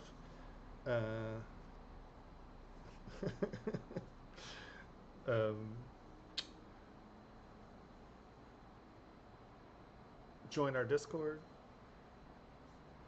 Nope. Look at ZBrush Warehouse.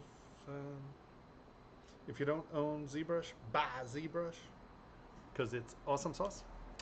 And thank you, Pixelogic, for letting us stream yet again.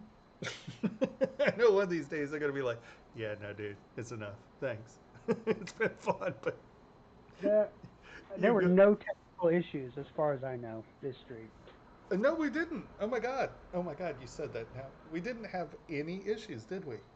No issues. I didn't hear about any issues from last week either. But No, I'm not... I don't think there were any issues last week either that I remember. There you Wow. go. You're good at this. It's magic. Yeah, don't say that. Oh my god. Next week will be hell. Next week maybe from a different location. Ooh. With the interwebs in my computer. Did you see this? Did Look. you get a hard drive? What's that? Mm-hmm. Yes, got hard drive. Cool. But I need to set up my computer. I actually changed it. That's the old one right there. Oh, okay. You still need to install the... Well, I need to install Windows and stuff, yeah. But Okay. I figured we will do that when I actually get set up. And it'll be interesting because if we get the other one set up, I'll be very interested to put that in the second slot and see if it'll boot up not as the C drive. Is that dangerous? In the second slot. Because there are two slots for the M.2s on the board. Yeah. You know, get it up where it's booting off the C drive and then pop that in and see if Hold one in and see if it will boot shows as, yeah, not as the C drive. You know, yeah.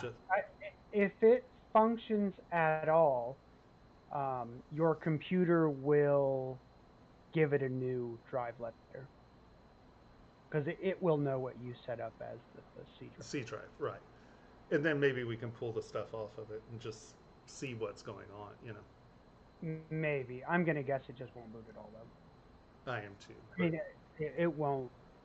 It'll just be as if the computer doesn't have a second drive installed. That's my guess too. But you got to try, right? Yeah. Yeah, definitely worth trying. And now that I realize that if you lay the computer where the motherboard is facing down and then you push on that little thing, the video card releases much easier now. Yeah. Learn something new every day, don't you? Yep. Now the issue comes in when you have, like my computer, a fully custom water loop, and you really can't put the computer on its back anymore. Yeah, no, that becomes a problem. You could always drain it, but that doesn't sound entertaining. Yeah, I mean, I I drain it probably once a year. It should be every 6 months, but once a year. And put all new fluid in it. That sounds good. Yeah. Anyway. Do you know how much isopropyl alcohol the large wash takes? I did it. I knew at one point. 10 Oh, gallons. the large wash? No, I have no idea. 10 gallons. 10 gallons. Yeah. What a hazard. Well, I'm really interested in trying the new, what is it, the TMP or the TPM. TPM? No. Is it flex? Is that what you're talking about? The IP, the isopropyl alternative. Oh. Because they say it works as good, if not better. It doesn't saturate nearly as quickly. Like it rejects a lot of the resin. It doesn't saturate with it. It also doesn't evaporate. So you don't, because I lose a ton of isopropyl because of evaporation. Yeah, like a bottle a week. Yeah, where bottle a month. And it's almost twice as expensive as isopropyl, but if it doesn't evaporate, one, that means it's not fuming off as much, you know. And two, you know, you're going to save a lot of money just off of that evaporation. Because like you said, I lose tons. Well, and if it's not such a big fire hazard, that'd be nice too. Yeah, I don't think it is nearly as volatile. I think it's a much more mundane chemical. Yeah. That's what I understand. I've read a few things about it. So I might think of just trying to get 10 gallons of that. I would want to do a really small scale test, like just in a mason jar, shaking it, or in a mason jar inside of a ultrasonic cleaner if the shop is going to have one of those. Yeah. Before I buy, you know. Yeah, no. Well, no. I don't mean that I'm going out and buying it tomorrow. No, but I think it's something that we should definitely do a test with. Yeah, and does it work with all resins reliably, or is there some resins it's actually going to cure? No, I don't. I don't think it has any resin differential reaction at all. Okay. Something to think about. Oh, we're still on stream, aren't we?